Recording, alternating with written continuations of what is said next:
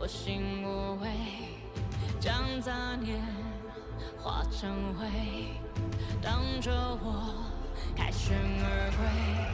是谁？我都奉陪。无畏，你还是谁？越艰巨越狂热。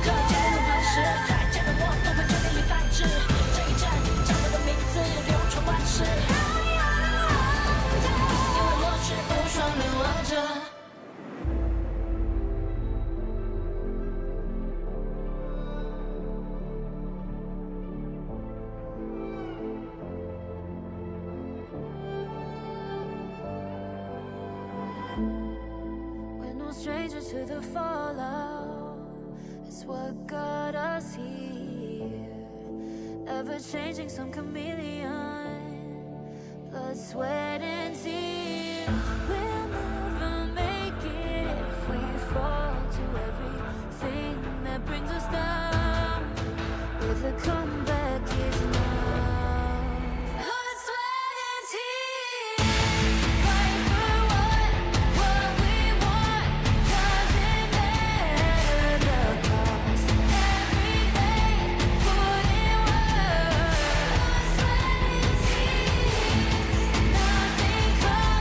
Over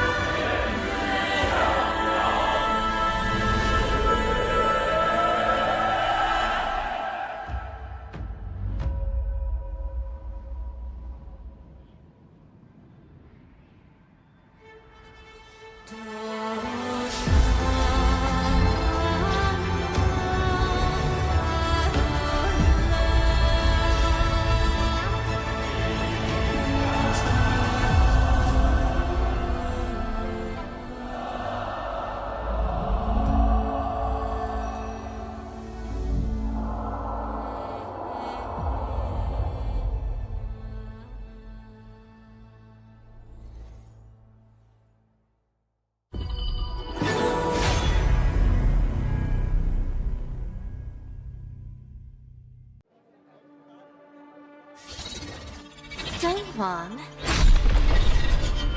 Won't you come out to greet an old friend?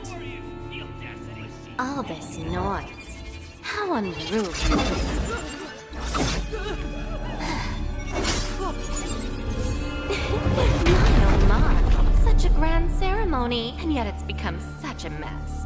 Let me help you tidy things up.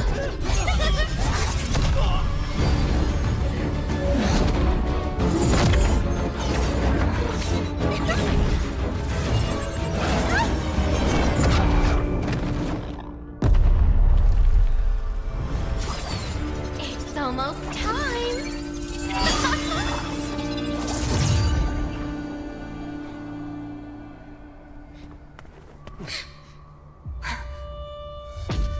Hang in there. We'll protect everyone. Someone will come to help us. Who will come to help us? No. How interesting. Very interesting.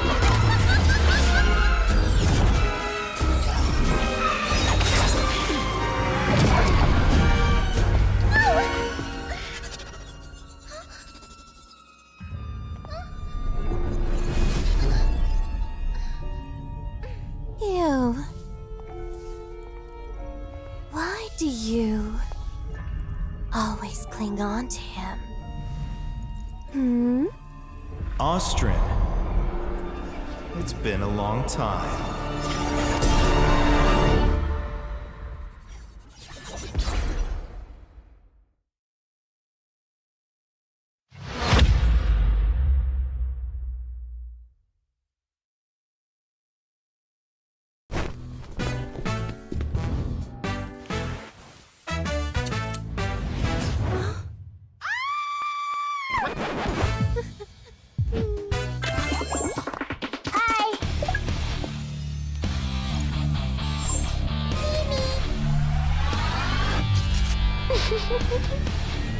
Caught you! Do not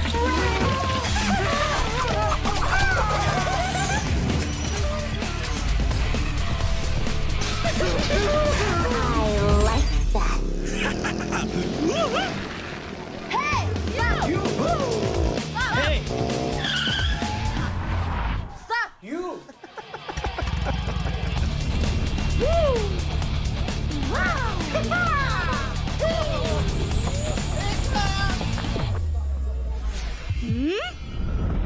Point!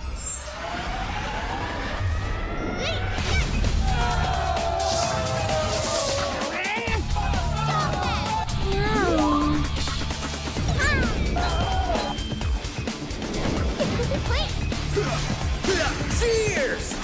The cursed name, Kaiser.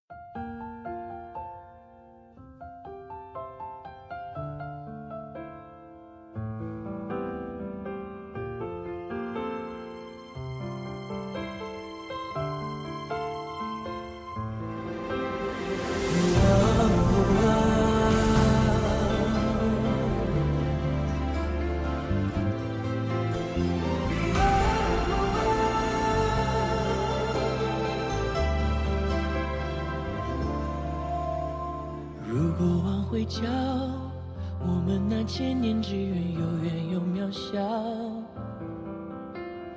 我要尽回忆，为最初那口气骄傲。说分明是光，就总剩一条与风儿伤很好。可能我知道，你蹲在另一秒。路被光环绕，怎么能忘了希望亲吻过心跳？问以后有没有我的虚名草？我敢把想念抛山就笑，因为我真想要过上帝呀，但是我没讨扰。等我看见明日再次的坐标，另一个我们要的地灵鸟，那破碎以后复原的连接往日未来的桥。是你给我明日从此的坐标，孤身到同行后再向前跑，雕刻在时间纤维中的荣耀。风和泪过招，我听到乌云说要苍穹的拥抱，月光下星空下固有一只暗光鸟。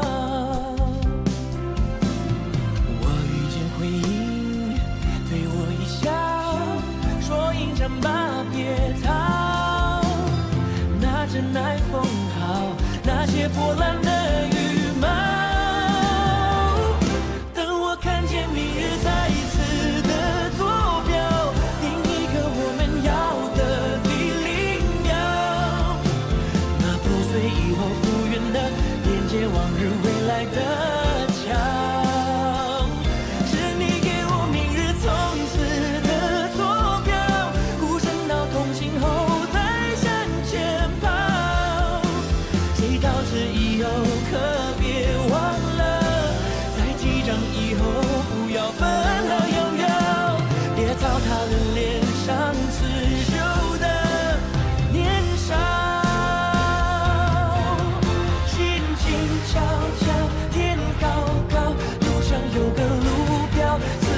像山顶的庙，老人家轻飘飘，我问他明天的可好，他笑笑，看见明日再次的坐标，一个我们要的地灵鸟，那破碎以后复原的连接往日未来的桥。是你给我明日从此的坐标，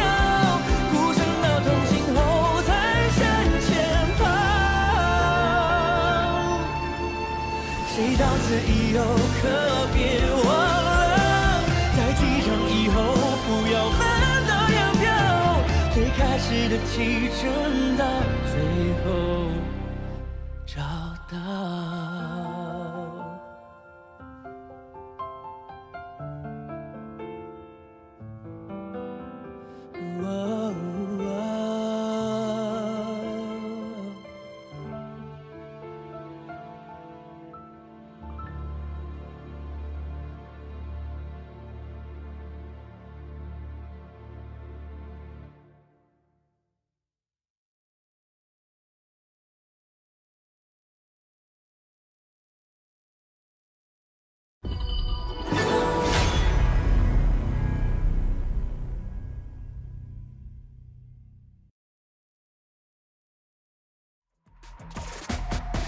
The more we lose, the more we gain, the more that nothing stays the same in time, in time. Can't love ever, can't forget, what you see is what you get sometimes, sometimes. Gonna show the world tonight, the light that shines inside us. We're against the odds, but we won't give up, 'cause it's our time to shine. Standing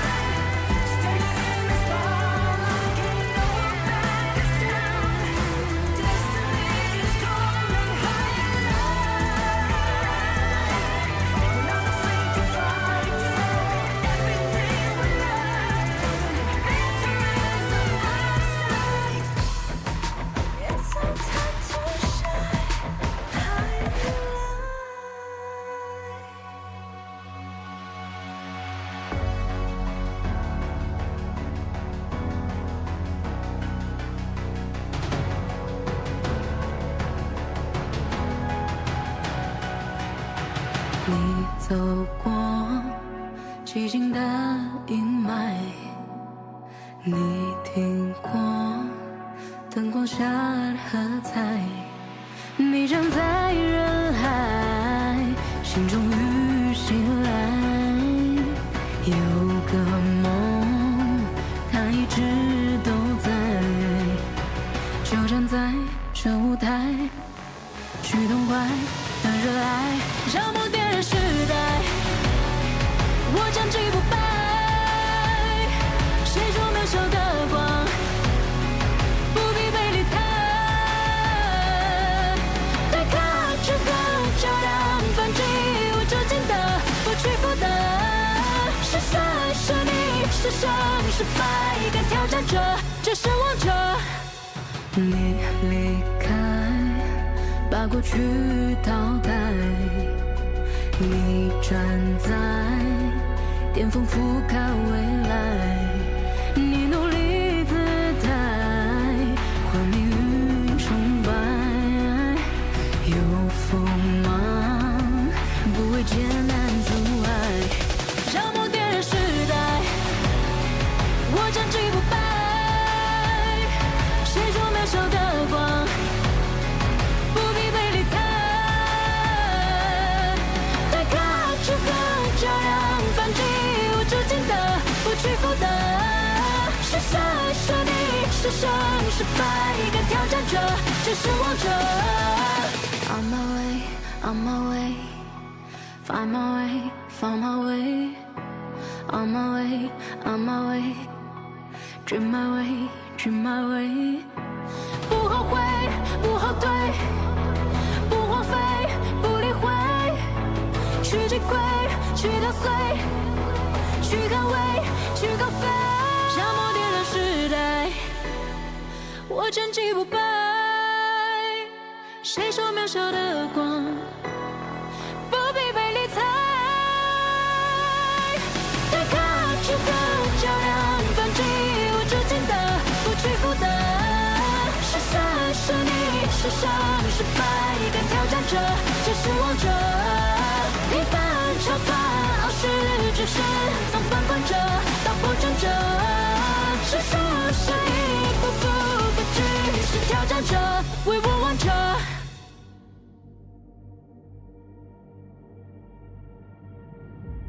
I feel it deep flowing through my blood. Rising up to become someone. And taking it all on my own. What a sweet victory. And taking all of my control. Awaken something deep in me. Like flames, feel it burning inside. Take a hold in pursuit of the prize. I've been told, ain't no way to survive. Keeping all of this fire that's locked up inside. When this is the time, enter the ring. All those mental chemicals doing their thing. I got flashes of battles inside of my dreams. I was made for this moment. At least now it seems like it's time to come face to face with your fear. Been battling reasons for all of the years, and I learned how to fight them with style and grace no one's ever encountered. You say it's amazing, I'ma come out swinging when they open the gate. Go ahead, call passion, I'm calling it rage. I'm taking what's mine like I already own it. Watch but don't blink, going here to the moment. The sky rained down. Here's to the madness that's all around. Go on, tell them who you are, you are, you are. Go on, tell them who you are, you are, you are, you are. Here's to the moment. The sky rained down. Here's to the madness that's all around. Go on, tell them who you are, you are, you are. Go on, tell them who you are, you are, you are, you are. My name is honor, my name is king, my name is champion, my name is strength. Tell them who you are. My name is Pentakill, you think it's strange? My name keep ringing inside of your brain. I hear it every line. Here's to the moment the sky rained down. Here's to the madness that's all around. So tell them who you are, you are, you are. Go on, tell them who you are, you are, you are.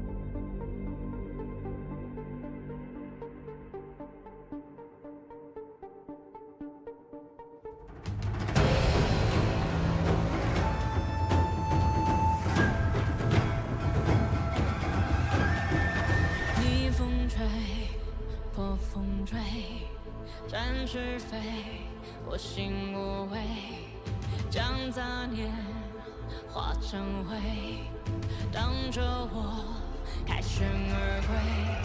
是谁？我都奉陪，无畏，你与安谁？越坚决越快乐，我是无双的王者，我曾拿着飞歌，我是荣耀的王者。今生的一刻陷入了四面楚歌，一条条华丽的决定里换一颜色，它非无不可。我是无双的王者。That's me, the one and only. You ready? 哈，战斗开启，谁来袭的我们没有关系。生命来敌，让我斗志燃起，看我战绩，一路平静战绩。不怕射手怎看，还是再厉害的战士。我被控制了，斗志不够战士，中枢控制，我总在关键时刻出其分支。是谁？我跟此刻射手和战士都奉陪，背负着这痛苦的战士，不会。时刻都加入磐石与安谁？让我出其分支，越坚决越快乐。我是无双的王者，我曾拿着飞歌，我是荣耀的王者。今生的一刻陷入了四面楚歌，一条条华丽的决定里换一颜色，它非无不可。我是无双的王者。今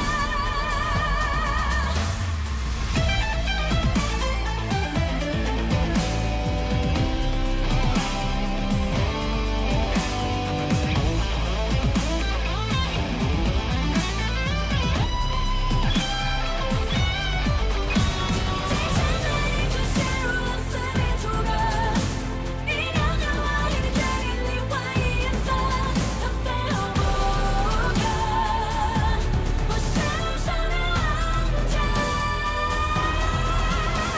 不管此刻射手或战士，背后着这痛苦的战士，哪个时刻介入何时，再见的我都会决定与反制。这一战将我的名字流传万世，因为我是无双的王者。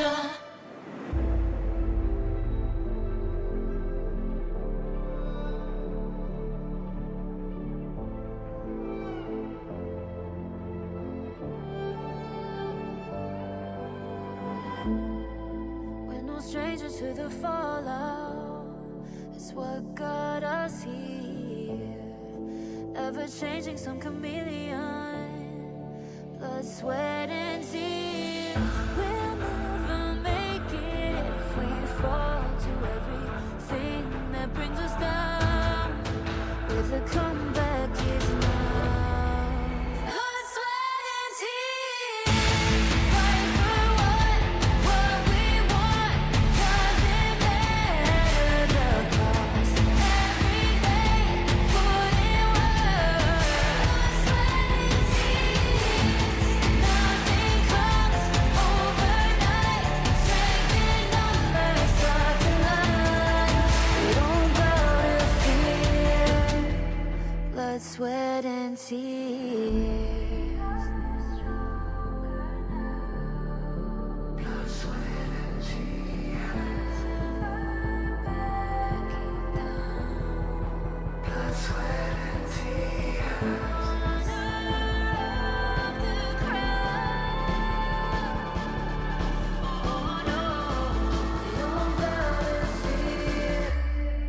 Blood, sweat, and tears.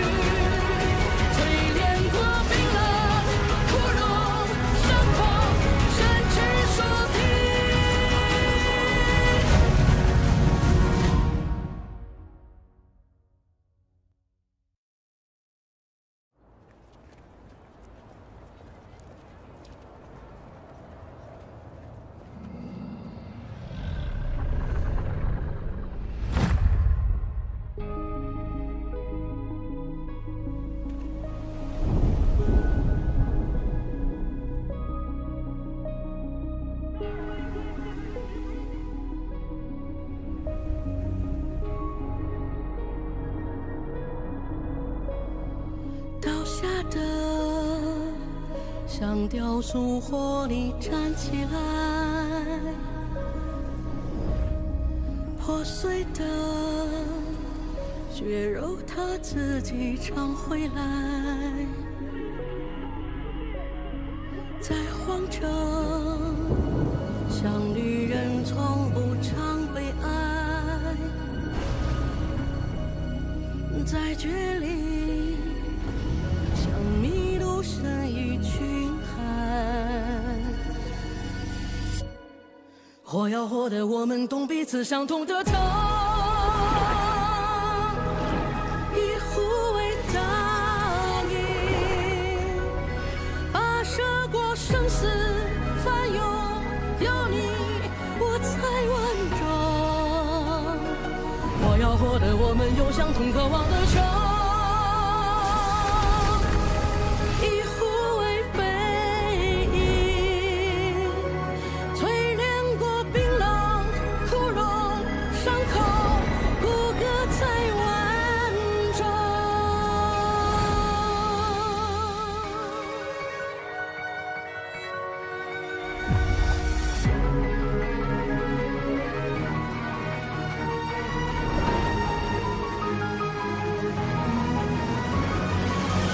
有一种狂奔，跨星辰黄昏，别问天也别求神。你脚下有根，心里有火纹，好血脉养好灵魂。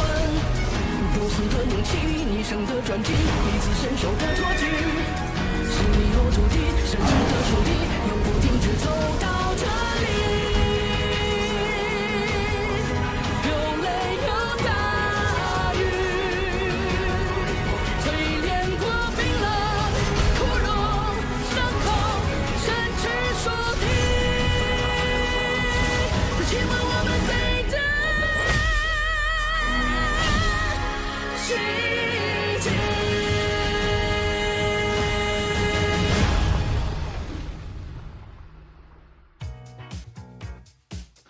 Ladies and gentlemen, we are live from the Bird's Nest, the National Stadium here in Beijing, China. We're bringing to you the finals of the year, the 2025 KPL Grand Finals, the grand finale, the last game of our tournament. It is going to be Chongqing Wolves against Chengdu AG. I'm your caster and host for today, Isaac Peña. To my right, after 12 long months of going around in the Chinese stream, grinding, getting better, coming here back to the English stream, the one and only Nora. Hi everyone, I'm Nora. It's so good to be back again. And in the past 1 year, I've seen new players make their debut, new memories be created, and also new records have been broken. So I'm really thrilled to be here standing at the National Stadium and just can't wait to share all these stories to you and to the world. When we say that we are thrilled, it's because you cannot see. If you look at behind us right now, this place is packed. There's no space for one more soul. All of the tickets completely sold out. This is going to be an amazing night for Honor of Kings. I feel like this is the most spectacular event that we have ever held. Yes. Because right now there's over 60,000 people surrounding us. Can you imagine like the energy, the rumbles here? It's just crazy. You can literally just feel every single person's heart just pumping in here as we are waiting for the game to start. The players are going to be stressed out as well. They're really nervous because the grand prize of the 20 million renminbi Yes. is up there for grabs. Remember that our KPL 2025 Grand Finals total prize pool of 70 million renminbi, with the champion today taking 20 million home. Can you imagine that? One game, one final Yes. with 20 million. That's a lot. And also, this is the highest level of all our KPL tournament. And right now, we're standing at the National Stadium, the Bird's Nest. It is a museum in some sort of way, as if you start actually thinking about that. Yeah. And hopefully we're going to put one more relic inside of that museum that is this National Stadium, that is going to be today's trophy. The memories that we're going to be able to build today are going to be the milestone of our game. Yes. We started 10 years ago. 10 years of Honor of Kings, 9 years of KPL. We started from a final with 1,000 people in the audience to what we have right now, more than 60,000 people. And because of the huge amount of spectators that we have right now in this arena, we are actually aiming to break the Guinness record tonight. Can you imagine that? More than 60,000 people in here for the largest live audience for an esports match. Not only for mobile esports, for any esports around the world. Yes. Hopefully we'll be able to break that record. Ladies and gentlemen, this is the best time to be here in Beijing. The fall here in Beijing, the golden leaves, the red Beautiful. leaves. It is just an amazing time to be here in this town. Yes, so it's not only going to be phenomenal for our KPL league, but also phenomenal to this esports industry. I agree with And that. right now, in the best time in Beijing, and also this is the best time for our league, because this is actually the 10th anniversary of Honor of Kings and the 9th anniversary for KPL. It is the best time for us to be right over here. And what a better place to be here than the best scenario possible. The National Stadium. Just for you to understand exactly what we're talking about. 120 meters long stage. It's going to have 3,300 square meters LED screen on top of it with a 3,600 square meters LED around the whole thing. You'll be able to see that this is the top level worldwide in any esport event. Yes, and I would say there's only 60,000 people sitting here, but you know, behind the screen, online, you know, actually the daily active users of Honor of Kings is 139 million people per day.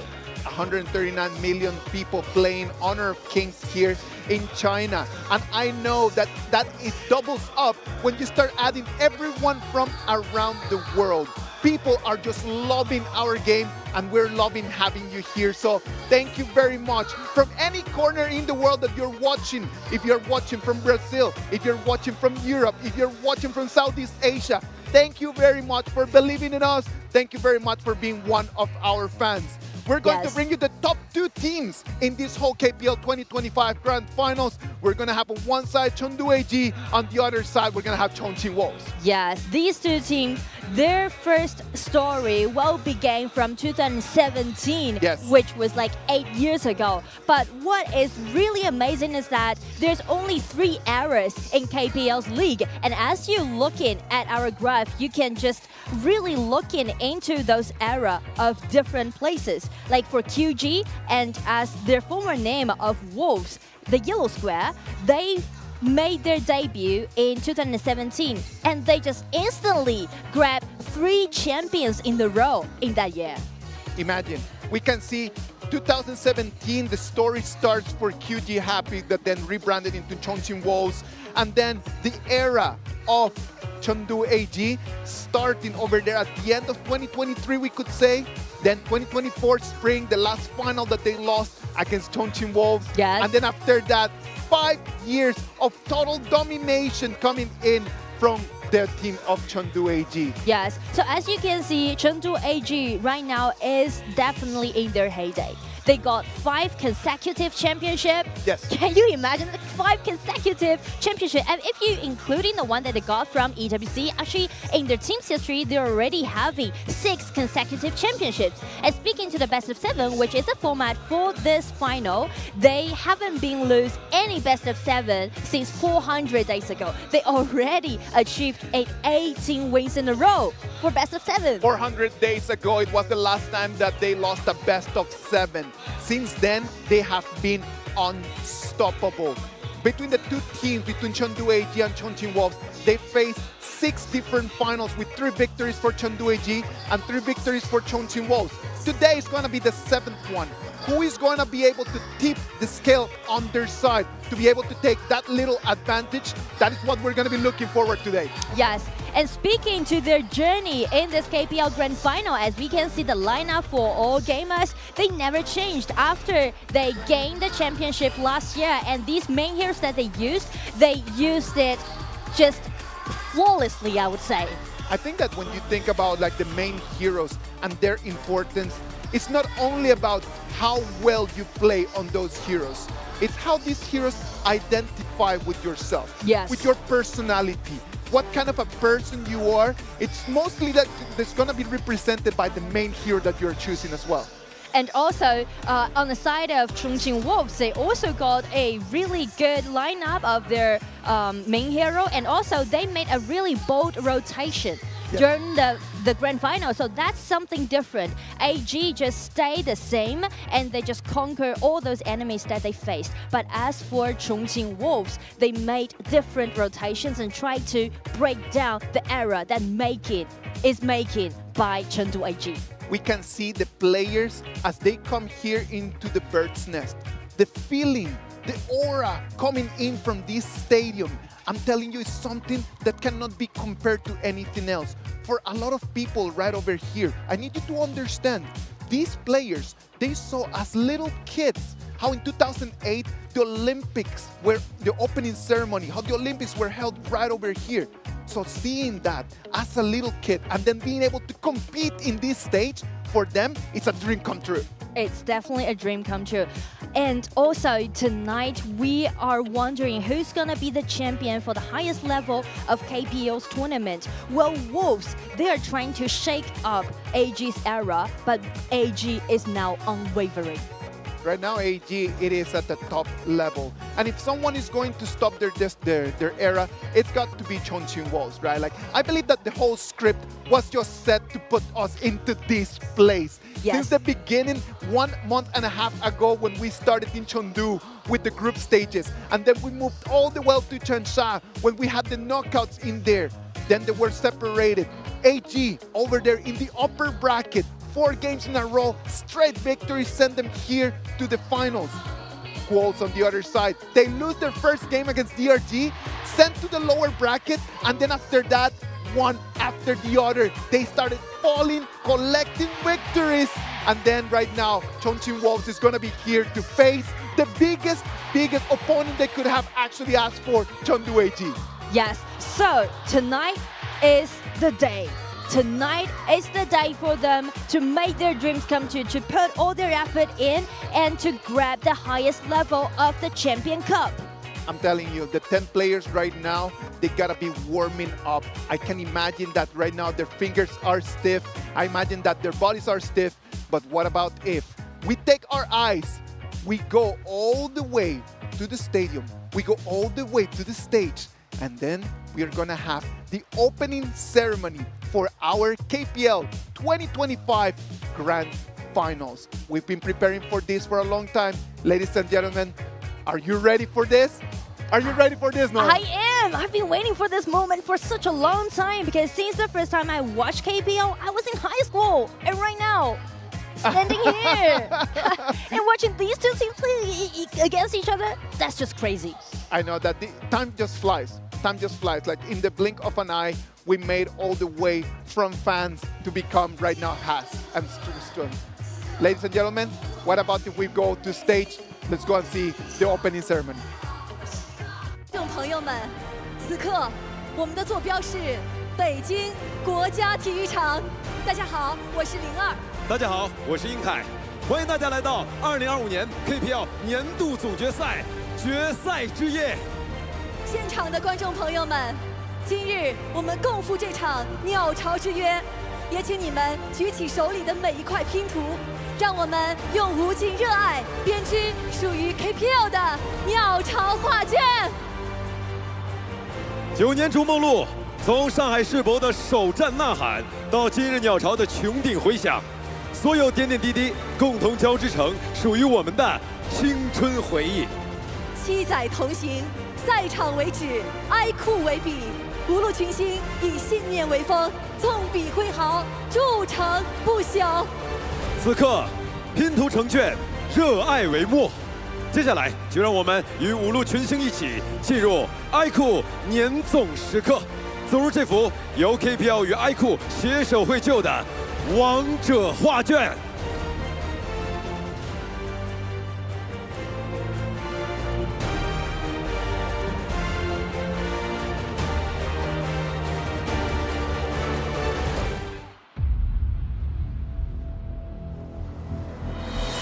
有请对抗路代表星星 Fly。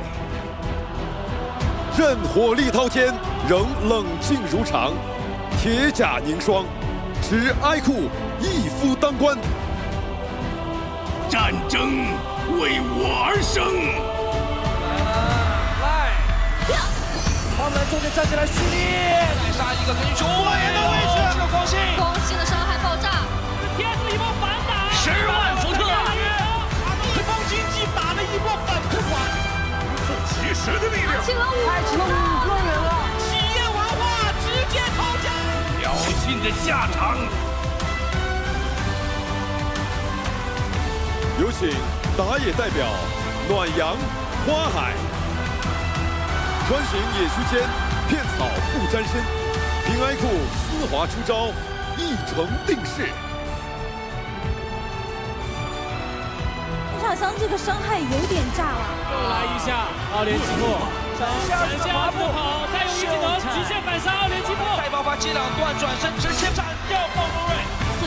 眼里是一诺，再换位进去杀掉啊！小胖的先手开团，绝境的时候会被黄忠倒了，闪一锤，1秒1，带走了平平。自我之相犹在镜中。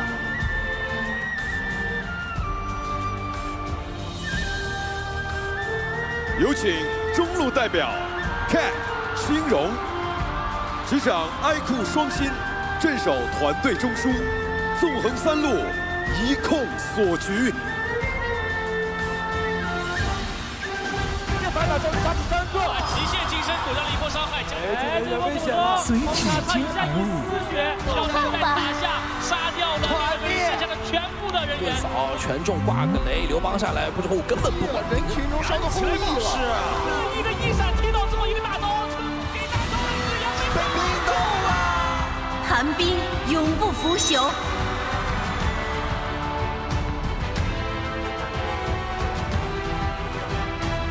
有请发育路代表千城梦兰，哀酷气势如蓝海，输出倾泻如骤雨，战意无尽，一触封神。非常漂亮的大招吕布把露娜直接分住了，露娜直接被击杀了。 Let's go, baby！ 直接击下了对方的下方，血杀呀！还有一场。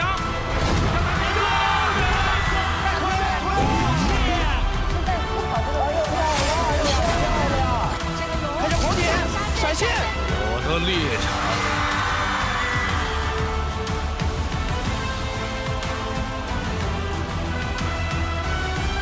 有请游走代表子阳九库，3军视野尽收眼底，凭哀酷一眼通透战局，一步千策。永不放弃！这花木兰的上来非常的爆炸，进场拉到3人，冲破他们！高点上有点高，哎呦上墙了，苏烈大没办法，背到了一个鱼精，手腕鱼精咬掉了，又来了，让他喷到了2个吕布，现在躲一个冰冻，扛着视野，压着抓不来，咬住了无畏。这波 Cat 的关键开团配合徐继雄的闪电输出，先出了。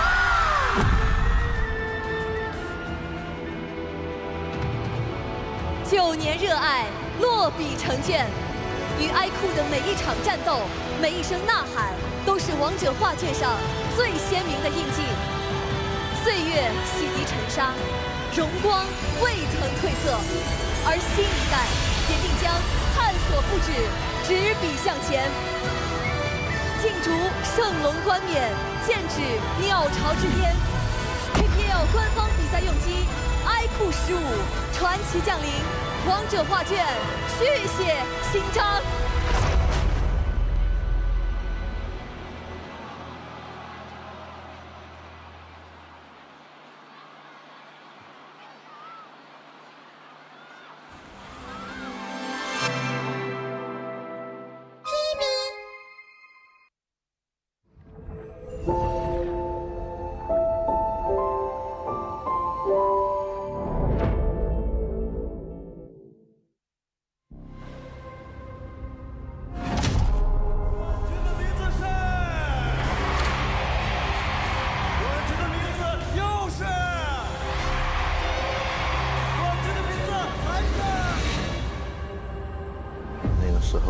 肯定是很难受吧。输比赛的时候是最难受的，那种感觉很难描述吧，就是很难受。王朝就是要有争冠的实力吧，然后要有别的战队对到你的一种畏惧感吧，别人不想跟你交手，从心里害怕你这个队。如果没有在鸟巢夺冠，又怎么称得上是王朝？光是鸟巢这2个字，压力就已经很大了。这可是鸟巢，可能像我的名字一样，一生也只有一次机会吧。我会非常骄傲吧，可能有一天站上领奖台的时候，也会想起小时候的自己，看着电视机上的奥运会的场地，觉得特别的梦幻吧。我很喜欢他们说，我觉得我能在20岁之前拿一个冠军，没想到这么快就有机会去实现这个。我觉得我生来就好像要把这件事做好，我也要向世人证明我就是最强的。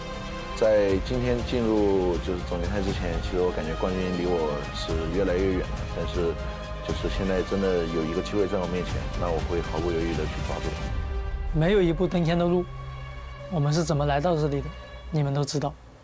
赛场用5年教会了我坚持，没有奖杯上会刻着放弃，该害怕的是 AG。在鸟巢捧杯的那一刻，我觉得一定也会成为我人生最绚丽的一瞬间吧。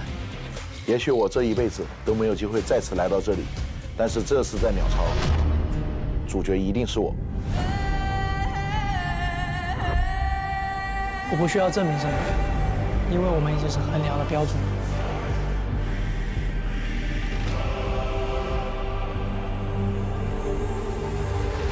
今夜 AG 就是天命，我们会用实力去打破所有人的质疑。此刻站在鸟巢，我不是无名之辈。与其预测未来，不如创造未来。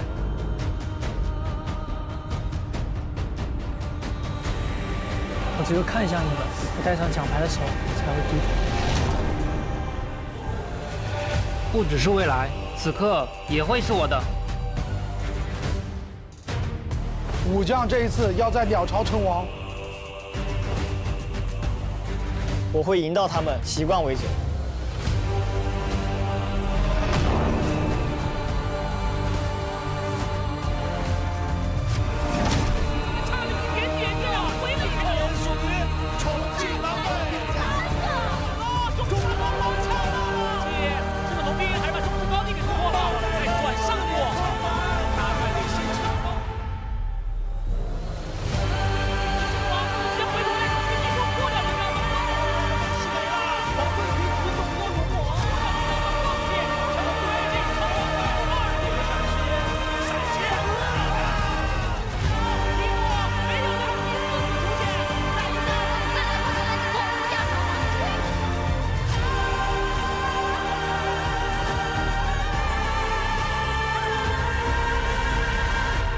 我们会终结 AG 的王朝。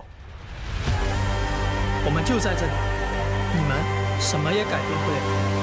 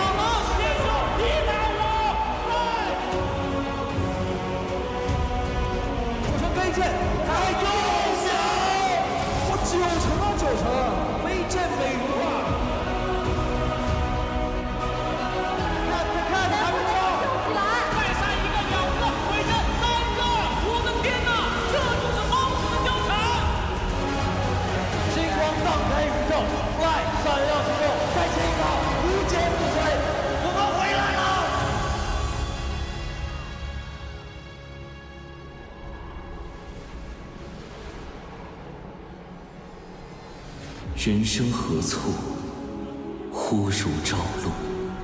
你没有选择。身躯已然冰封，灵魂仍旧火热。我要问问那天呀，何故不分昼夜？何故不定晴雨？当人生无可失去，或重来而起。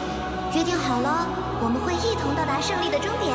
弄伤我没关系，可你伤了我朋友。天道自然，你我都在海中，似乎在海底看到了星光。有一束光，就能给任何人照亮。天地不仁，大道无光，而本命就是太阳。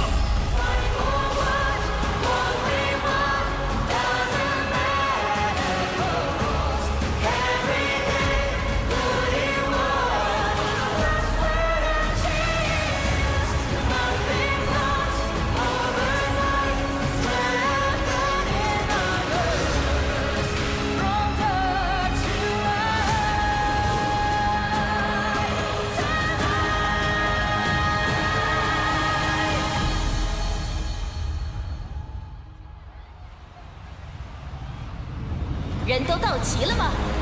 列阵在即，青龙听命，朱雀听命，玄武听命，五虎上将，参见。天王星小队集结完毕，行动开始。撼天地，震乾坤，百恶除尽，万象更新。神武一日，威震天地。英雄登场，小鹿来找你了。俺老孙来也！大小姐驾到，演出开场。听我号令，3、2、1，全军列阵。干掉他们！接招！鹰击长空，龙腾云涌，虎口双血鸣，剑来斩破一切，烈寒西城，旋粉碎他们，燎原怀斩。来一场，燃起来吧！欢迎来到王者荣耀。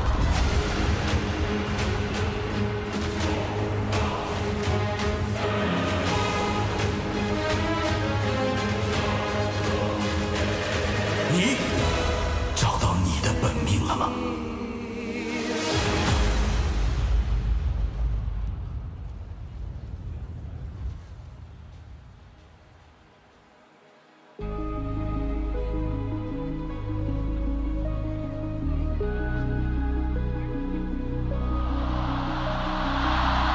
你们好，我是韩红。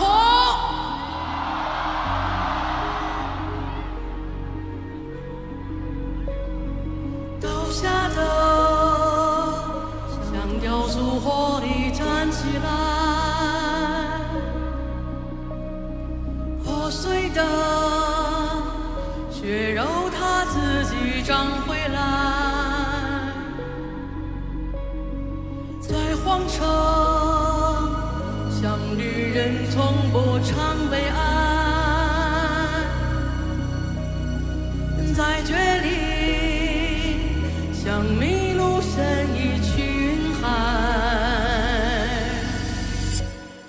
活呀活的我们懂彼此相同的他，以互为倒影，跋涉过生死翻涌，有你我才完整。活呀活的我们有相同渴望的他。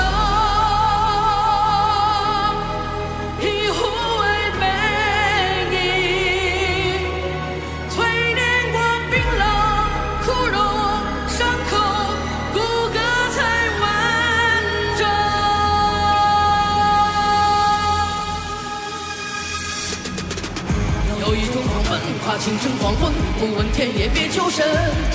你脚下有根，心底有火纹，好血脉养好灵魂。不死的勇气，一生的传奇，女子身手的托举。心底有土地，深挚的属地，正月沐浴走到这里。有泪有大雨，淬炼过冰冷枯荣伤口，骨骼才清晰。日夜都探讨，别变真理，别计较，命运常拿了多少，我们就拿回多少。捧一颗心在这里，你扑身亲吻的这里。我要我的我们懂彼此相同的他。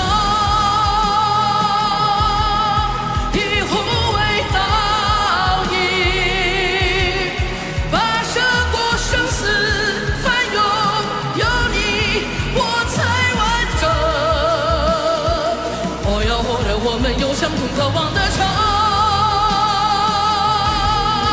以互为背影，淬炼过冰冷枯荣伤口，骨骼才完整。我是你倒影，你是我背影，淬炼过冰冷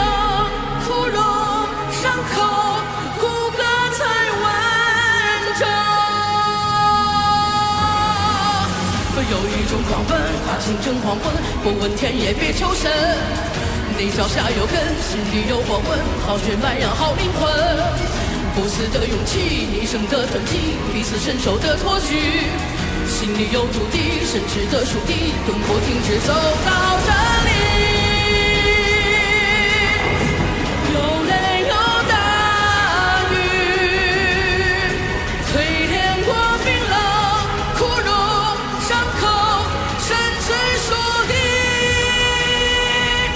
是我们给的奇迹。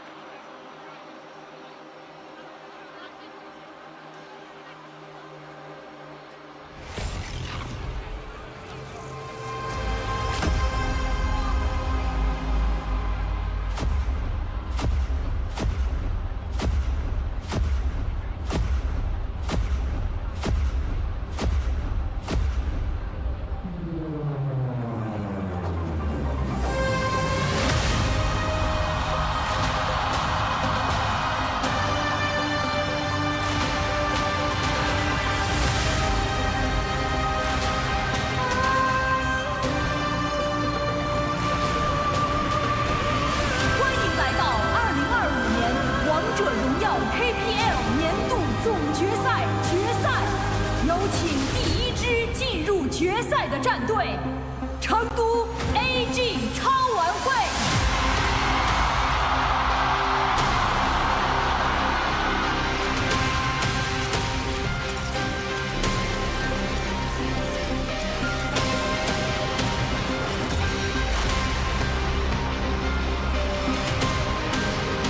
有请第二支进入决赛的战队——重庆狼队。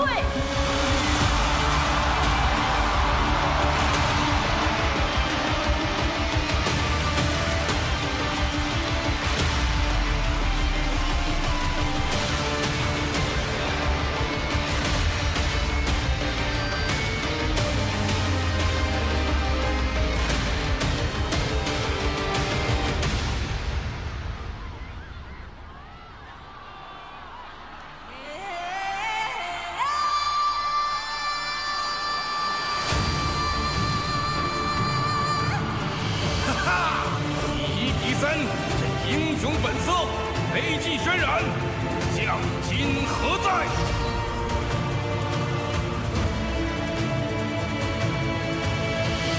以狼之名，重铸荣光，狼队樱花，威震天下。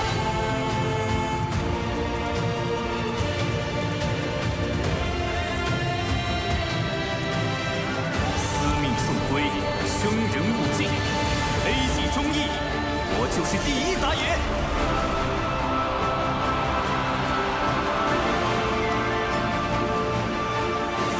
我现在狂得要命，狼队小胖无限猖狂。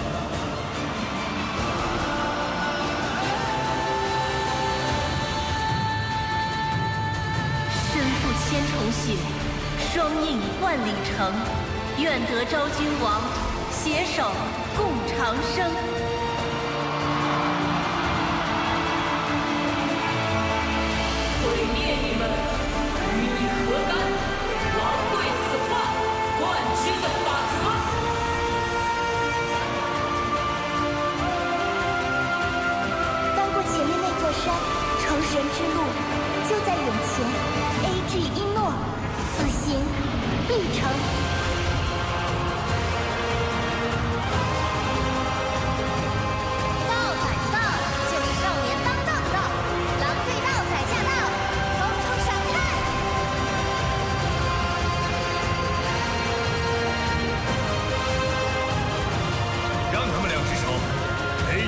帅，掌控全局。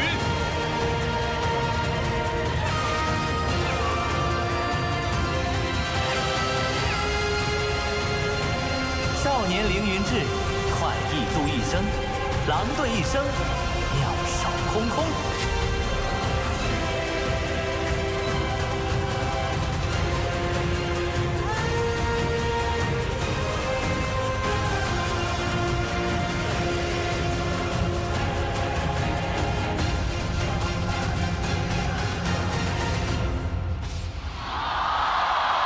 琴瑟已备，静候诸君凯旋。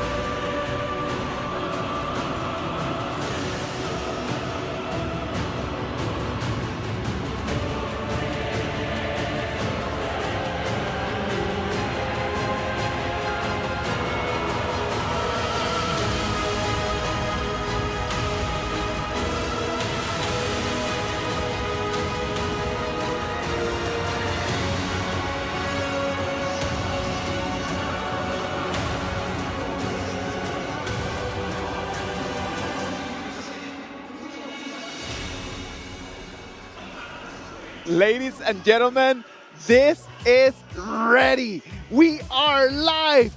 We have already seen amazing. I know a lot of kids are going like, oh, this is cinema. This is cinema.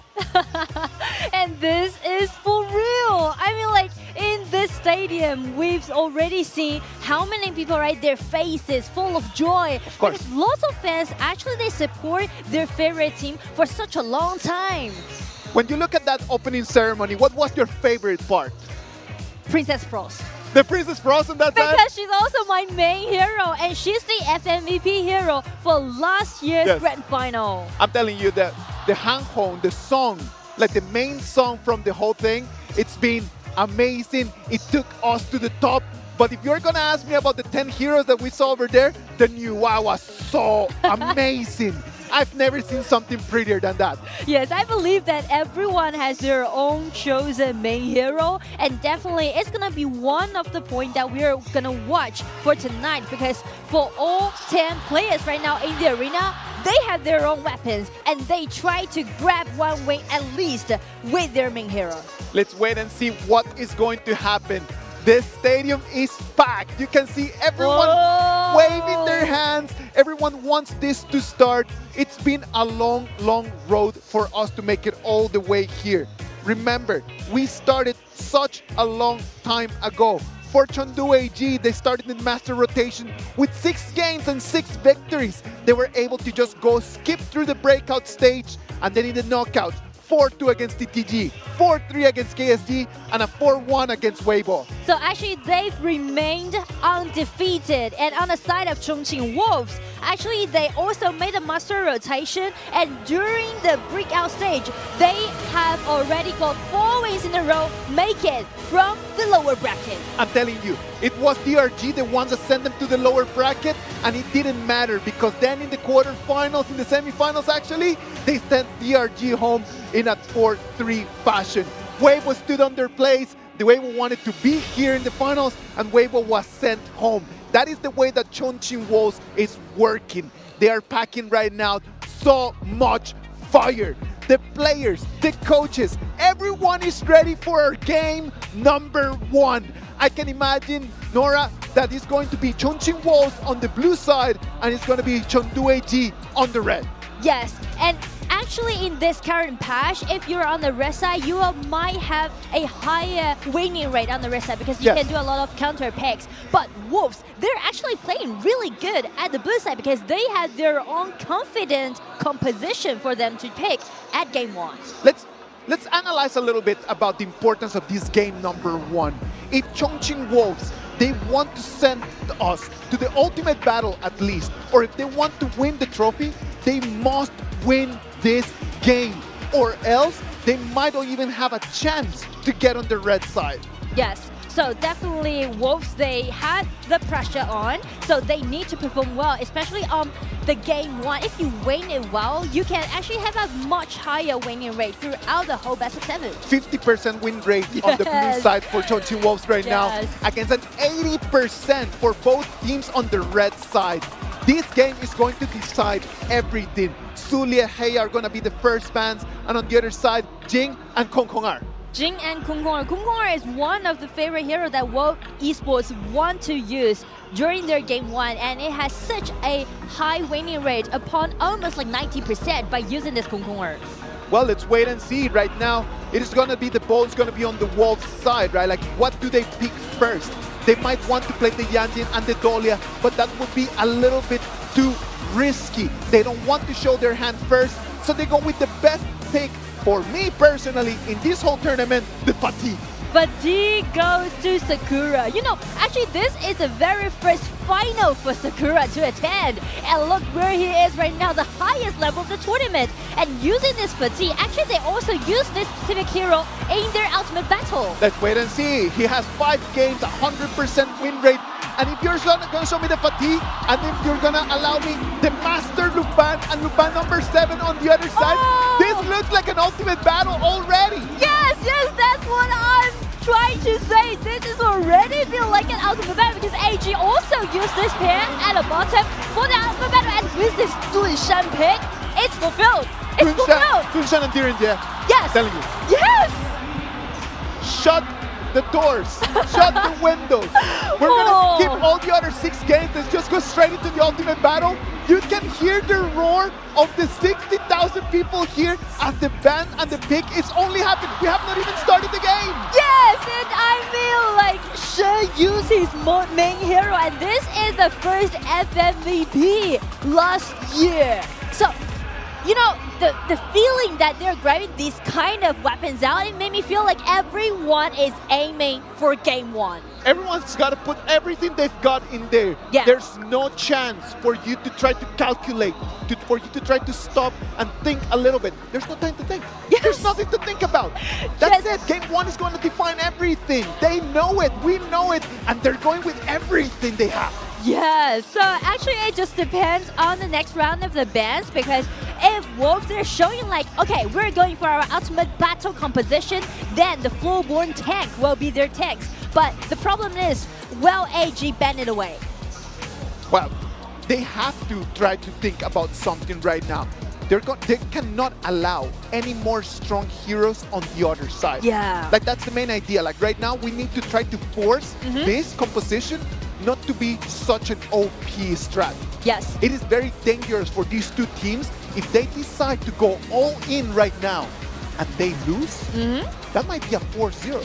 Yeah. Because they're going to have so many of their cards, so many of their trump cards already taken away from the formula that could be actually tough for them as they move forward. And actually speaking to the OP hero, that's what AG is doing right now. They ban away the Cat Boom. And Cat Boom is one of the heroes that Wolf chose for their ultimate battle. So they are actually now trying to break it down a little bit more. And Wolves are trying to protect their marksman. So they ban away double front laner. Double front laner is going to be banned over here. We can already start seeing the compositions coming in from Chongqing Wolves and from Chengdu AG. The bans are all done for AG in the second round. Mai Shinui, Cat Boom, and the Nuwa. They cannot allow that Nuwa in there, that's for sure. Definitely. That's going to be devastating in the late game to Nuwa number 7. But right now, the Floorborn tank is out there. It's available for both teams, and both teams use that specific hero in their ultimate battles. But if AG takes the Floorborn tank right now in here, it's going to be like exactly their whole ultimate battle composition. Yes. It is too big a gamble. Yes. It's too big. They put all their money on game one. Wow. But since this is only the game one, so you can not choose the same hero. That's the reason why all gamer the game ran this Charlotte on the top. And Charlotte can do quite well when he is playing against with this Fatigue. Let's wait and see what's going to happen. It's going to be the Tricha that is going to be used in there. It's going to be Pang's I like Tricha. it. I I like it. It is damage. It is damage. I'm telling you. Yes, and Chicha is pretty new to the patch. Yep. And Wolves, they are the only team who use Chicha as a triple flex. Jungle, top lane, and farm lane. So if they can use it in all of this and they put it onto Pang, who do you think is going to have to be the main carry for Wolves? I feel like the main carry on the side of Wolves will be Fatigue. I mean, both Chicha and Fatigue, they need time to build up their item. Very late, yeah. The early game relies a lot on Juan's controllability and also Track's laning. But the problem is that Track is laning against Ino. That's tough. Yes, and the Luban composition is not easy to contest in the early game.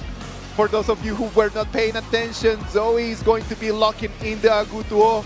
He's going to take that Agutuo with him. It's going to be the last pick over there. We can see very strong composition from AG. The Agutuo is going to be able to not only shield in, suck in some damage, but at the same time, as the game progresses, some recovery and then some damage as well. Yes, so on the side of AG, I will put my money on their mid game. I mean, the laning will be quite comfortable for all those heroes that AG picked. But speaking to the mid game, AG, they can do the pushing strategy because Agudo can allow his animals helping Luba number 7 to destroy the tower even faster. And that's kind of typical AG play style, because they're not that kind of aggressive in the early game. Instead, they're trying to make it slowly, but they are trying to build more gold. Well, ladies and gentlemen, everything is locked in. Let's wait and see what's going to happen in this game 1. When we analyze the stadium right now, all of these 60,000 pairs of eyeballs looking at the players on the stage, do you think that the players are going to feel some kind of nervous or some kind of pressure in here? I feel like for AG, they're good at these kind of big scenes because they are already been through a lot during these past 2 years. But speaking to Wolves, a lot of new players on the side of Wolves. So that's the problem. I'm kind of a little bit worried about the statement on the side of Wolves. I'm actually worried for the coaches right now. That man is wearing a t-shirt and a jacket. It's cold in here. It's cold in Beijing. I'm telling you, right now it is extremely cold. I know that as the time is going to move, as the game is going to go, as everything's going to start flowing, we'll be able to get a little bit warmer. But right now, it's chilly. It is pretty chilly right over here. The coaches walk straight to the trophy, they shake hands, as sportsmanship is the most important thing in here. But they know that they've tried their very best during the research time to try to put each other into a corner, try to push them into the abyss. I mean, like, the temperature is cold, but the tempo is high. And right now we're diving into game 1. We already mentioned the importance about winning the game 1, and they already showed us all those confidence heroes that they got. I just can't wait to see it. I can't wait either. Right now, everything is set right over here. I'm trying to look at both sides, right? Like when I'm looking at the fans for AG and when I'm looking at the fans for Wolves, I can try to see the faces, their expressions. The fans from AG, they don't look as confident as they have always looked like. Because this composition, when they look at the screen, when they don't look at the heroes, but they look at the players, they know that they're facing a very strong team in front of them. Yes. I mean, like, everyone, I know that you guys love the underdog story, but this game on the side of Wolf for them is about getting revenge because they're making comebacks from the lower bracket, 4 wins in a row up against AG, who has been undefeated in this tournament. So it's gonna be epic. The last time that AG lost was such a long time ago. 1 year ago! Can you imagine as a format of best of 7? And it was not even against AG, it was not against Wolves, it was against Weibo, right? It was against Suzhou KSG. Against KSG? Yes, oh my last bad. summer. Against Suzhou KSG. I would have lost KSG. I'm really sorry. I need to put it out there. I would have loved KSG to be right over here because they were such a fun team to watch. Right now, we are just waiting. I know that everyone at home is really looking forward for this. If you are at home, thank you very much for being here. Send us a message over there in the chat. I know that everyone in the chat is really counting the seconds to jump into the gorge. So if you're watching from any corner in the world where you are right now, let us know in the chat. Come on, like we really want to know exactly where our game is going, where our game is. This is game 1. Chongqing Wolves is gonna be on the blue side. Chengdu AG is gonna be on the red. We are live from Beijing. Let's hear the roar of the audience.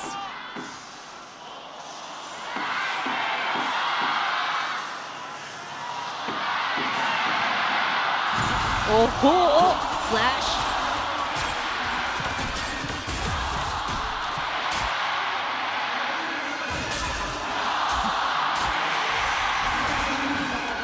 All right. What about if we start right over here? You could already see the rotations coming in from AG, right? Like they start with their marksmen and their support starting from the mid lane. They already tried to make something happen by using Shuai's flash in the mid, but they didn't succeed. And also, Wolves made another rotation, led this one to play with Sakura, trying to highlight his top lane. Shuai is such a menace on that Master Lupin.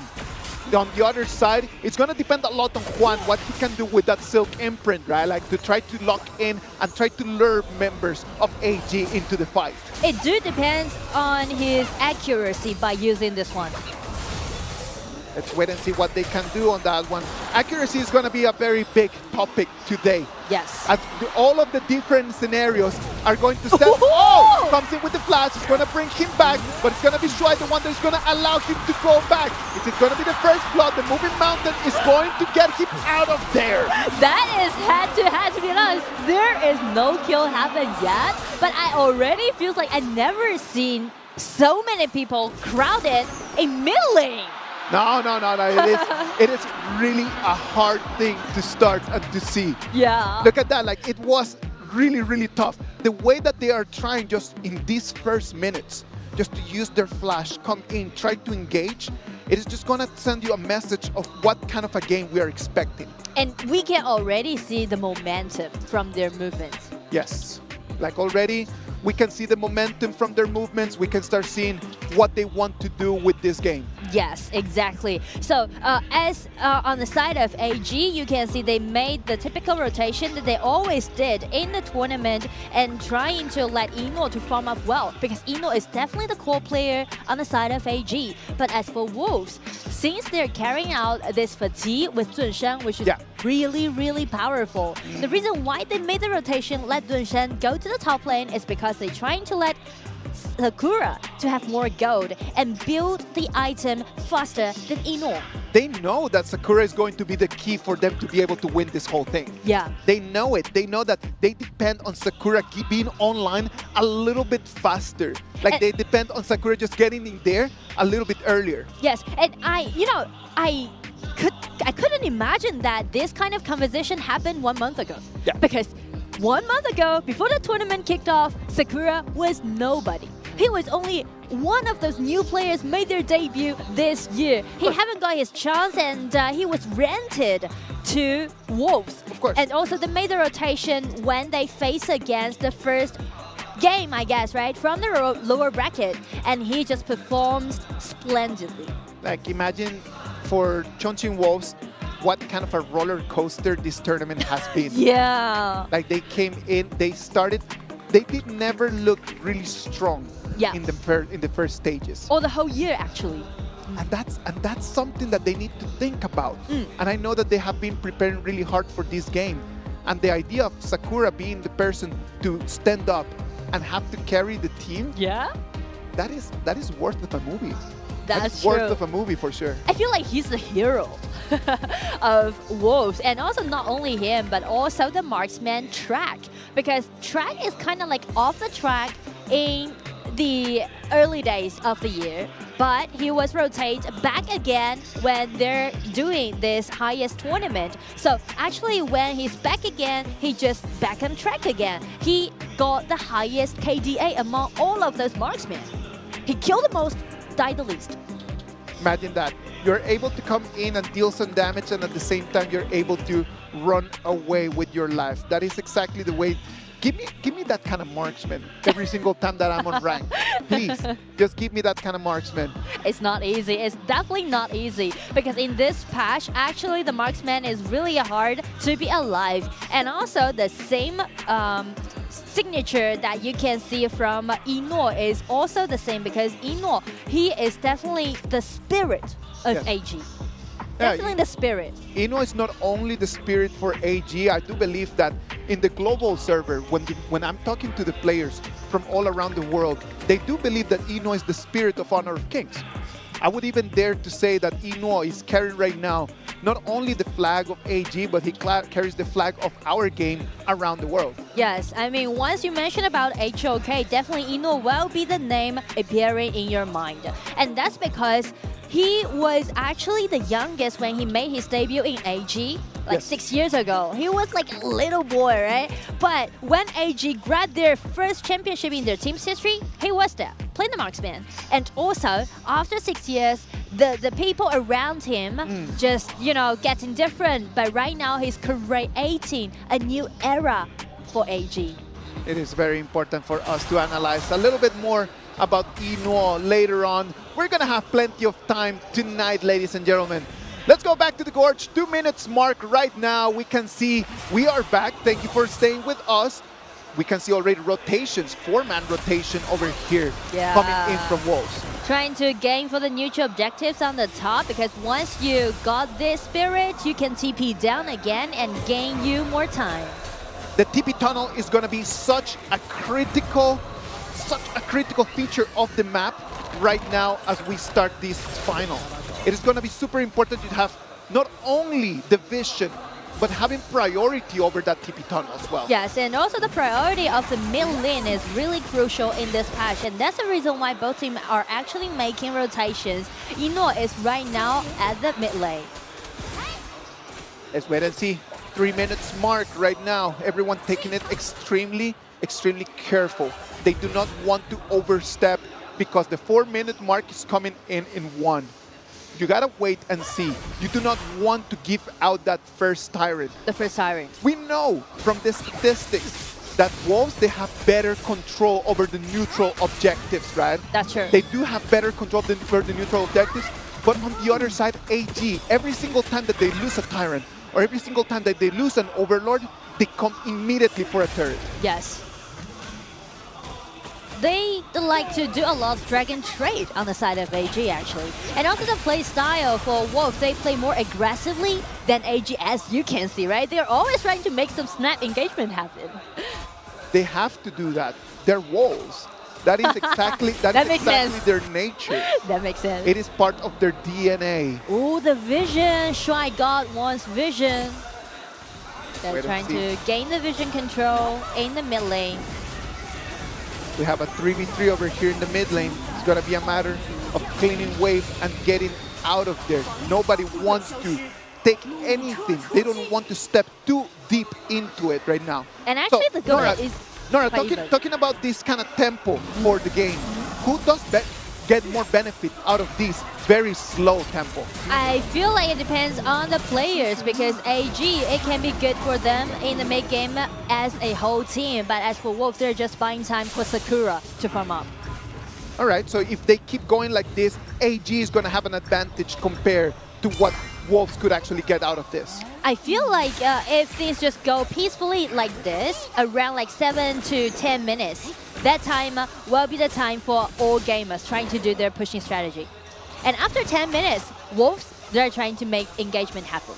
And when you have to analyze the way that AG has won their games, it has always been like that.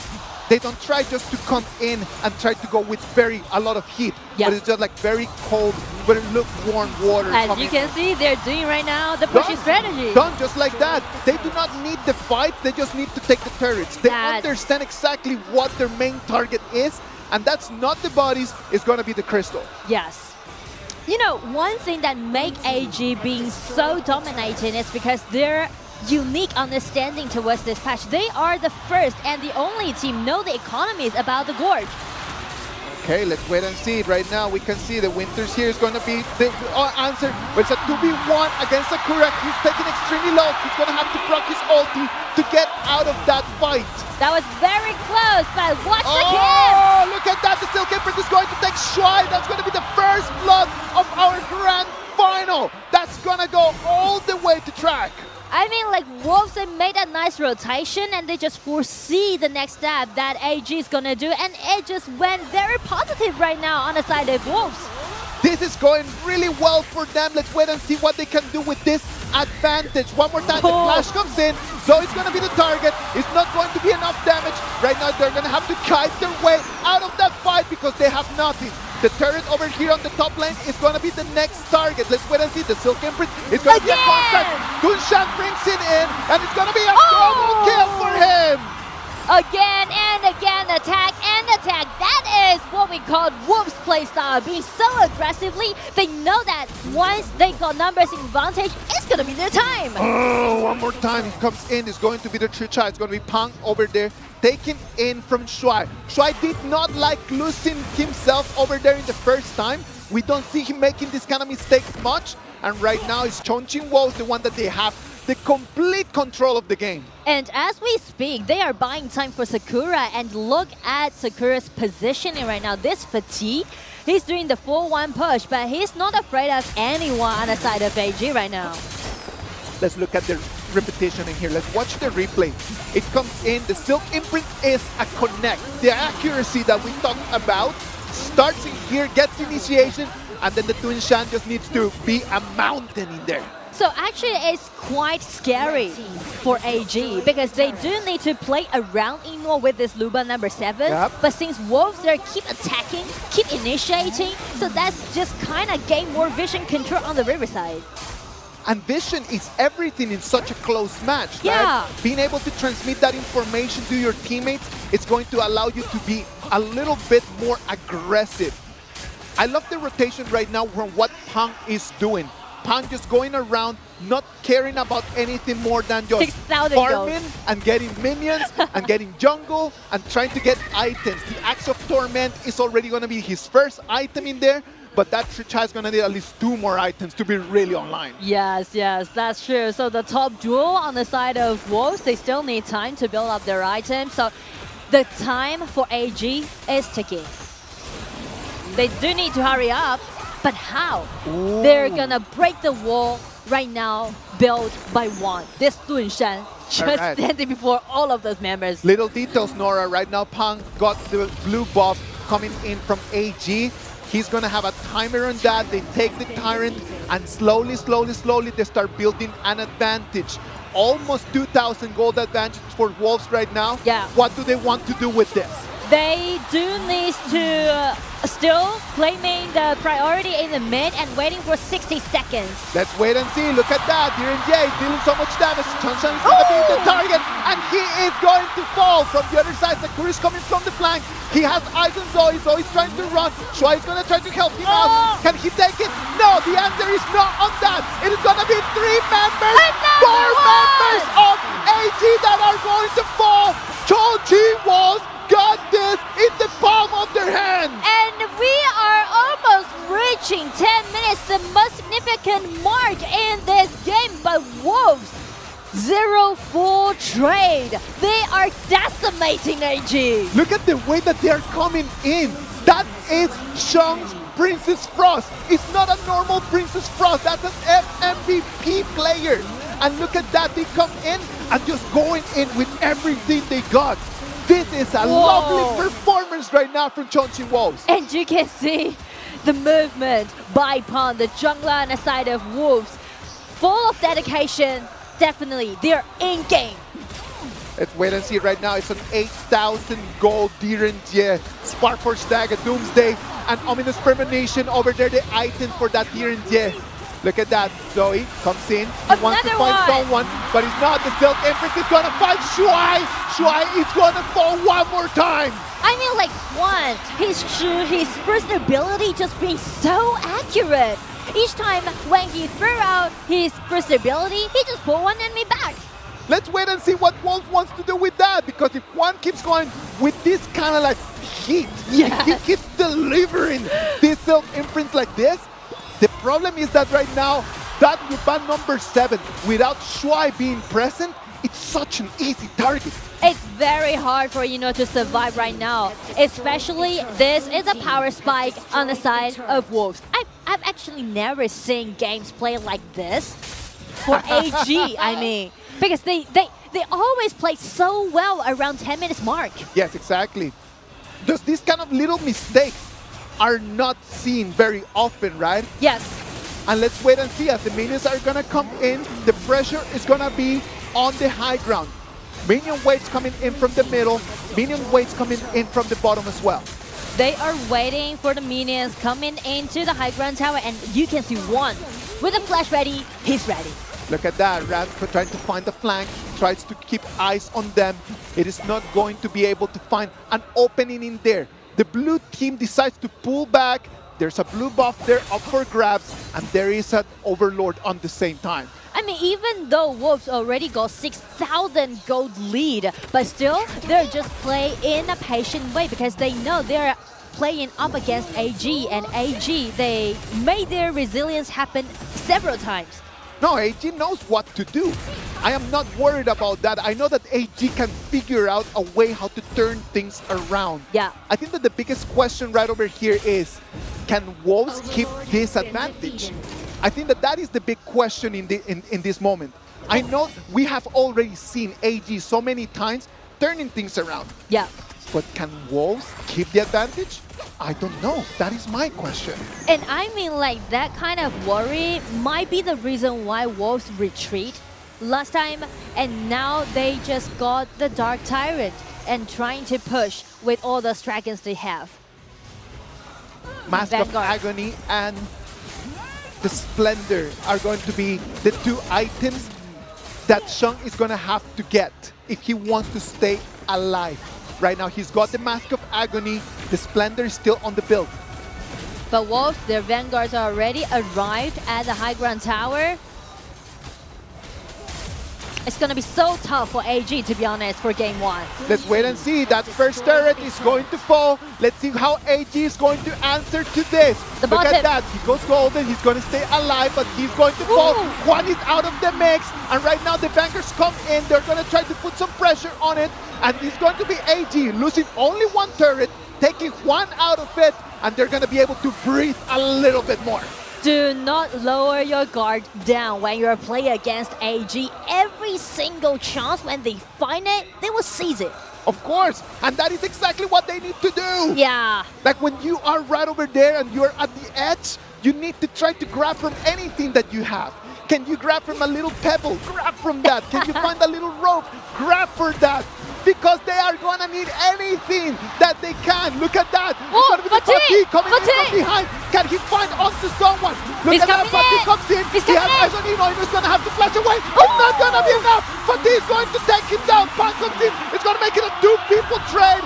Right now, Wolves is a 10-1, and they have that Dark Tyrant priority. Sakura, look at his position. As we mentioned, he's new to the game.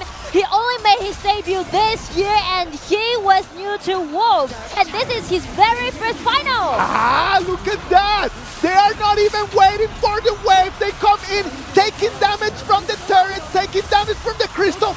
1v1 over here in the middle. It's going to be Pong against Ran. He's going to try to take him. They're still showing. They're still trading. And it's going to be Pong, the one that is going to win that. The minion waves are going to come in. They're not going to be strong enough. It's time for them to go out.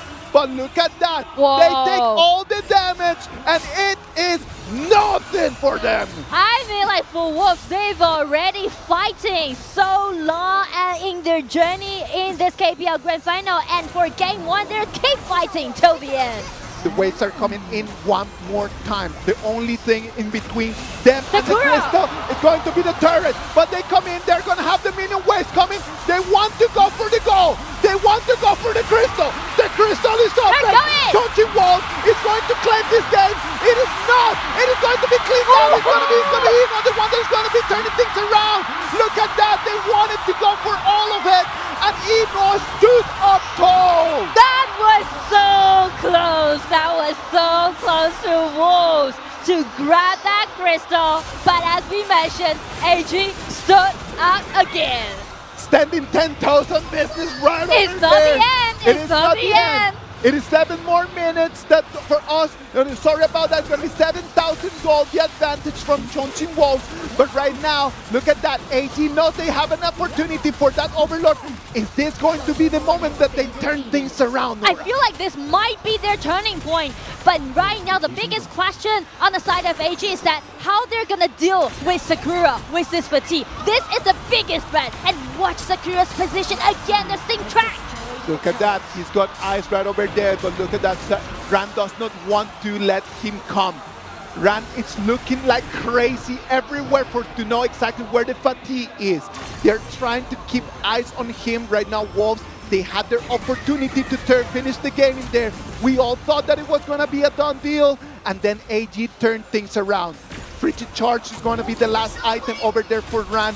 And right now, that Charlotte is getting stronger and stronger as well. Yes, and also speaking to that item that Ran has, also allowing him to do the same threat upon track. So it is easy when we're going to the late game. Which one marksman will survive during a team fight? Well, right now the super minions are going to be so much pressure from both of the extreme lanes coming in for AG. Let's wait and see what can Wolves do about that. Now we could put our eyes over there on the red jungle. It's going to be the Stealth Imprint. It's going to have eyes on Shuai. Shuai is going to be taken extremely low. Look at that. The damage coming in. They cannot find Ino. Ino's being taken away. Sakura wanted to have him, but he was denied. I mean, like AG, they're protecting Ino so well, and Ino also being really, really cautious when he's doing his output damage. He's trying to maximize his damage, but at the same time, he's trying to secure his position. The Sage's Sanctuary already available for Ino. The marksman from AG already with double life. It's going to be really tough for them to try to find him out. It's not a matter of the goal right now, it's the matter of mechanics. Let's wait and see. The mechanics are showing up right over here. The Winter is here. He's dealing some more damage. It's going to be Deer, he's going to be taken extremely low. He's dealing damage. He's trying to kite himself away. The Tyrant is already half HP. That's going to be coming in from the side. Juan is going to break everything into 2 halves. Look at that. Sakura had eyes on them, but he was pushed back as well. The Tyrant is going to re-aggro. It's going to be really difficult for them to take this opponent. I mean, like, both teams, they're targeting at this Tyrant, but the problem is that AG, just be more careful. They're worried about this Fatigue, but Fatigue trying to come in. Machine! Whoa! Beautiful control ability, but Ino survived after that kind of snap attack, and they are making counter-attack. They thought they were the hunters, and then became the hunted. Right now, it's going to be AG coming in. It's going to be only 1 minute. Yeah, it's not going to be enough. The crystal is going to fall. Look at that. They're coming into the high ground. They were really close of losing that game 1, but AG stands tall, wins game 1. What a game! What a game, ladies and gentlemen, for game 1. I feel like Wolves, they got their lead for almost 17 minutes. But as AG, they just caught 1 chance, and they kept his eyes on Fatigue. Once they made it, nice turning back. Oh, such a beauty of a game. Whoa. Look at the stadium. Look at the crowd, how they roar. This has been the best game of the whole tournament. I'm telling you. I'm enjoying it. I'm definitely enjoying it, and it has been, because in the mid-game we mentioned that it is really, really rare to see AG facing such a deficit, right? They're facing their underground, their high ground tower down, and also they're facing endless attack on the side of Wolves. But they stood up, they made it. I don't know about you. This is gonna be a long evening. It's gonna be a very, very long evening. I am loving every single minute of that. I know everyone at home is loving it as well. AG, they were pushed into the abyss and they were able to climb themselves back. It's gonna be such a difficult hit for right now for the Chongqing Wolves psyche. I feel like the game 1 is kind of like the survival of AG. right? Because they're facing a really hard deficit. But on the side of Wolves, well, they recover from game 1 because you can see everything just went so positive. Of course. So secured, but only one mistake that they made. I don't even want to call that as a mistake. That's actually a chance, right? On the side of Wolves. But there's only 2 men flash in, get a nice controllability, but there's no like a last hit done by their enemies. Pan was not there. No, it was a very difficult fight that most likely we're going to have to go back and just watch the replay so we can break it down for you in more detail. Let's analyze the game with cold heads right now as we can actually catch our breath a little bit. As we can a little bit breathe after that amazing game. Let's analyze what happens in here. Chongqing Wolves, they understand that they need to come in with the KSG treatment to AG. Yes. What is that KSG treatment? Fight. Fight, fight, fight. Just go there, try to win some fights, and then you need to capitalize out of those fights. They do amazing first 13, 14 minutes, but then after that, that moment when they go into the high ground, the moment that they're all of them just hitting on the crystal, but Inuo stands up and he starts getting the kills, that is the moment that turns things around. Yes, that's definitely the turning point, and also buy them more time to getting the vision out, right? Yes. The only thing that AG need to worry about is fatigue, is Sakura. And check the lost engagement that they just really did it well. Look at the numbers in here. Like, the numbers don't lie.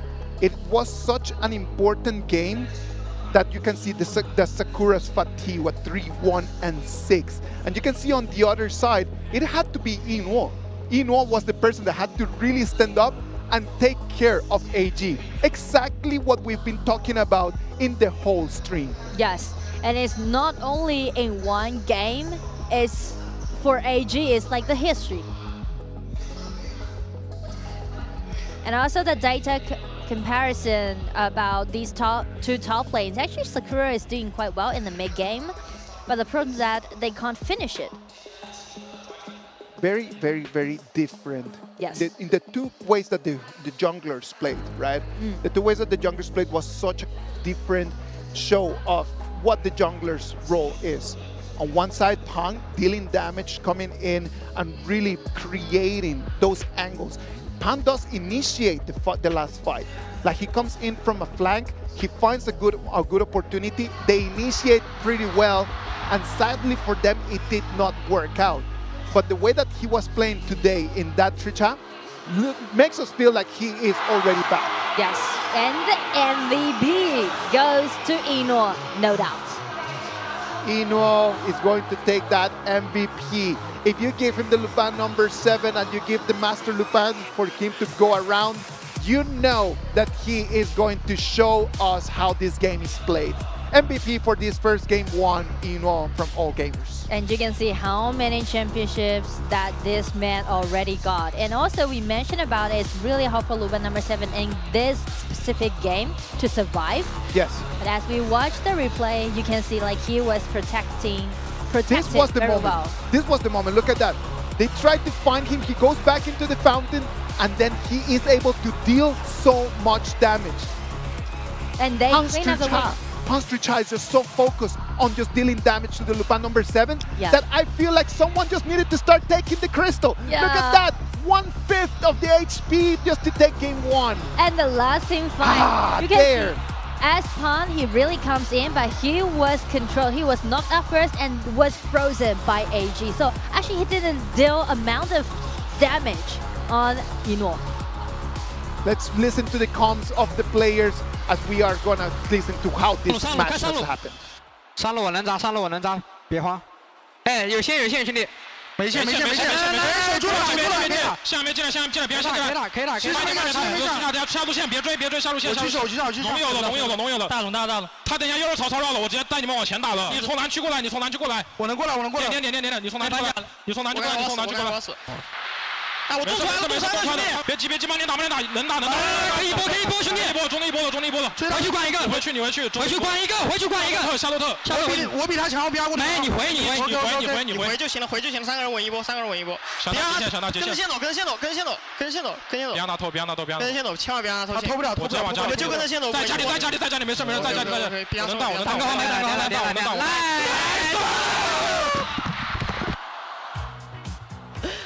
The last row that they had, it just, to me, it feels like survived. There's a very interesting phrase in Chinese that is 别慌. Yeah. 别慌. Don't panic. Exactly. Just don't panic. It's just so interesting when someone in such a high stress situation is able to say to everyone, don't panic. It's gonna be fine. And like their crystal has only 1/5 of HP and people are just like, just chill. Panic. Yes. Just chill. Yes. And actually the result went so well on the side of AG, so I'm now just looking forward to seeing Game 2. Let's wait and see what's going to happen in Game 2. Game 1 was electrifying. Let's wait and see what Game 2 is going to bring us. Let's go for a little break, and when we come back, Game 2 between these two teams.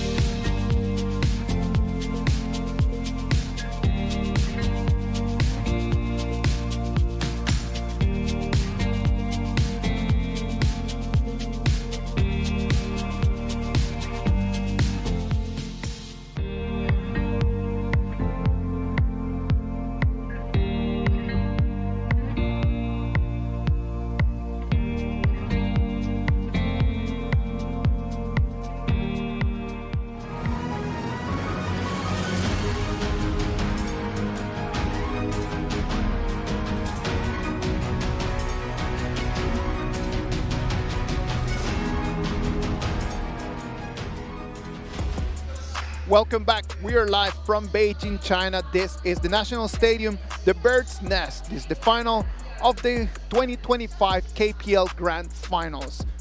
1-0 for AG after that electrifying game. It was an amazing performance. What do we have? What are the conclusions after that game number 1? I feel like everyone trying to pull out their most confident composition, because as we see the 3 picks that they had, I feel like they are going for a battle today. They know the importance of that game number 1.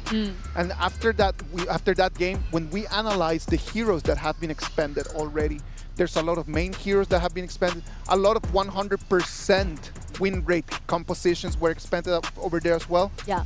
Who do you think is going to be the biggest, is going to receive the most damage after just using those heroes right now?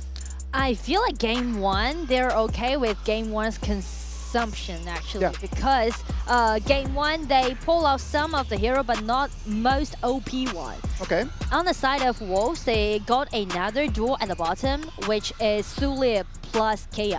That one they have got up to 90% winning rate. Okay. During this tournament, so definitely they actually usually use that in game 1, but I feel like they're saving it in game 2. All right, so the Sulia and the Kia are going to be available for Chongqing Wolves over there in that side. I think that seeing Shang's Princess Frost come in and being so targeted, I think that it was a very targeted hero in this game number 1. Yeah, and I feel like the mid laner, because their playstyle is a little bit different, I would say. Because Shen, he always keep focusing on all the threats that might come for Ino. But as for Huan, he's always been used as a engagement, as the initiator, as you can see. Let's wait and see what's going to happen in there. From the whole composition of Chongqing Wolves, I think that the one hero that was used that might not be that painful is the Trucha. Yeah. But besides that, the other 4 heroes are heroes that they might have been really good in other games. When we come to the games 3, game 4, game 5, it is going to start being a little bit more painful for Chongqing Wolves, in my opinion. Especially for Fatigue, I would say, because it's the most OP hero right now for the top laner. And as for Sakura, I do believe that they will still give him some hero, maybe like Mengtian, because Mengtian is his main hero. And also they have another composition on the top duel, is that Pei the Tiger with Mengtian, another one. So it just depends. There's 2 choices left for Chongqing Wolves, and which one they're gonna go for. Let's wait and see what is going to happen. We're going to move into game 2. Psychologically, being so close to the victory, it is going to be really tough for Chongqing Wolves. Yeah. Being able to put it so close to take the dub, but not being able to actually collect that. What do the coaches need to be talking to them? What does SK need to go and talk to him, to the voice right now? 别慌, do not panic. Do not panic. It's only game 1. It's a long night. We're doing best of 7. So definitely for Wolves, they just need to calm down a little bit more. And when they got the chance, they really need to attack to the crystal, right? Not just focusing on taking Ino down. Take that crystal down. Well, I think that in this moment as a coach, when you're thinking about like what to tell your players after such a big hit to their morale, I think that when you focus on the positives are a lot. Like you actually can see Wolves came in and demonstrated that they can actually compete. Yes. A lot of people in this last week have been just counting that it was going to be AG, that it was going to take this easily. But on the other side, Chongqing Wolves comes in and they show to us that they're actually contenders in here, that there's actually a really long match for us to have today. And so being the coach, I would actually focus onto that.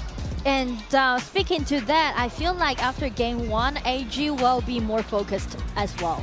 Because they know that it's going to be easy for them tonight, even though they already been undefeated in this tournament. Well, Wolves is going to be on the red side, and then AG is going to be on the blue. Yes. We can already start seeing the first bans in here. The Heya is not going to be allowed. Yes. Heya is going to be a hero that, if it is going to be out there, it would be a very big surprise. And it just gives me another thing that, well, they go for the MVP for Ino, the early pick. Because, yes, here we go. This is it. This is it. The FMVP for Ino, which they gained back in 2023. Let's wait and see what they want, because showing up their trump card so early in the BP, it's got to have a little bit of a strategy. They've got to be showing us something. They want the early out there. What are some of the counters that Wolves could actually have to counter that early? Actually, Kea is the best option, and that's the reason why on the blue side, they just ban it away. And speaking to another hero, Channel, as the marksman, yes. All right, let's wait and see. Right now, they got their hands on the Kong Kong R, and they got their hands on the Ogren. Hans Ogren, hasn't he been doing really well on this tournament? I mean, like, this year is not that kind of powerful as he played last year, but he's definitely being very sophisticated by using this hero. 7 games and a 71% win rate for Hans Ogren.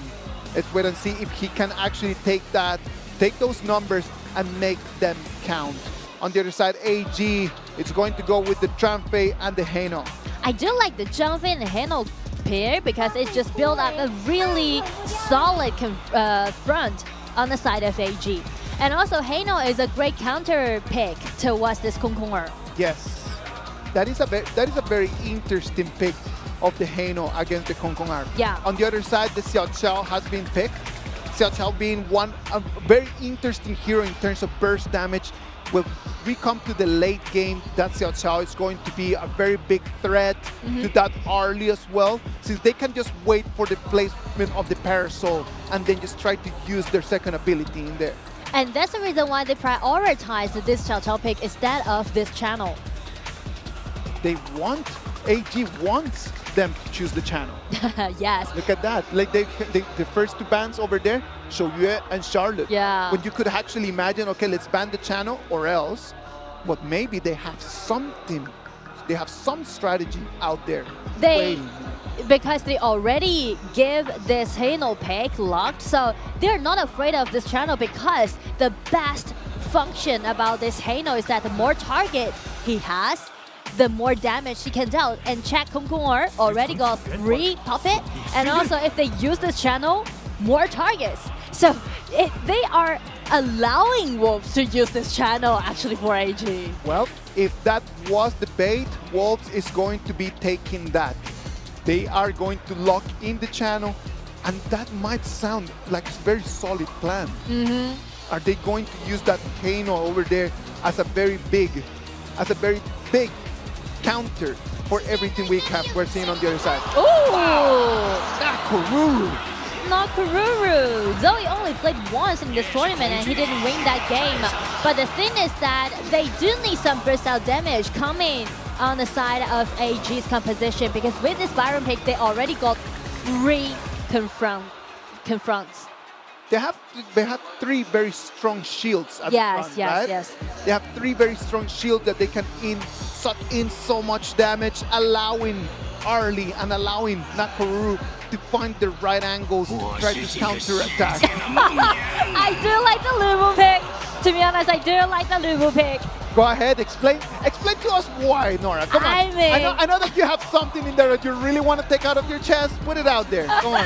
You know, Lubu, only field team would use this Lubu in the current patch because he is too late game hero, right? Yeah. And the item requires a lot of goals, right? So only Wolves and another team named the TTG would go for this Lubu pick.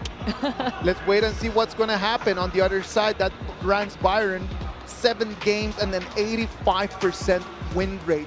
Byron has been after the fatigue, Byron has been one of the most common picks over there in that clash lane in these 2025 KPL Grand Finals. Yeah, that's true, because it's the most OP hero right now, speaking to the confront lane. All right, let's wait and see. Well, let's analyze over there the matchups right now. On the bottom lane, we're going to have the Arlie and the Tranfei against the Channel and the Kong Kong R. Who's going to have the upper hand in there? I feel like with this Heino pick on the side of AG, they relies a lot on Shen. Actually, this time we should put these 2 mid lanes on the spotlight. All right, so let's put these mid laners on the spotlight. What does Sheng and what do Juan need to do if they want to actually be able to help their teammates. I feel like when we're jumping into game 2, AG might do another rotation at the bottom side. They will let Arlie, let Ino to go into the mid lane and try to deal a little bit more damage upon that Xiao Qiao and try to lower his health. And then they can gain for more neutral objectives and build up their goals, because it is a typical double core composition on the side of AG. But when we're speaking to Wolf's composition, several cores, actually 5 cores, I would say. 5 different cores from the Wolves composition. That's a problem. They already they have very late game. Yeah. Like for AG, in my opinion, AG needs to try to deal with them early in the game. Yeah. Start not allow them any time for them to build items. Do not allow them any time to build gold, because as time passes, after the 15-minute mark, that channel, that Xiao Qiao, and that Lupu are going to be so painful, so difficult for AG to solve. Yes, so speaking to the early game, we definitely will see Arlie play aggressively, because his power spike will be around like 6 minutes. Okay. And as for Heino, we do rely a lot on his poking damage dealt before the engagement. Well, let's wait and see. What about if we move our eyes into the gorge? This is going to be game number 2. On the blue side is going to be AG. On the red side is going to be Chongqing Wolves. Let's hear the audience and let's see what is happening here in the Bird's Nest.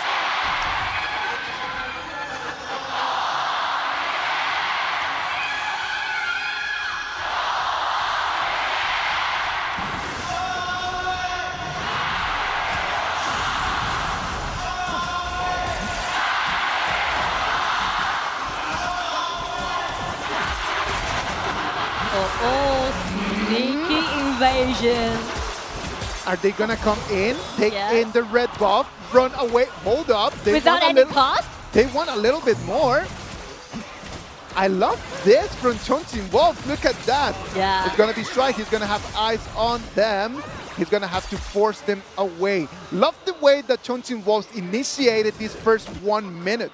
Instead of just going in and go with the normal laning, they come in and take that red buff. That's going to be really painful for Zoe. I feel like the early game setting is well prepared, as we can see on the side of Wolves. And also the aggressiveness, they are known for their aggressiveness. Nothing that Sakura can do over there. Yeah. It could be one right over here. It's only Lupu. Sadly for that Lupu, it's a little bit too much to take on. Yeah, especially his play against this Byron. Byron is one of the most powerful laning hero in this patch. Look at that. Very tough as well is going to be on that side for Track. Track on the channel, he's going to be focused on, like we know, as you mentioned, Sheng on the Heino is going to be rotating a lot, trying to put some pressure around. Yeah. So can Pang be quick enough? Can he really be on his boots and then just be running around so he can actually make numbers for his teammates? And that depends on the number of people who's gonna helping him to clean up all the jungles, because as we can see, several people play around Zoe and trying to just accelerate his forcing pace. That is an important technique that these professional teams have. Yeah. That they really need to be taken onto account. Look at that, they're gonna take that red buff. Oh, but look at that, the moment he comes in, Triple Mortals comes in, is gonna take the target, and we thought that he had the advantage, and it's gonna be Wolves that is gonna take the first blood. I do like the combination down by Juan and also Juan. It is really, really good. And you know, actually these two players, they made their debut the same day, the same match. The same day, the same match? Yeah, so the synergy between these two people are very, very close. They already have that. They already have that destiny, right? Some things are just written on the stars, someone would say. So actually, you can see the combo that Juan and Juan made is very, very accurate, and just deal that insta kill upon round. We come into 3 minutes and 30 seconds of this game. Already a 1,000 gold, little advantage for the Wolves on the red side. Yes. Ooh, one more time, he's dealing so much damage. Stride's gonna have to jump his way out of that activity. He cannot fall right now, right? Because Shuai's ultimate is going to be the key for all gamers to be able to fight for this turret. And the reason why Shuai is carrying this smite, which is not that normal as a support, is because AG, they're trying to gain more neutral objectives. They know that if they have the neutral objectives in the early game, they will be able to stop and finish the game early. Like, they don't want to go after 15 minutes. The late game is bad news for AG. Yeah. They know it and they need to try to find a way around it. And the reason why they can't find the door open for them is because the early invasion, the red buff that Wolves did. Zoe, one more time, taking all the gold around. Already Acts of Torment, as you can see in there, 3,600 gold for him. On the other side, the Ogran doing exactly the same in terms of gold. They are really trying their best to just speed things up. They're racing on this speed that they can get, clean up all those jungles. It's a race. Movement around, rotation into the blue area. They're trying to find anything, whatever that they can have.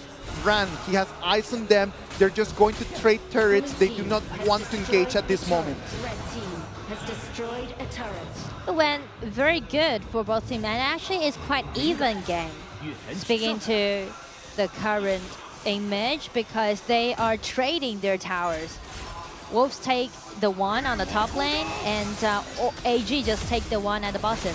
This is good news for Wolves, right? As time passes, they get more gold, they get more advantage. And right over their track, very slowly, but very consistently, just building more and more gold. Yeah. Already a 4,000 gold channel. I mean, like, the only thing that Wolves needs to worry about in the mid game is they need to keep distance away from Shen, this Hano. Loved the way that they communicated. They came in, they saw the target, and they sent him home. They just completely packed him in there. Yeah. Red team has destroyed a turret. That's the one thing that you can get from Hano, his ulti. Did you see that? That was lovely to see. Lovely to observe. Oh, look at that. 1v1. Wow! The TP tunnel is going to save his life. That was very close. But as you can see, the damage already went very decently for this Nakaruru. Yes, exactly. Like the Nakaruru over here, already with the damage being online. I love Nakaruru on the 1v1s because can immediately just burst out one of your backlaners. Yeah. If your backline is not really under toes, it's going to be really tough for them. Look at that. The Three Gods Assembly comes in, finds a target, but they are able to run around. Not enough damage at this moment on the side of Wolves. But as for AG, they are reaching their power spike, actually. But the problem is that how they're gonna initiate. I mean, Shuai matters a lot because his ulti is ready. Oh, here he is. But didn't attach. It's not connecting. Not connecting at the moment. Wolves might have a little bit of the advantage right now, but they have nothing that they can do. Like that gold advantage for them, it's not enough. Look at that. Ambush. Zoe and Inuo, they have eyes on the red buff. Ogran comes in. He does not have eyes on them. He's able to clean up onto that one. Look at Channel. So aggressive. I love the way that they are playing in right now. And another ambush, ambush. Zoe comes in. He's going to be able to take a 2 against 1. And he's going to be Pound, the one that is going to fall. That is going to be really painful for Wolves. It's the second try done by Zoe. The first one, if I'm not enough to do the burst out damage, I'm going to call my brother. A 2v1 over there for Pound was bad news for him. It was a very, very horrible picture for him to see as he jumped into that rush. Yeah. He actually didn't predict that might be an ambush. in his own red buff area. And that has been the strategy from all gamers the whole day, right? Yeah. Like they're just kind of like just waiting in there to see if they can find your jungling path.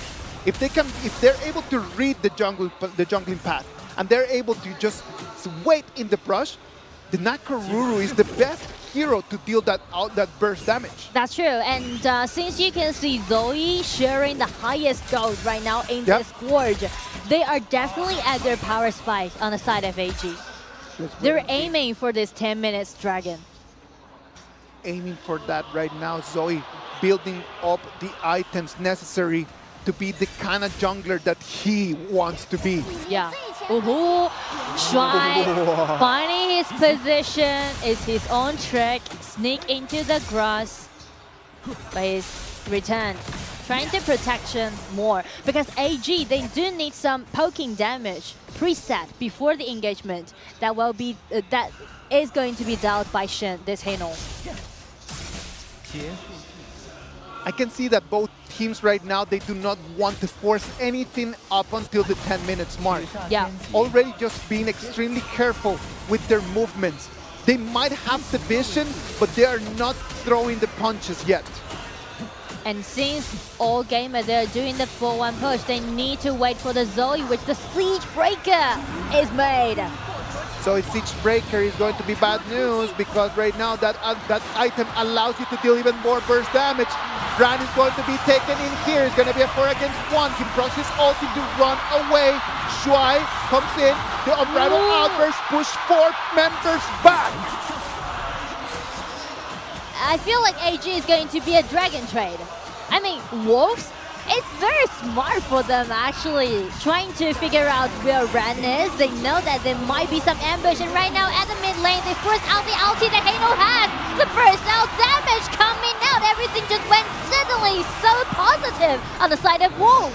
They know that Shuai does not have his ult, and the leader stance allowed that channel just to walk through the turret all the way until the mid tier 2. They're actually playing in such smart way, and you can see Wolves, they're not rushing into something. They're waiting. They don't have to rush.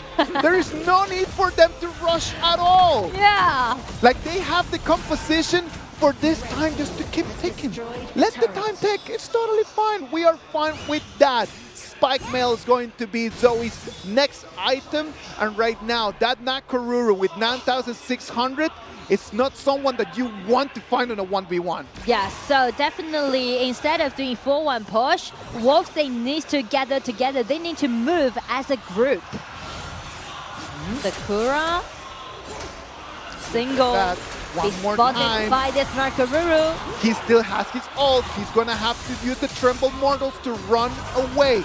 That item, that ulti is gonna go into cooldown, and that's gonna be very painful for him. So that also might be the chance that AG is looking for, because Shuai, his ulti is already. Do they want to force it right now over here to try to take that mid lane tier 3 turret? That turret in there is going to allow them so much more vision. They do not want to try to jump into that, but look at where Zoe is standing, just waiting for his target. He is really playing in such an assassin way right now. But he was spotted by Pong. Pong is very experienced, so he knows that there might be some men waiting in that ambush. Shuai right now is going to have to keep proccing that Radiance again and again and again and again because he needs to figure out what is going on. One has the vision advantage on one side, right? With the Kong Kong R, he can just use his clones to go around and try to give vision. For Shuai, he's going to have to be using always his active. And the way how they're going to initiate is different. They need some snap engagement down by Wolves.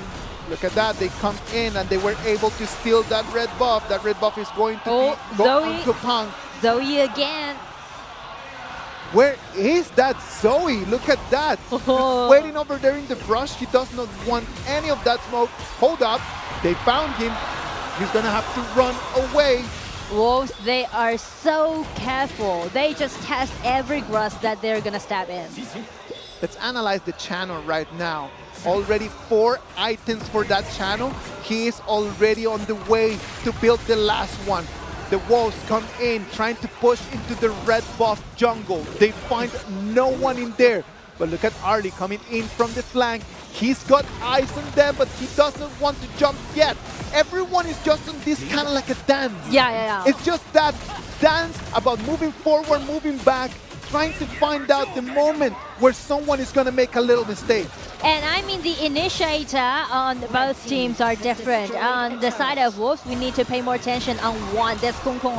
He's the only initiator on the side of Wolves. But his initiation, the AoE coming in from his ulti, it's just so big. Yes. The area of effect in there, it's so big that initiating from him, it's going to be a beautiful skill. And on the side of AG, we should pay more attention on Shuai. His ulti is already again. Let's wait and see. The Tyrant is already coming into the half of it. The Red Albert is going to be the Tremble Mortals, but it's going to be Zoe, the one that is going to claim it. He uses his back, but he's going to run away. Shang is going to fall on one side, but he's going to be tracked, the one that is going to be taken, and Ran is going to fall as well. I mean, AG, they sacrificed 2 people trying to gain that Tyrant. But the problem is that with 5 men gathering together, Wolves, they don't care about the Tyrant. They want the victory. They want the victory. They claim the turret. What is going on? The minion wave comes in. They have the power spike. They have the power play. They might be able to tie this once again. Look at that. They jump. And it's going to be for them. Yes, this time it is going to be. Look at that. They come in. Keep taking one more. The minions are coming. It is for Chongqing Wolves. 1-1 as the beginning of the final in KPL Grand Final. Even it up. Wow! What a display. They came in. They lost the Tyrant, but they won the game. Yes. I would love that trade every single day. Because the ultimate goal for you is take that crystal down, actually. So on the side of Wolves, it is very, very tricky, and I do need to admit that it's very difficult for them to execute composition like that, because as a team known for their aggressiveness, but you need to hold back. You need to calm down. You need to be the one, wait for the chance. I know that AG wanted them to take the channel. AG wanted them to take the Kong Kong R. Yeah. They had something in their cooking. They had something over there in the back burner. They had a strategy, but it did not matter. They came in, and then it was just so decisive. In the moment that they come, they lose the Tyrant, and they showed us what they learned from their opponents. What has AG done in this whole KPL 2025 Grand Finals? As they lose the Tyrant, they immediately go for the turrets. Yes. And here was just that same recipe, but coming in from Chongqing Wolves. They come, they lose the Tyrant, but immediately just turn around, go to the middle, and push all the way to the crystal. This time, they did not make the mistake of trying to get the heroes. This time, they knew that they just wanted to take the goal. Decisiveness is definitely the key to game 2. And also, I feel like the reason why AG, they kind of lost control, they are used to do a lot of trades, right? Yeah. But this time, they give up to do the dragon trades. It's only because they feel like they are at their power spike. They know that they can actually handle the engagement. But the problem is, you can see the combo down by Juan and Juan again. Yes. It's just being so scary. The damage burst out, and they found out where Ran is. They just take their enemy down one by one. I feel like in this game, AG comes in with a very clear strat. They come, they want to force the BP to go their way. Yeah. It goes their way, and it was actually working out. You could actually see the Heino just really doing very well on the farm lane at the beginning of the whole game. Yeah. The problem about this is that we move into the fights over there with the Tyrant, and then things just don't click. Yeah. And they do not click not because of an AG mistake. They actually don't click because of a Wolves advantage in there. When you analyze the way that Zoe was playing, amazing. Just an amazing way how to play that assassin. It's the way that you want to be playing the Nakoruru. Just waiting in the brush just to try to find onto someone. It was just the option of one on that Kong Kong R that just did not allow Zoe that much. Yes. It was one's opportunity over there just to show how that Kongkongar can deal so much vision, can give so much information for your team. And also the controllability that Kongkongar has is paralleled, I would say. Yes. Yes, because you can do a lot of snap engagement without any cost. And I do want to appreciate the early setting that Wolves did. It's really, I would say, unexpected. Because it is not easy for you to get that kind of early invasion before 4 minutes. Because the jungle is under the protection and it's very, very risky. There's only 2 members on the side of Wolves. Let's just paint the picture. If things wouldn't have worked over there in that whole invasion, imagine what would have happened if they just lost the game. They come in, they tried to go for the red buff, and they died. 3 of them right over there just trying to get the jungle. Whoa. 3 of them just died. This would have been a completely different game for sure. Yes, I mean, like, if they failed from that early invasion, the game's over, to be honest. Because we know that the power spike on the side of AG is earlier than Wolves. But as such a late game composition makes such a early invasion, that's a typical Wolves playstyle, I would say. I think that AG was not expecting none of that. Yeah. AG was really just thinking that this was going to be a calm, kind of like farming and farm lane against clash lane. Go with peace. Yeah. Nah, they just came in. It's just that same thing when you just try to look for your wallet and your wallet is not there no more. I think that AG is feeling like that right now. That's painful. That's painful, to be honest. But as we're looking at the chart, we, I would say, track doing really good. The damage taken and also the damage dealt is pretty high. That Lupu. I love the way that the Lupu was played, because of the way that he does not fall over there. Like, we knew that the Byron had the advantage over there, and maybe that would have been a good way for AG just to try to find an opening. Just try to focus a little bit more on that advantage that they had with the Byron over the Lupu. Yeah. Maybe the rotations needed to be going that way instead of coming down to the farm lane. Yeah, I agree with you. I agree with you. And also, the thing that Wolves did is that they made a faster rotation than AG, and just, you know, gain with the first blood. But the MVP for this game is going to be the one and only, the light of hope over there for Chongqing Wolves, Track. Track is going to be taking that, a KDA of 2-0-2. The man with the pentakill, but the man with not a champion trophy yet. Yes, and he actually suffered a lot in this year, but when he made his comeback in this KPL Grand Final, he just been so surprisingly good. Everyone just appreciate his performance in the arena. That's just the way that he's trying to find the angles, right? It's just, for me, it's just that. Just look at the positioning for him. He's just waiting outside of the fight. He knows that he doesn't need to jump in yet.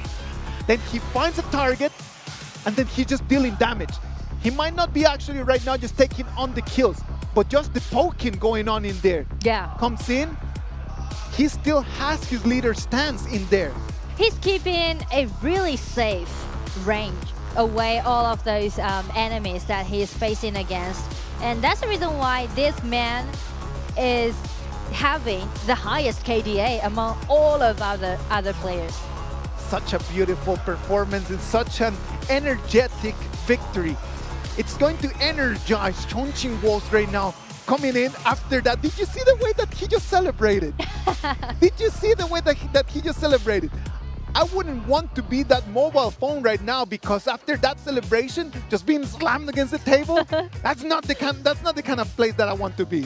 And I feel like the momentum from the bottom of his heart is really, really high, because for him, there was pity last year, because last year was his first final game and he was playing against AG. Yes. And he didn't win anything. And again, he played with the AG in the Challenger Cup last year. He didn't win it again. So as he did in this interview, he said, if there is going to be one team that is going to end up AG's era, it's definitely going to be Wolves. It has got to be Wolves, but let's wait and see. Right now, we are 1-1.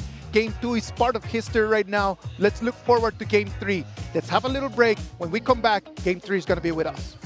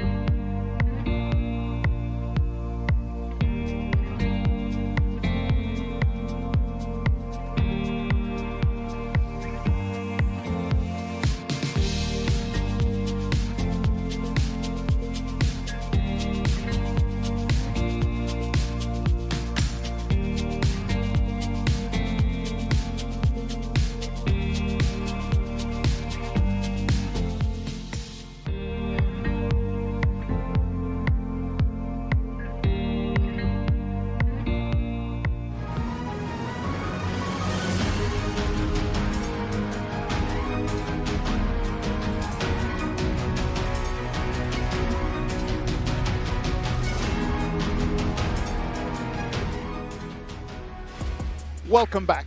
We are live from Beijing one more time. We are from the bird's nest one more time. This is 1-1 right now. Chongqing Wolves come in and they're going to level things back. Now, right now is going to be AEG's opportunity to pick sides.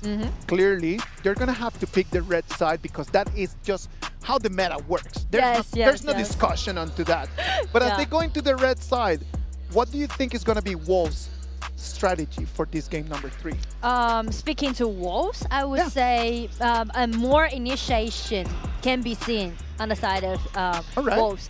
And one of those weapons that Wolves has is because the deep hero pool that they have for their side lanes.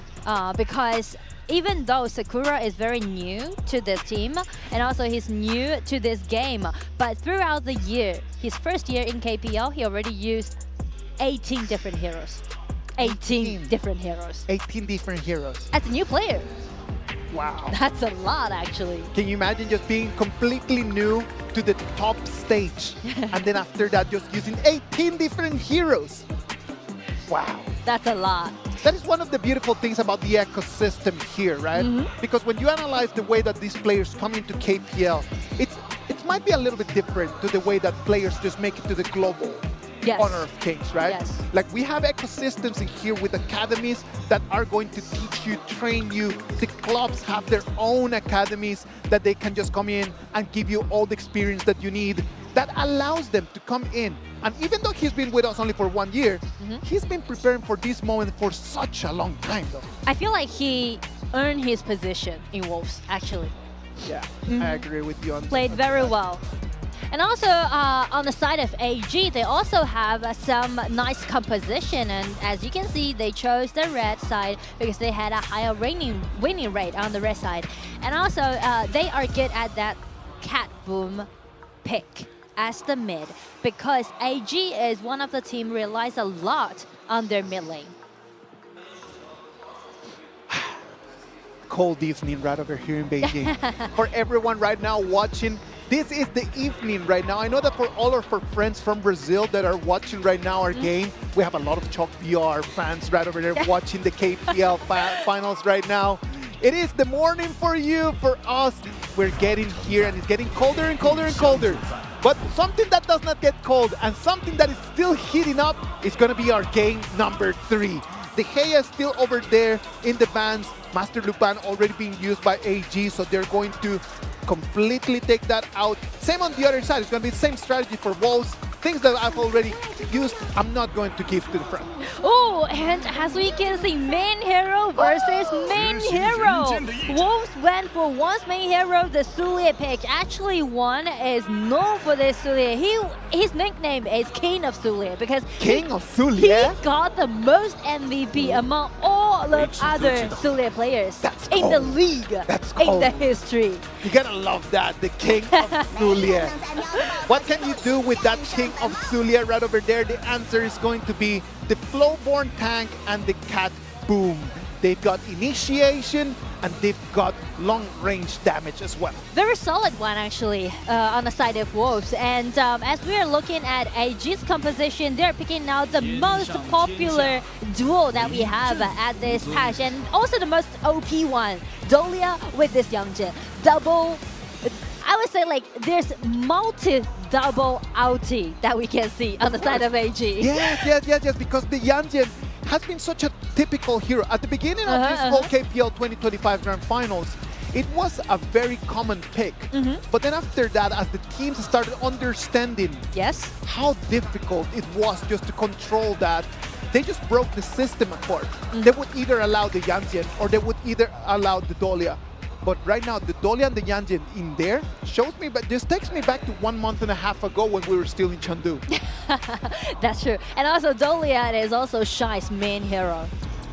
They had a lot of composition built around Shy's Dolia, and also we know that Shy, he made his debut last year, right? The spring season. And Dolia, he's the first one to use Dolia in the league, and also he's the first one to get MVP. Dolia is also his first MVP hero. It's gotta have like such a deep feeling. Yeah. Such a deep connection. Memories, connections, yes. And I imagine that when you have that connection, it just feels different. Yeah. Things just flow. That's and true. he's gonna need things to flow right now. It's going to be the jump, the in jump over there for the option for the mid laner. Very long range, a lot of poking damage coming in for that jump as well. I feel like both teams trying to prioritize their mid lane. As you can see, both Catboom and also this Jun is good at cleaning those waves. And if you have a faster speed to clean up the waves, means you have more opportunities to rotate faster than your enemy. Aaron. So that Aaron right over there, why do you think that Aaron is being picked by AG? So many other marksman options in there. Why that Aaron? They ban away 2 other heroes, and I feel like they predict Trike might use this Consort U, and Aaron is a really good counter-attack towards Consort U. I see. Well, on the other side, we have the Shoyue. Ma Chao! Whoa! Wow! When you look at Ma Chao right now, like there's been so many different players that they have used Ma Chao as their main hero. Yes. The one and only Fly, remember, just winning a final of KPL, using that hero, getting FMVP, getting his own skin. But that Ma Chao right over there, when you look at Sakura, the moment that he really got himself in the conversation, is he gonna stay with Wolves, was after his Ma Chao performance against DRG. Yes, that was, I would say that was really good, amazing performance that he had using this Ma Chao, and also this composition relies a lot on Sakura's Ma Chao because he's the only poking damage that we can see from both side lanes, because Shoyue, you can't depend on Shoyue in the early game, right? Just let him play, just farm by himself. We shouldn't just put our eyes on this track. Instead, we are moving into the late game. But on the side of AG, this time, they just kind of changed their composition, their strategy a little bit different, because they built more initiation that we can see from this Fuzu pick. The Fuzu, using his ultimate, the Sage's Might, it's able just to control you, stun you, lock you onto the ground. You are unable to move forward, and that's going to be the place, the moment for Inuo. That's going to be the moment for Shang. That's going to be the moment for Zoe to come in and then completely annihilate you. Yes, and I feel like this time Zoe will go to the mid lane more frequently, because they are trying to move with this Jun, and after Jun upgrade to level 4, got his ulti, they can just choose one of the side lanes and use the ulti, do the pushing, and that is really like a comfortable strategy that AG had. They win against a lot of enemies by this kind of composition. Let's wait and see what is gonna happen right over here. I am loving that. That's gonna be my quote for today. Let's wait and see. Let's wait and see. Let's wait and see. When you look at the stadium right now, as the players are getting ready to start, when you look at the stadium, all these 60,000 people looking down straight into those 10 young men, what they can do with these heroes. All these strategies, you can just take that and toss it through the window. There's no strategies in here no more. The coaches know exactly what's going on. The players know exactly what's going on. It's gonna come down to who is better at the game and who is better at making those decisions. On one side, the Wolves, they have initiation, they have the Zulia, they have the Flowborn tank, and they can come in from the flank with the Ma Chao. On the other side, it's going to depend over there what Zoe can do, unleashing the Hound, attacking, locking into someone. Can the Fuzi help him out? And can Inuo be the beast that we know he's been in the past? That's gonna be the question in Game 3, and right now 1-1 even match. So what we're gonna see for this game? Let's take all of those questions into game number 3. The Gorge is ready. Wolves on the blue, AG on the red. What about if we hear the 60,000 voices here in our stadium?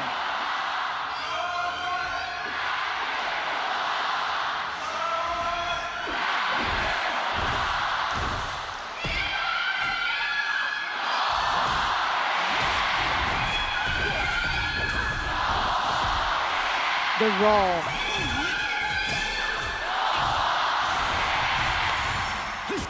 Well, you heard them. They are ready for this.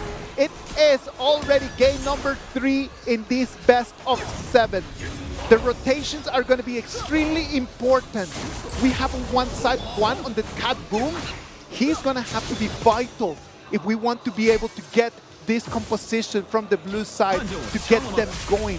And on the other side, Shuai moving around, allowing multiple ultimates from all of his teammates. Yes, and also I do want to highlight the synergy in this game between the mid lane and also the jungler, because that's the whole point in the early game. Who moves faster? Who clean up the jungles faster? Who's gonna gain the opportunity?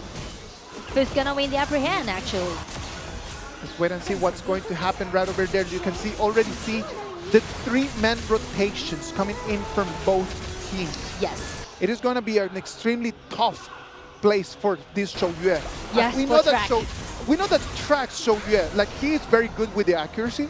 He's a sniper, so he can actually find the long range distance. Yes. Like, he can find the target. The problem is that as he's sitting there finding the target, he can be flanked very easily. And also Track actually has the 100% winning rate by using the Shouyue, which is really, really rare in this kind of patch. But still, we can see a lot of pressure made on the side of AG as Shen upgrade to level 4. That's what we're talking about. They need to move more frequently and let Shen to land his ulti upon their enemies. One comes in on Conqueror of Army, pushes Ino against the wall. He's going to be taken extremely low. First blood, one more time goes to Wolves. Let's see, King of Sulit. That's what we're talking about. Lovely. One comes from the flank, Unconquerable Army, sends Ino on air, and then it was just for his teammates to do what they had to do. Deal the damage, collect that first kill. I feel like the movement that made by Wolves, which gained them the first blood, is because they predicted what's the next movement on the side of AG, because as we said, AG do need to rotate around this Shen's Jhin, right? His ulti matters a lot, is critical, but Wolves, they just predict that, and once they see that all game, 3 of them just showed up on the top lane, they just made that snap engagement happen.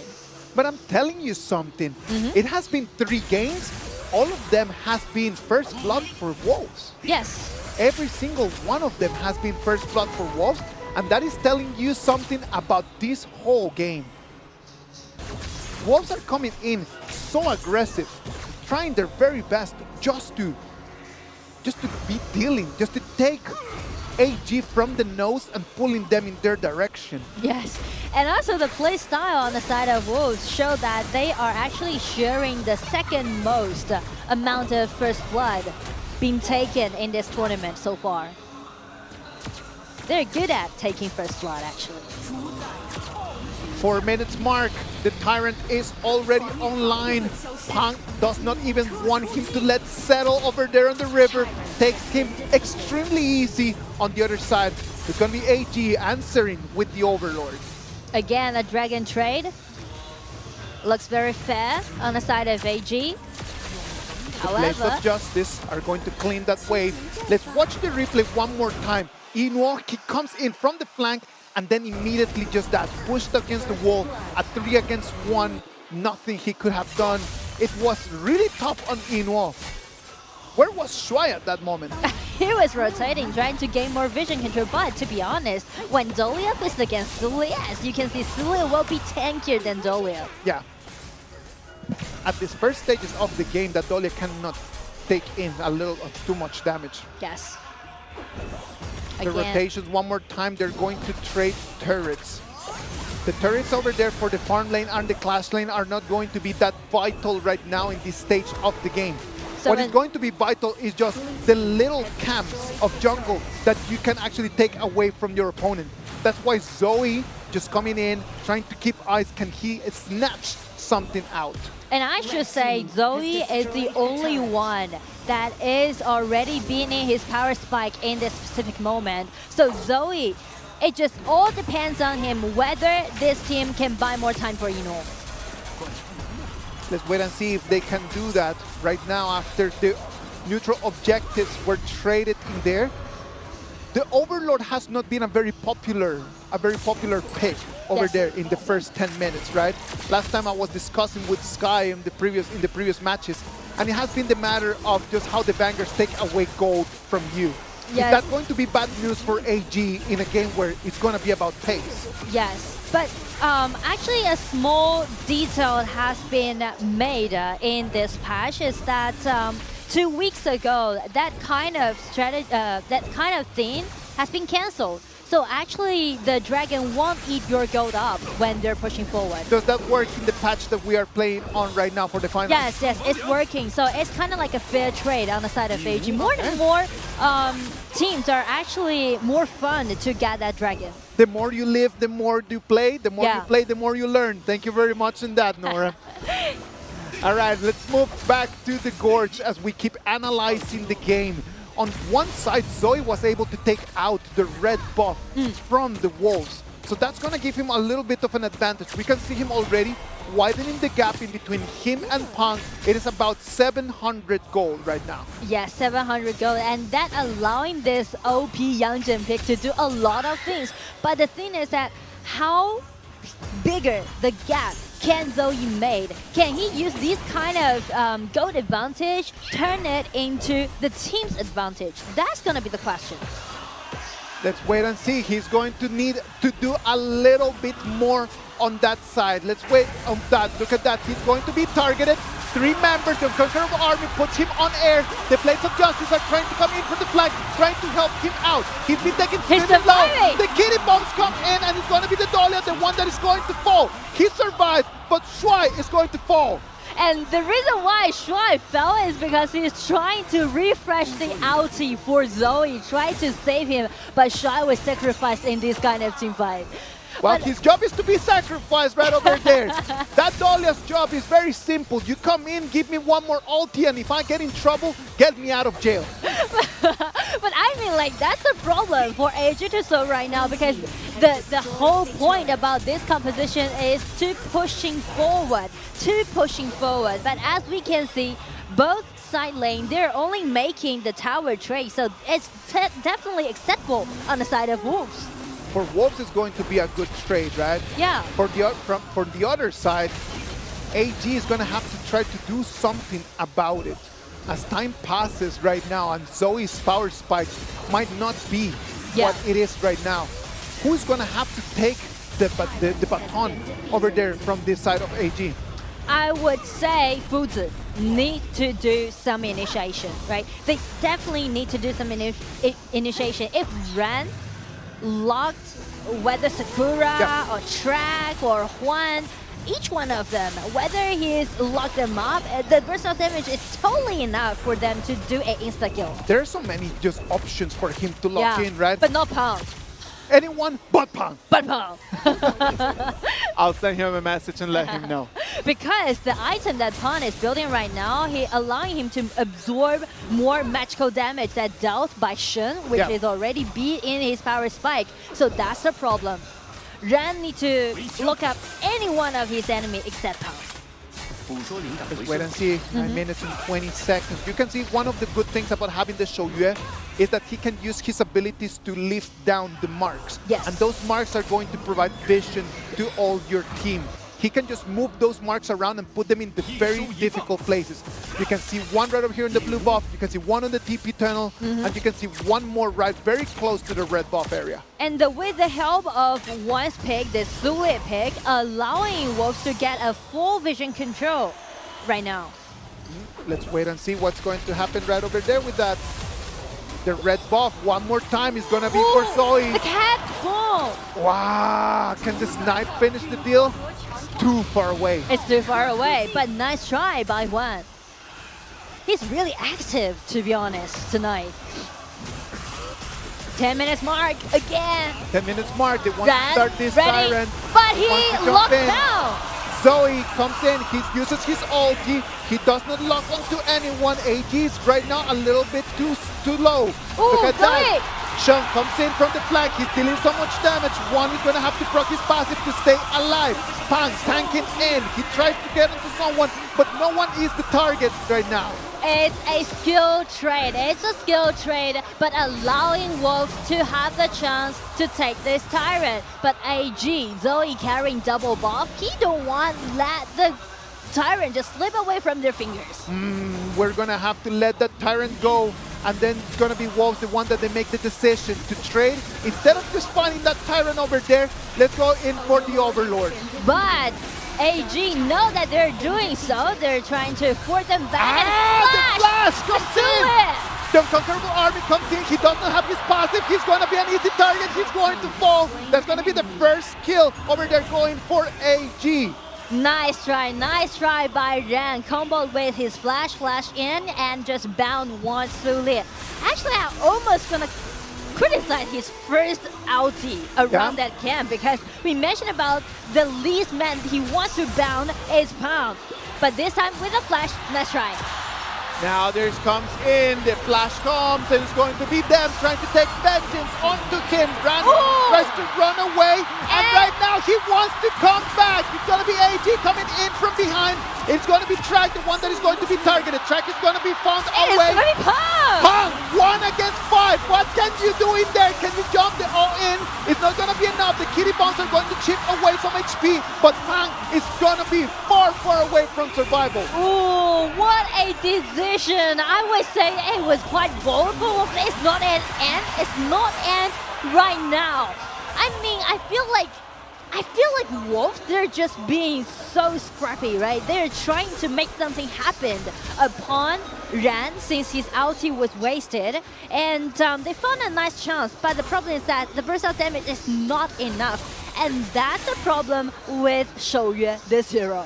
Yeah, the problem right now is that the Cat Boom, his kitty bombs right now are not that painful. Yes. He still needs a little bit more time for those kitty bombs to be really on.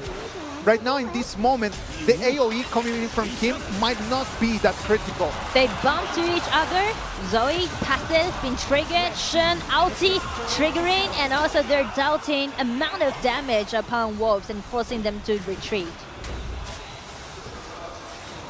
Still, we need to put Ran under the spotlight. The Foods is ulti. The pick, the target matters a lot. Let's wait and see what is happening in there. AG kiting around, they come in. Coming the in! Ult is going to find Pang. He's going to be the Sage's Might. It's going to lock him in there. Pang, the all-in. He's taking too much damage. Coming in from 5 members from AG. Nothing he could have done in there. And now the turret is going to fall as well. I mean, like Macho, he's trying to do a solo, he's trying to get a kill, but he only takes Ran down, he also sacrificed himself, so it's gonna be a 2-1 trade in favor of AG. Machao coming in, trying to save a little bit of his glory. He tried to take on a 1v1, it was not useful enough. The minions are extremely healthy. The turret is going to easily fall. It's going to be only one more line of turrets on the Clash lane. I mean, as we can see on the map, how long did it take on the side of AG to take Pound down, right? It cost like a century. I mean, like Pawn, he used himself's tankiness, actually bought a lot of time for his team. But the problem is that there's no setting for Track, right? Of course. With that low health, there's no more damage coming from the side of Wolves. So at the end of the day, like Pang is just tanking in so much of this damage for no reason. Yes. Like there's no reason right behind all of that more than just trying not to die so quickly. Yes. Well, this is bad news for them because right now the 4,000 gold advantage coming in from AG seems to be a little bit too lethal for them. But Track having a really nice position. He's trying to target in at this Ran. Ran kiting a little bit more, and Ino with his red buff trying to chase them down. And Pan on the run, Sakura on the run. Everyone just retreat a little bit, but the minions are on their way in favor of AG. The super minions are going to be an easy target over here. They're going to be a very tough test over here coming in for They're the coming Wolves. back. They what are can coming they back. do? Look at that. Sakura coming in from behind. He has eyes on the backtrack, but it's not going to be enough. One is going to fall. Right now, they're going to lose one of their shields. Sakura is on the run because he has nothing. Now it's going to be Tsuwan. Tsuwan can try to deal some damage in there. It's going to be lethal. Nothing that he can do. And the minions! It's a 2-0 trade. The minions are already on their way. I would say this kind of decision is another bold choice made by Wolves because all gamer, they are ready to do the initiate, and also Chex's positioning, his ulti is devastating. It is really hard right now. The Blades of Justice come in. The target is going to be Track. Track being taken below. Super Minions come in. They're already on the crystal. And then it's going to have to be the Wolves trying to clean the wave with their life. There's still Minions surviving, but seeing Sule come back to life, AG slow down a little bit more because they know that they already got the advantage for Game 3. They're waiting for the next minions, and they're heading to the crystal. They're heading to the crystal. They want this to be the last push. The biggest match coming in. It's going to be onto One. One cannot get out of there. He does have his passive, but the target was Track. Track falls. The crystal's gonna follow. AD takes us 2-1 advantage for them. Take their enemies down one by one with full of patience, with excellent execution. They won themselves another victory. Congratulations to AG in what seemed to be a game for them. They came in, they took control of it, and it was too much for Wolves. They were unable to do anything against that Yanjin and that Dahlia. Yes, we mentioned about how OP it is in the current patch for Yanjin.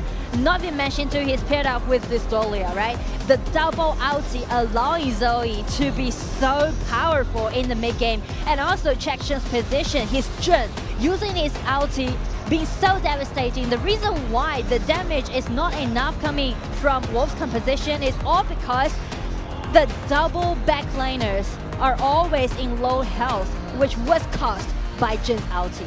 I think that since the Trunk just came into the meta right over here in this KPL 2025 Grand Finals, it has just been that. It's just been being at the back line, use your ulti, and then just immediately just force them in the direction that you want them to go. Yes. It's just that. It's not even a matter of you dealing so much damage that you can take the kill. It's just using that as just forcing them in the direction where your teammates are already expecting you to go.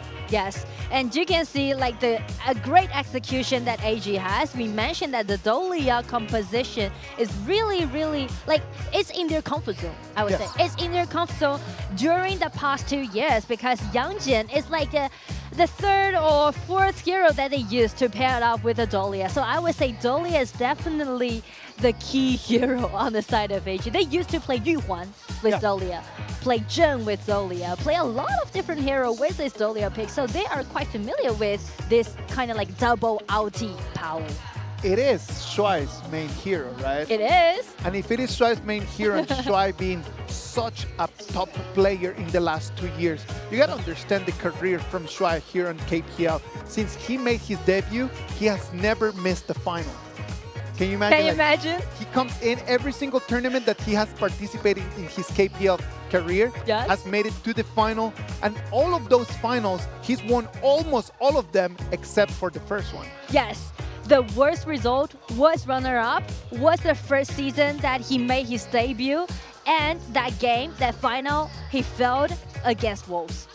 I think that when you look at the reasons why this game was so difficult for the Wolves, mostly it's because Track on that show was targeted so easily. Yes. It was very difficult. They came in, they took the Sage's Smite with the foods onto Pang. Pang is locked down, and then Track could not find the right angle to try to deal some damage to try to get him out. So it was tough.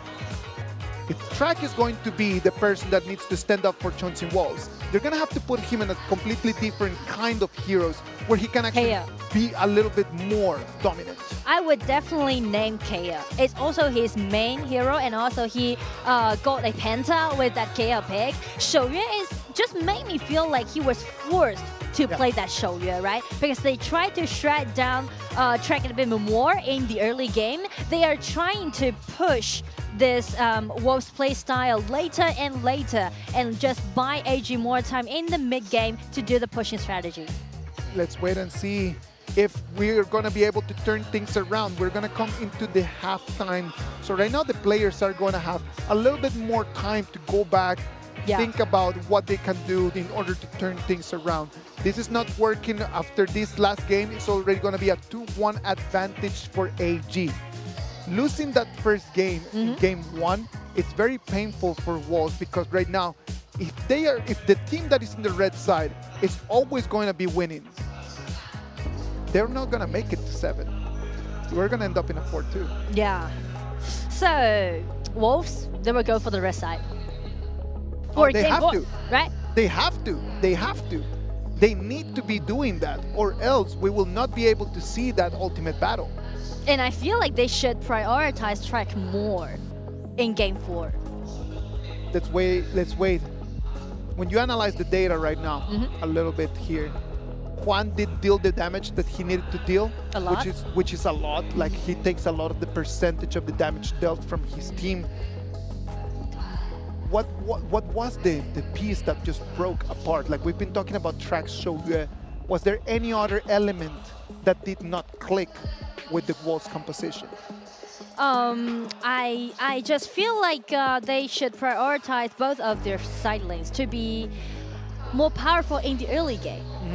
Because as we can see in game 1, right, everything went very well on the side of Wolves. It's because both of their side lanes are really powerful in the early game during the laning. So that's a point for Wolves if they want to win against AG.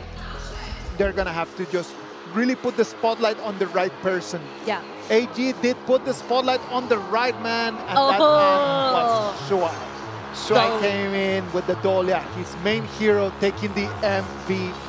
Yes. And Shy in Chinese means handsome. The man is like that. The man is like that. The man is built with that face. And look at his achievement, right? The worst result that he has was runner-up.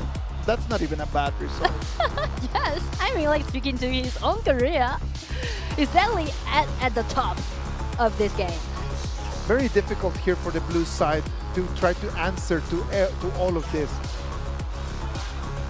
The way that after this fight, the way that the Machao, where Sakura wanted to just try to control things in the mid lane, might have been a little bit too much. In the lasting fight. Like, Machao finds a good angle. Yes. He tries to get onto Shang, but he's not able because one falls in too quickly. He cannot withstand enough damage. And also the pressure is not enough on the front lanes. Yeah. You can't just rely on one single Machao coming in and kill them all. That's impossible. Now, as we're going to move into game 4, we can already see how the BP is going to start shifting. The evolution of of that BP is going to be very clear. Yes. You cannot already start just to ban all the heroes that you've already played. So some of the heroes that you already played that have been extremely strong are going to be allowed for the other side. Or we're going to have to start allowing heroes that have been in the bans for all of these games. For example, the Heia. The Kea, yes, definitely. Wolves, they are targeting at this Kea. They definitely want the Kea pick because they are having a really high winning rate. Let Track to use his main hero. And also, I would say Wolves, they will let that Cap Boom to be an open choice. They're not afraid of AG to use that Cap Boom because Wolves, they have Nui in the mid. And they are only like few teams right now in the league like to use Nui, just like Lupu, you know, those like OG heroes to do those counterattacks. And that's something to do with their coach, SK. No, it has to do with their coach, it has to do with the meta that we're playing in right now, and it has to do with the players, right? Like when Chongqing Wolves, when they have that Nui, they are very aggressive. They like to just really use it as an assassin more than a mid laner. So it's a different kind of composition that goes a little bit more with their DNA. So that might be an option if the Cat Boom is going to be allowed on the other side. Now, we need to start thinking about options for junglers. We have not been seeing, like, besides the Nakoruru, we have not been seeing, like, a lot of very assassin type of junglers right now. And speaking to assassins, I would say Jin and Pei. These two heroes are very powerful in this current patch, and Pei is also the main hero for Pound. So I would say, speaking to the jungler, the Pei will be the vying point. Let's wait. Let's wait and check on that. Right now, the halftime, the players are able to go back into their rooms, and they're going to be able to have a little bit more time for them to just discuss things, discuss strategies with the coaches. In terms of strategies, what do you think has gone well for both teams? What has gone well for Chongqing Wolves and what has gone well for Chengdu AG? What has gone well for Wolves is that they know that if you want to play against the AG, you definitely need to initiate a lot. You need to do it head-to-head, right? You need to be scrappy because you can't rely on operations against AG. And what is doing well on the side of AG is that they keep doing what they're good at. Because we know that there's several errors, or actually 3 errors, right, being made throughout the 9 years in the KPL league. And what made AG to achieve so is their own unique understanding towards the patch. Because before AG, the understanding towards this game is that we need to vie for more neutral objectives. But if you see AG's playstyle, you can say, like, they are not that kind of aggressive. Instead, they're trying to share more gold. Because one detail, one logic in this game is that if you have 3 people sharing the same lane, you will have a extra, I would say, extra 40% gold gaining for your team. And if you have like 4 people sharing the same lane and another extra percentage of gold, and once they spot that kind of detail of economies in the gorge, they're trying suddenly being the pioneer of this game. And we can see a lot of people are accelerating the farming pace for the jungle. Who did it first? AG. So they are just that kind of pioneers. They come in and they have been able just to set up what other teams need to be learning. Yes. Imagine that they're just the people just writing the textbooks that they give you on school. And then you're trying to beat them at their own textbook that they just wrote. That's already pretty hard. Yes. And I always say the playstyle is quite revolutionary. So that's the reason why it made AG achieve so and win like 5 consecutive championships. 5 consecutive championships has a reason. Right now it's 2-1. AG has a little advantage on top of Chongqing Wolves. Wolves have shown in these 3 games, actually in the first 2 games, a little bit more clear than in this last one. They have shown that they can really be very aggressive, and that they have a clear plan on how to beat AG. So what they need to do is just to be more consistent in the application of that plan. If they can do that for Game 4 and Game 5, they might be able to put themselves in a good position to either win this or to force it into the ultimate battle. And if it goes to the ultimate battle, we're going to be seeing something very similar to what we already saw in the compositions for Game 1. Yes, I feel like if we do go for the ultimate battle tonight, they might stay the same composition that they used before in the knockout stage. And also, speaking to that initiator that you just mentioned, on the side of Wolves, it just suddenly enlightened me that one hero that they had is Donghuang. I'm looking forward to that pick. Do you think that Donghuang would be an option here in this best of 7? I mean, like, again, Wolves, they are the few teams that still have a favor on Donghuang. I just love that. Well, ladies and gentlemen, right now on stage, we are going to have this celebration to see if we have been able to break the world record. Let's look at on stage and let's see what is happening there.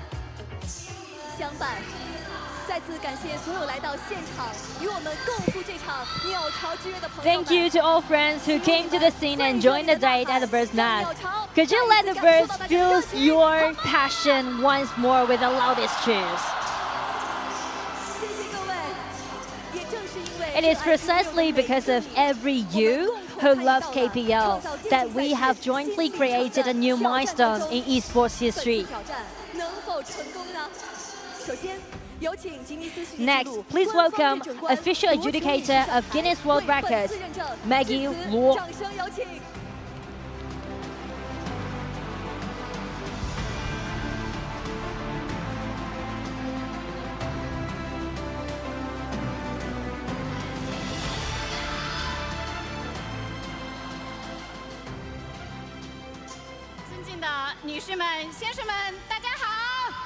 Hello, everyone. 我是吉尼斯世界纪录官方认证官罗琼。I am Maggie Luo, the official adjudicator of Guinness World Records. It's my great honor to represent Guinness World Records at the 2025 Honor of Kings KPL Grand Finals held at the Bird's Nest. To authenticate the challenge for the Guinness World Records of title, the esports event with the largest on-site audience for a single match.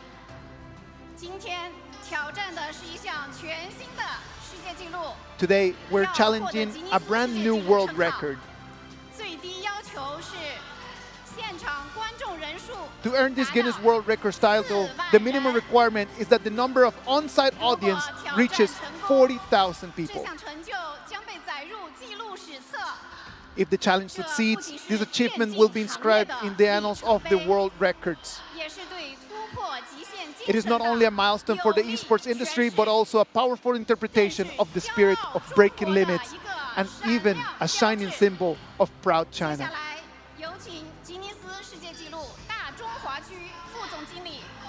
Next, please welcome the Deputy Country Manager of Guinness World Records for the Greater China, Carlos Martinez, to announce the result of this Guinness World Records Challenge.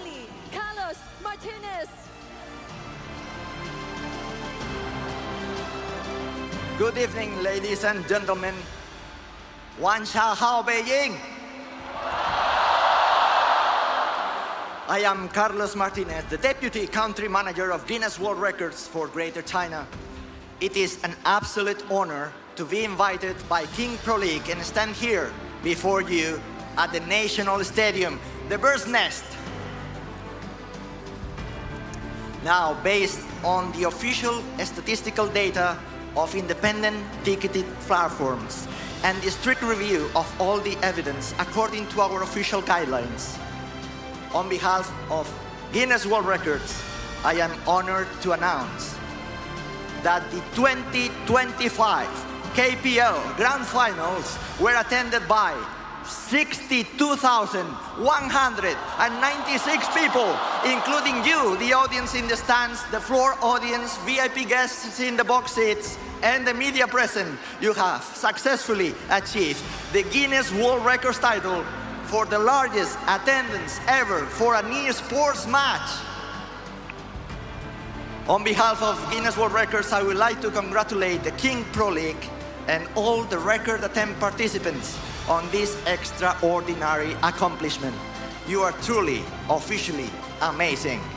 May this milestone inspire you to continue exploring, innovating, and making the world a more interesting, fun, and positive place. We also look forward to seeing more Chinese brands and stories showcased to the world through the platform of Guinness World Records. Thank you and congratulations! Thank you, Mr. Martinez. Thank you, Mr. Martinez. Please welcome Head of King Pro League, Honor of Kings Esports, Chen Huang, to take the stage and receive this exclusive certification from Guinness World Records.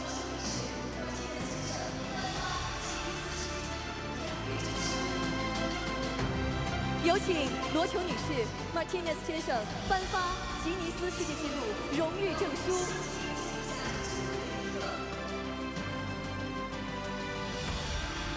也请各位留步，让我们用相机记录下这珍贵的一刻。好的，再次感谢罗琼女士、Martinez 先生和黄成先生，请移步台下继续观礼，谢谢各位，谢谢。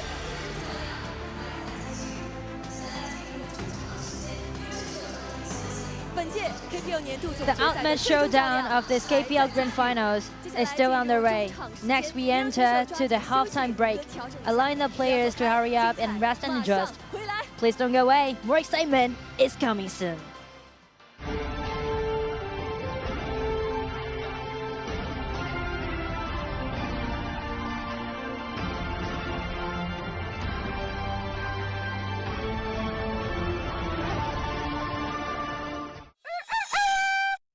“蛙大蛙香”脆炸鸡 C 位登场，浓郁蘸酱，风味 buff 叠满，香不可挡 carry 全场，满口爆汁，状态回满，全军出击为 win 而来。挑战越猛，越显超能。新清扬男士头皮专业系列，根源修护头皮屏障，3倍抗屑，3天净爽护油，让我时刻自信透畅，无懈可击，无畏向前。单盘上分，喝东鹏特饮；组团开黑，喝东鹏特饮；巅峰对决，喝东鹏特饮。累了困了，喝东鹏特饮。为什么不团啊？怎么不团啊？你为什么不团？为什么不团呢？为什么不团？明明吃饭、理发、推拿就可以先团了再说。美团团购团啥都省，为什么不团？有请韩红、周深为我们带来中场秀表演。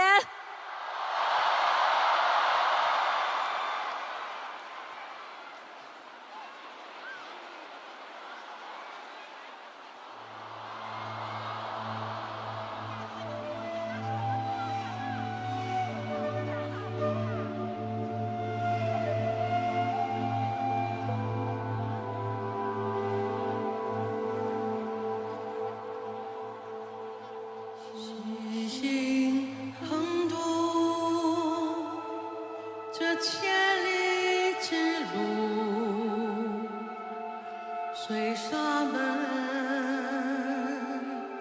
越成脚步而顿悟，时代无惧，戈壁尘土走向开阔，千年守护佛的国度，我专注。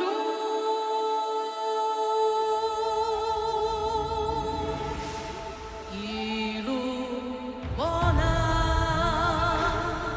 你坚守不放，对美好永世期盼，我眺望。华夏文化，我们乘船再找不返，与我击掌，荣耀辉煌，再去闯。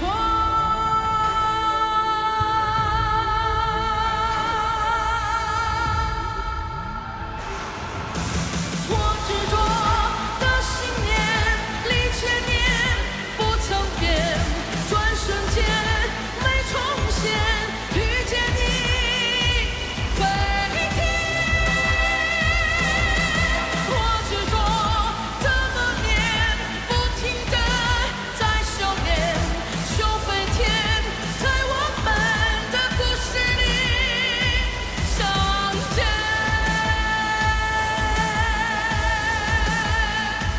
你华丽，谁起舞？莫高之处，迎日出，穿丝路不孤独。你在这儿，我清楚，西出阳关，我繁华了断。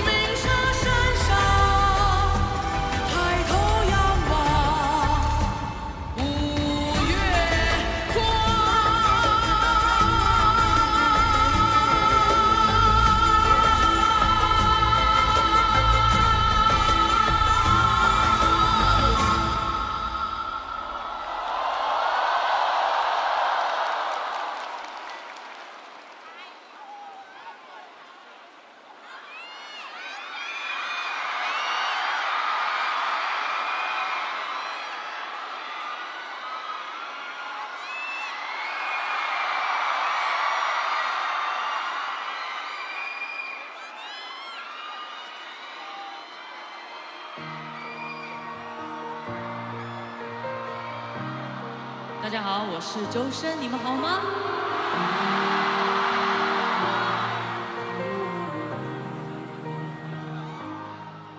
这个世界是什么模样？走过山水一程梦一场，那迎风呐喊的海浪，要多久多久才会遇上？冒险的人是否会赶上？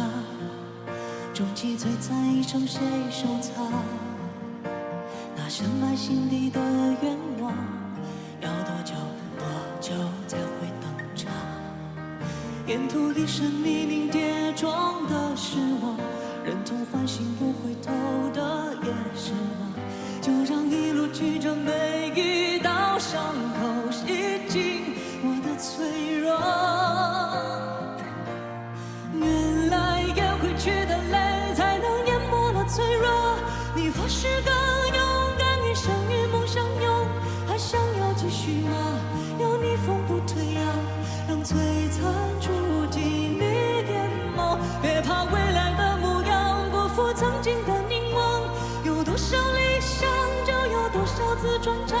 那沿途的风浪也不过就这样，这一路光景有你们在身旁。尖叫声！他们说要越过前方风沙，必须低着头。他们说要绕过蜿蜒的河才能往前走。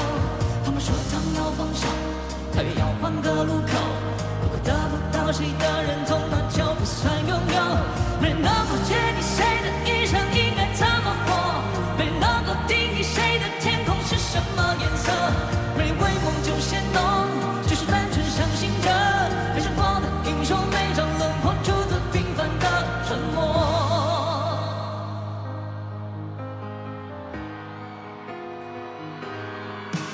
沿途一身泥泞跌撞的是我，忍痛唤醒不回头的也是我。就让一路曲折每一道伤口洗净我的脆弱。原来咽回去的泪才能淹没了脆弱。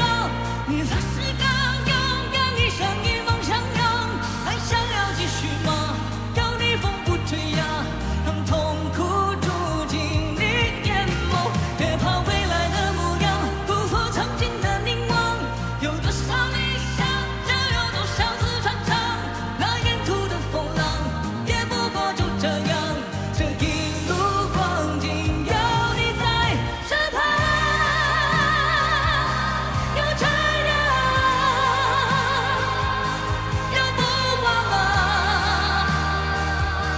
要勇往啊。起风了，不管了，你还在等什么？挥手了，再见了，别不想回头啊！向心中的梦啊，去追吧！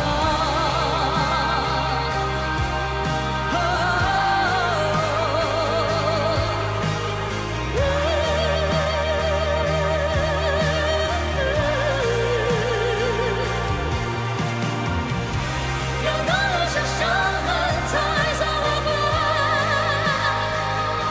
愿你记得，愿你哭过，不惧脆弱，不惧脆弱，不惧脆弱。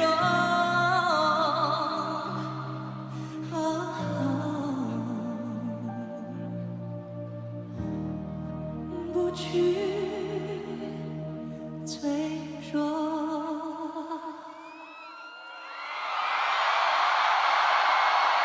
谢谢大家。大家好，我是歌手周深，欢迎来到 KPL 年度总决赛，你们好吗？每一位电竞选手一定都是璀璨冒险人，但是他们的璀璨，他们收获的美好，一定是来自于每一个最美好的你们的支持，所以让他们听到你们一直在支持他们，好吗？尖叫声！谢谢。那我相信啊，收获你们和遇见你们，一定是他们最幸福的小美满。所以呢，也希望你们可以收获你们最幸福的小美满，好吗？会唱的跟我一起唱哦，希望大家喜欢这首《小美满》。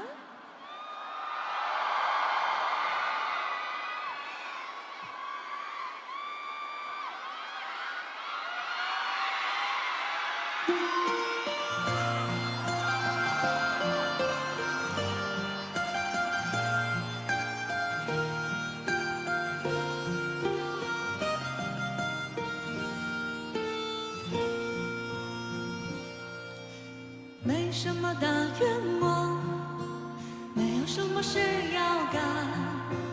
看见路口红灯一直闪，它像眨眼的小太阳。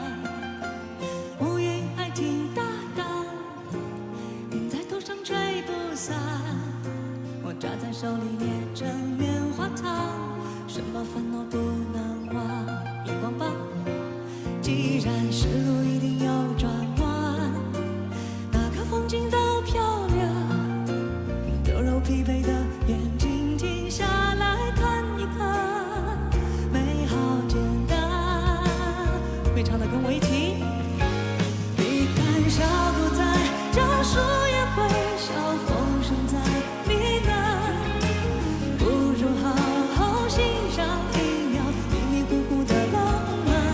只要一觉醒来，戳的洒满阳光的温暖，不去想，不必想，不用急急忙忙说一个答案。你们好吗？谢谢你们的支持，才有这么多小美满哦。笑一笑就灿烂，唱一支歌就舒展，收集一点一滴小美满，都是幸福的花样。没道理的开朗，打扮平凡的日常，找到自己最合身的衣裳，只要自己够喜欢。至少还有温柔的眼光，还在夜里看天涯。心情谱得再满，也要留一扇天窗，岁月延长。你看小狗在找树叶会笑，风声在呢喃，不如好好欣赏一秒迷迷糊糊的浪漫。只要一觉醒来，戳的洒满阳光的温暖，不去想，不必想，不用急急忙忙说一个答案。你愿相信什么，就把世界看成什么样。偶尔难题加点重量，也要轻轻地旋转。所以无论如何，记得保管小小的梦幻，笑就好，哭也好，今天就是明天最好的陪伴。你们都是他们最好的陪伴。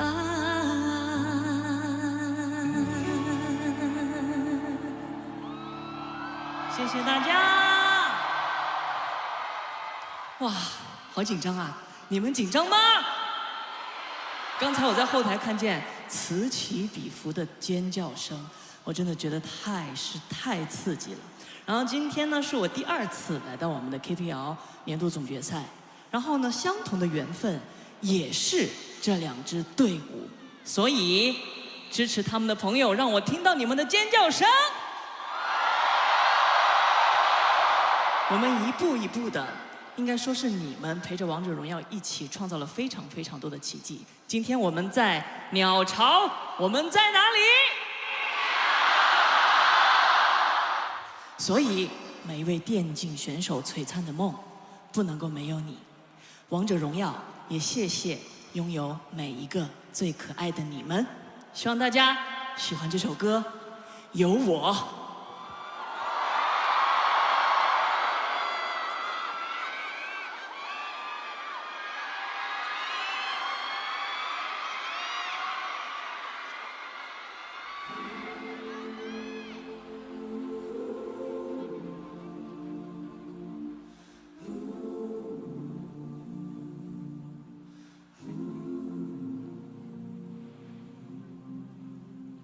世界问你是谁，来自哪？请回答爱什么，梦什么，去何方？请回答，答案有100年的时光。我来自硝烟中课桌旁的太阳，它和它选的是赢的仗，来自那燃烧的和我一样的年华。来自世界一对平凡的夫妻身旁，来自昨天谁已经春风万丈理想。我是寸土不让的家乡啊，我是绝不低头的倔强啊。结果万千热血的初衷，当有对大世界的银两，要怎么形容明天像我一样，乘风过一个风，忙有梦踏浪，去何方？去最高的想象，前往好远星辰，初心不忘，那未来如何能长？由我担当，定是你只能骄傲那种辉煌，无限放在远方有我啊，我的名字就是站立的地方。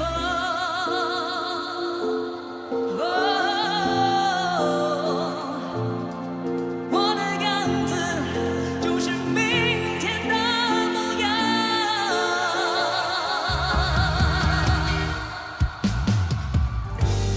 我是朝阳，我在乡间听树上浪漫。我是平常，为谁当一场厄运的墙。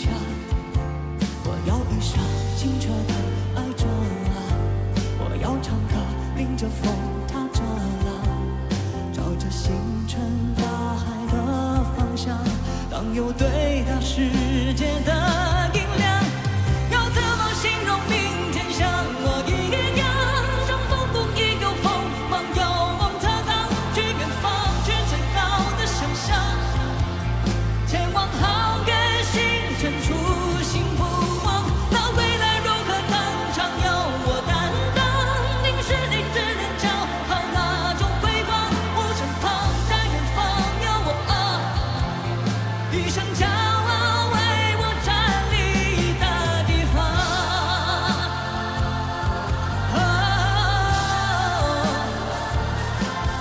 我的样子就是中国的模样。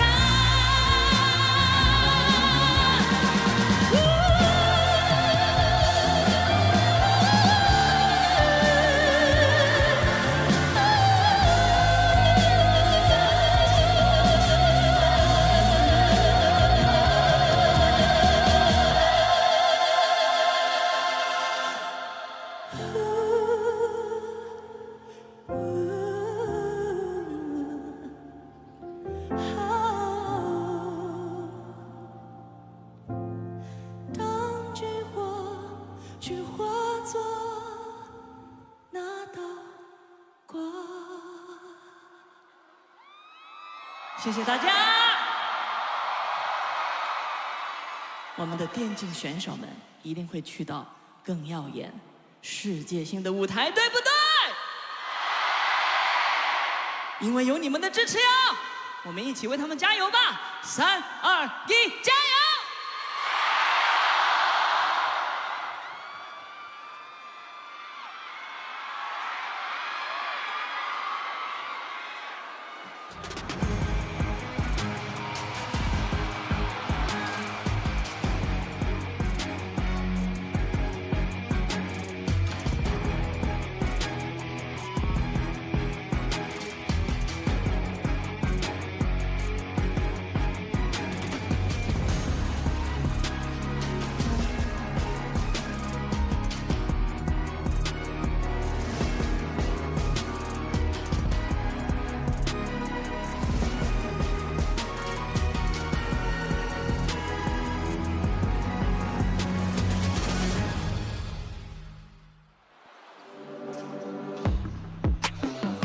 ！It is not all different sports. It is not all games that can put together a show like the one that we just watched. Yes. If you really analyze what in the last, 3 hours, what we've been living, it's not everyone that can put this together. And I feel so proud that I chose this game. I feel so lucky, so blessed to be standing in here because this is so powerful. For all of us who love this brand, for all of us who love esports, this show, it is gonna come in history for sure. Same feeling. I'm very proud and I feel like it's very touching for me and for all of us to see that we just broke the Guinness World Record. Yes. Right? We just see the most famous singer, Han Hong, singing in the Stadium Nasional Beijing. So everything just went so phenomenal. Who would have said that? I was actually talking to Pingzi and Li Jiu. They are the two main casters in Chinese. We're talking right over there in the dressing room, and then I asked them, when you did your first final in 2016, did you ever think about that this was going to happen? There were only like 1,000 people there. You know what was their answer? Not even in the craziest dreams we could have imagined that this was going to happen. And look at this. Just look at this whole stadium. Packed. It's just full. There's no one else. There's no empty seats right over here. We opened 62,000 seats and we have 61,000 people in here. Insane. This final is truly the milestone of our league. It just reminds us how far have we got here at the National Stadium, and just remind us how far should we go, should we aim in the next maybe 10 years in the future. We are climbing mountains. Yes. And we're right now at the peak of this one. Chongqing Wolves and Chengdu AG are going to write the end of this chapter. The halftime show is gone, and right now we come into the last 4 games of our KPL 2025 Grand Finals. I would say, what kind of game could match this kind of phenomenal final? Definitely going to be Chengdu AG against Chongqing Wolves. And the last 3 games just demonstrated how powerful they had, right? And right now for AG, they got 1 point in advantage, and they are trying to get the match point. Chongqing Wolves cannot lose this next one. Yes. If they lose the next one, then they're gonna give double match point for AG. That's a lot, especially in a stadium like this. The coaches are ready for this. I can see the coaches right over there looking at their notes. They know exactly where they want it to be. They knew that we were going to come right over here. They knew that it was not going to be a 4-0 sweep. Yes. They knew it was not going to be an easy game like that. It's not easy, and they both did their own homework, did their research upon their enemies, obviously. So I would say on the red side, this time was, well, they let Kaya to be an open choice because Ino is also very good at playing that hero. Well, if it is an open choice, I am imagining AG is going to take it. De Gea one more time on the bans. Showing that they might go for the Kaiser pick or Jing pick. It depends. There are several compositions out there that we have not yet seen, right? Yes. And when we think about those compositions, there are several of them that could work really well. As we said, if they let Kaya to be an open choice, definitely Ino is going to go for it.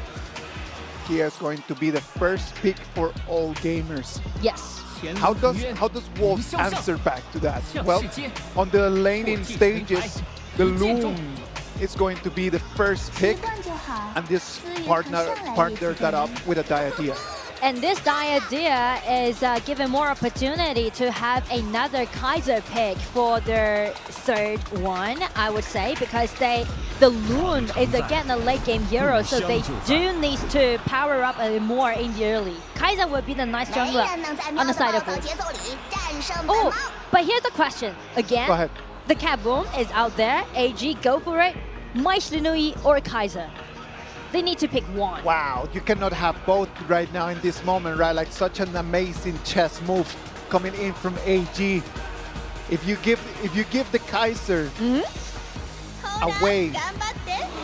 And the answer is Maishnui. But if you give the Kaiser away right now, then what other option do you have right in there to work really well with the composition that you already started setting up? I feel like it depends on AG because they still got 3 bans, right? They can ban 3 heroes. First, Kaiser. Second, Dun. Yep. And maybe a Fade. It depends. If they're trying to target in that pawn, they can ban 3 heroes away from the jungle. Of course, like in this whole composition, like the main core has got to be the jungler right over there, right? Yes. So with the idea right in there, like being able to find the twin in there, maybe might be the answer.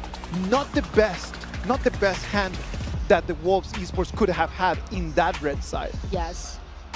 But AG, they dealt 2 confront laners, which is quite surprisingly, I would say. Guan Yu and also Fuzi,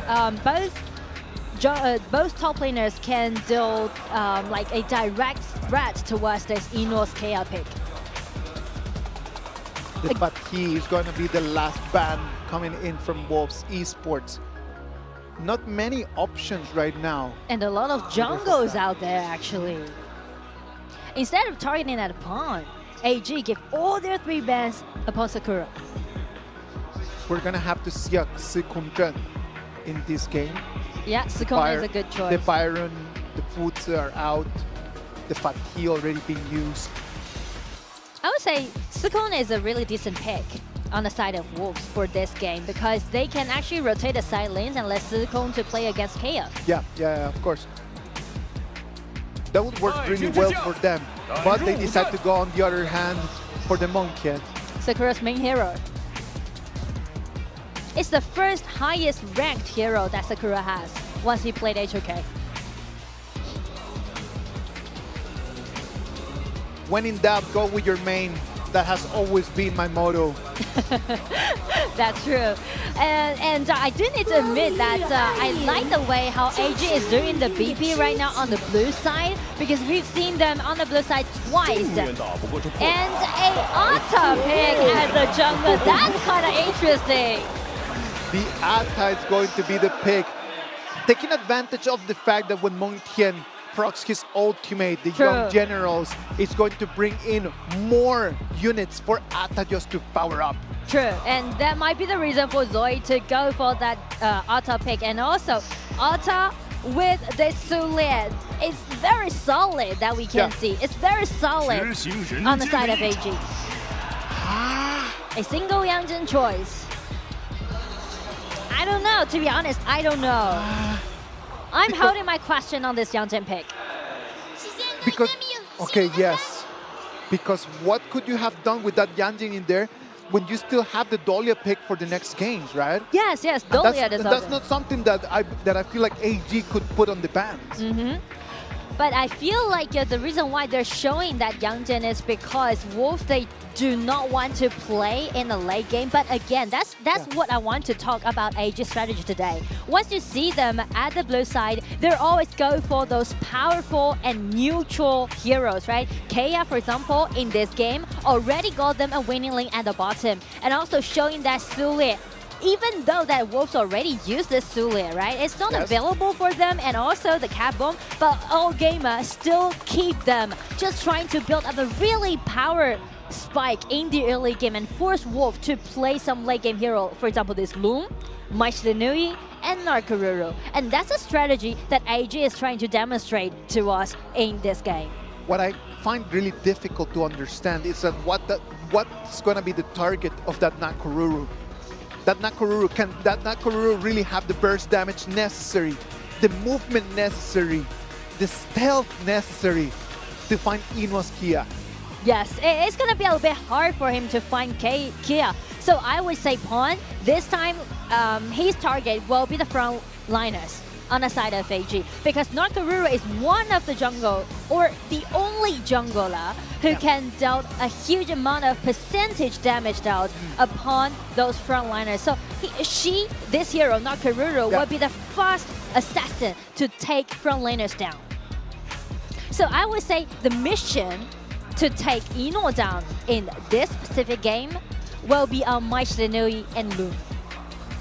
Well, let's wait and see what is going to happen in there. The Mama Haha flight is going to have to run around, fly around actually, yeah, try to find the right angle so he can create some real pressure for AG.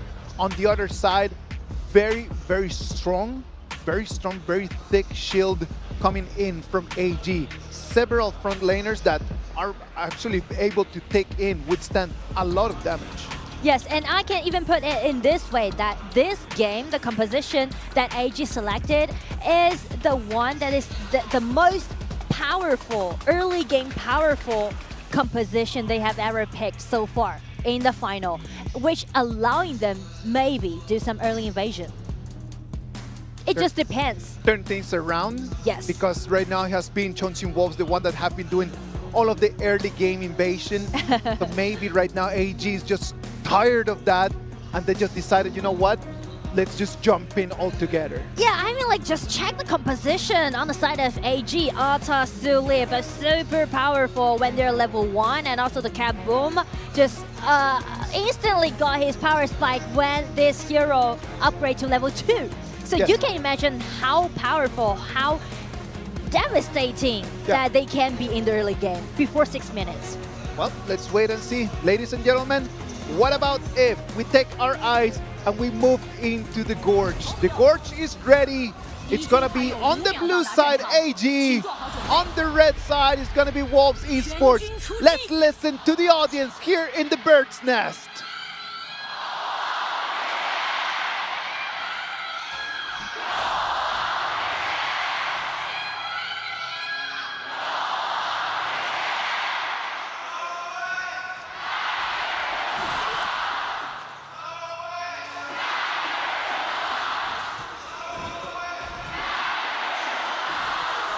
Shy's positioning, early invasion as we speak. As you just mentioned it, right? Like that early invasion just coming in, but not even an invasion, it's just a harass. Yes, it's just like a harass. They take the camp, one of the camps from Wolves.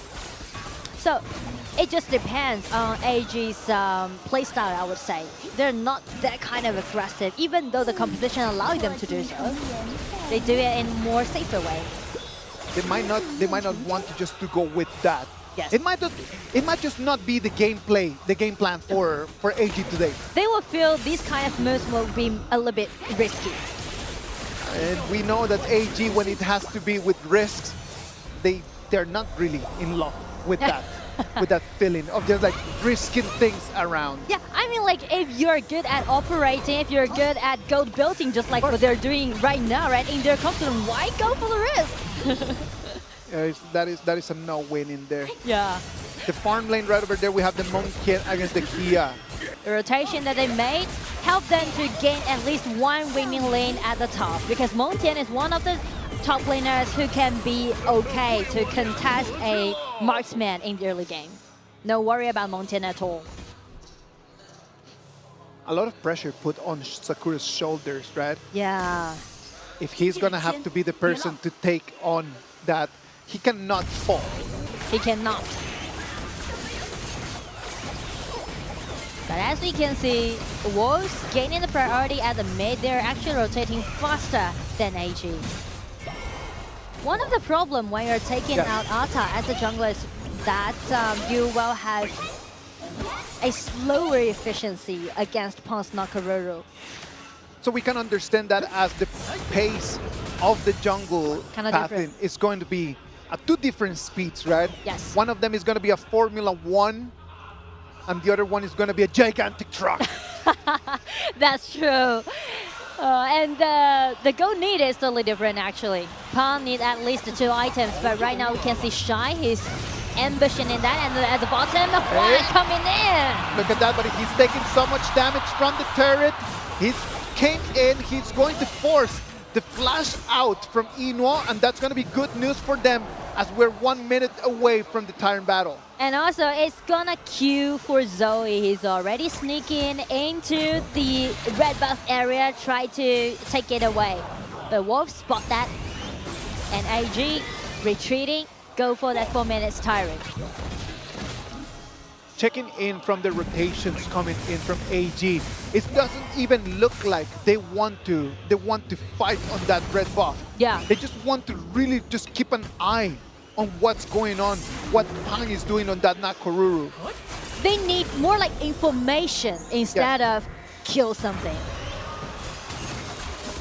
Shy, nice position actually. Shy is predicting the next movement by Wolf, but what just happened? That flash over there straight into the brush? It's not working out. Because you know, Shy have used Sule several times this year, and with 100% winning rate, he never lost any game by the Sule pick.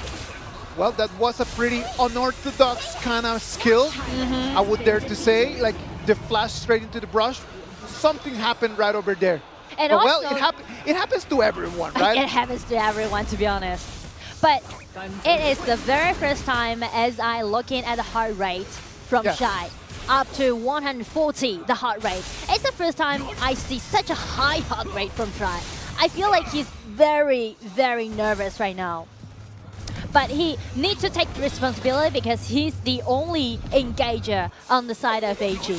And if he is not doing so, Wolf's gonna take the chance. Oh, look at that right now. Mamahaha flight comes in. He's going to land onto no one. 2v1 over here. He's taking so much damage. But right now, let's bet our eye. It's going to be the Kia that has the first blood. It's going to be the first one over here for AG in today. Eno does not want to stop there. He takes a double kill. Right now, it's going to be a 3-1 trade for all game. Ooh, Pao made the tower dive. He knows that he can't let Eno get away from this. How can he get out of there? But the answer is no. He thought he came in, took the kill, but he was at what cost? Paying himself as well. Everything went so peacefully before the 5 minutes, but as we can see, a full 2 kills right now in just 1 minute. And it was just 2 different battlefields, right? Like one of them at the clash lane, as we saw the Monkey taking a 2v1. And then after that, we had a very big brawl over here on the red bush, as we can see. The ulti from Alta is really, really crucial. He locked in at least 2 members and used his second ability to pull them back. And after Ino coming to support, just allowing them to make the damage happen. Well, let's wait and see what they can do. Right now, it's Chengdu AT, the ones that they are on the driver's seat. One more time, they jump in, and it's going to be Pang, the one that is going to fall. This is horrible news for Chongqing Wolves in their attempt to try to level these two to a 2-2. And just check the time. We mentioned about the 6 minutes, right? Yes. It's gonna be the power spike on the side of AG. So we were gonna see this kind of invasion happen again and again, endlessly. Wherever Zoe came, wherever Zoe go, he's gonna grab something away. No one can stop Zoe in this moment. No. And again, we talked about that. We said that one of them was going to be an F1, the other one was going to be a gigantic truck. A gigantic truck coming at you at 100 kilometers per hour. Look, he takes in so much damage and no one can actually take him. The young generals come in. Not going to be enough. Lone coming in from behind. He wants to deal some damage, but his damage right now is still not online. He was harassed by Shen, harassed by this cat bomb. I would say Wolves, they are trying to make some counter-attack, trying to protect their red buff, but the problem is that the burst out damage is totally not sufficient right now. That Nakoruru pick, like I love Pang as a jungler, but in this composition, I don't see where he can find a little bit of dominance I don't see where he can actually just be able to deal direct damage into someone. And they will face endlessly invasion on the blue buff from now on. Yeah, of course, and Nakaruru without the blue is a completely different hero. Look at that, Long is going to have to use his ulti to try to run away. He goes into dragon form, and that ult is going to be on cooldown for a long time. But I would say totally worth it because Track sacrificing his ulti, but he still keep a really healthy state. Instead of being killed, actually Pong guaranteed his blue buff, which is really, really crucial to Nakaruru. Well, let's hope that right now with the blue buff on hand and the spike melt already online, that we can see Nakaruru being a little bit more dominant. That was a fair trade. I feel like AG was kind of distracted by Track at that point. I would love just to go out there and then take the Track down, right? Yeah. Like, that's totally fine. They might have just lost their eyes on what the real target was. Yes, like keep doing the invasion. But still, the game, AG is in advantage. Right now, we're 9 minutes of the game. AG, not only with the kills, but with the goal as well. They are right now taking control of the game. Something from Wolves needs to change. They're gonna have to try to use the idea to initiate into someone, but into whom? They're so tanky. The tankiness coming in from AG on one side is so much stronger. Yes, and check the bottom lane. Oh, solo on Pong, chasing, pulls around. Will he get away? No, Inwo denies it, and here one comes in 1 versus 3. That's a lot to him. Double kill in one game for Inwo. Inwo right now just stacking in there the badges, showing us how this is playing. And if he is to win the final today, he's stacking more points for one more FMVP. And as you can directly see from his heart rate reaching 150, the man's on fire. The heart rate just pushing up and up and up because he can feel right now that if they win this game, they're gonna be already 3-1, 1 game away from the title. They are heading to their match point and they got their hands on the Dark Tyrants and trying to make the invasion happen again. Ran, he himself, take the red buff away. Ran comes in and then he's able just to steal that from them. Right now, look at our eyes. Let's turn into the mid lane. Trying their very best. Oh, but look at that. One more time, you can see the replay. As we can see over there in the mini screen, the young generals trying to defend the mid lane turret. The Infinite Vastness comes in. It's not going to deal any damage out.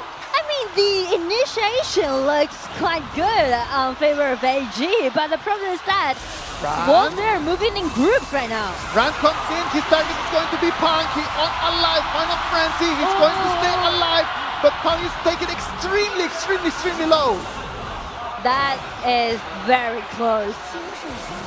However, Ran trying to make some ambush happen, and it do buy time for all gamers to regroup together because they do need Zoe, the Alta, to be the initiator on the side of AG.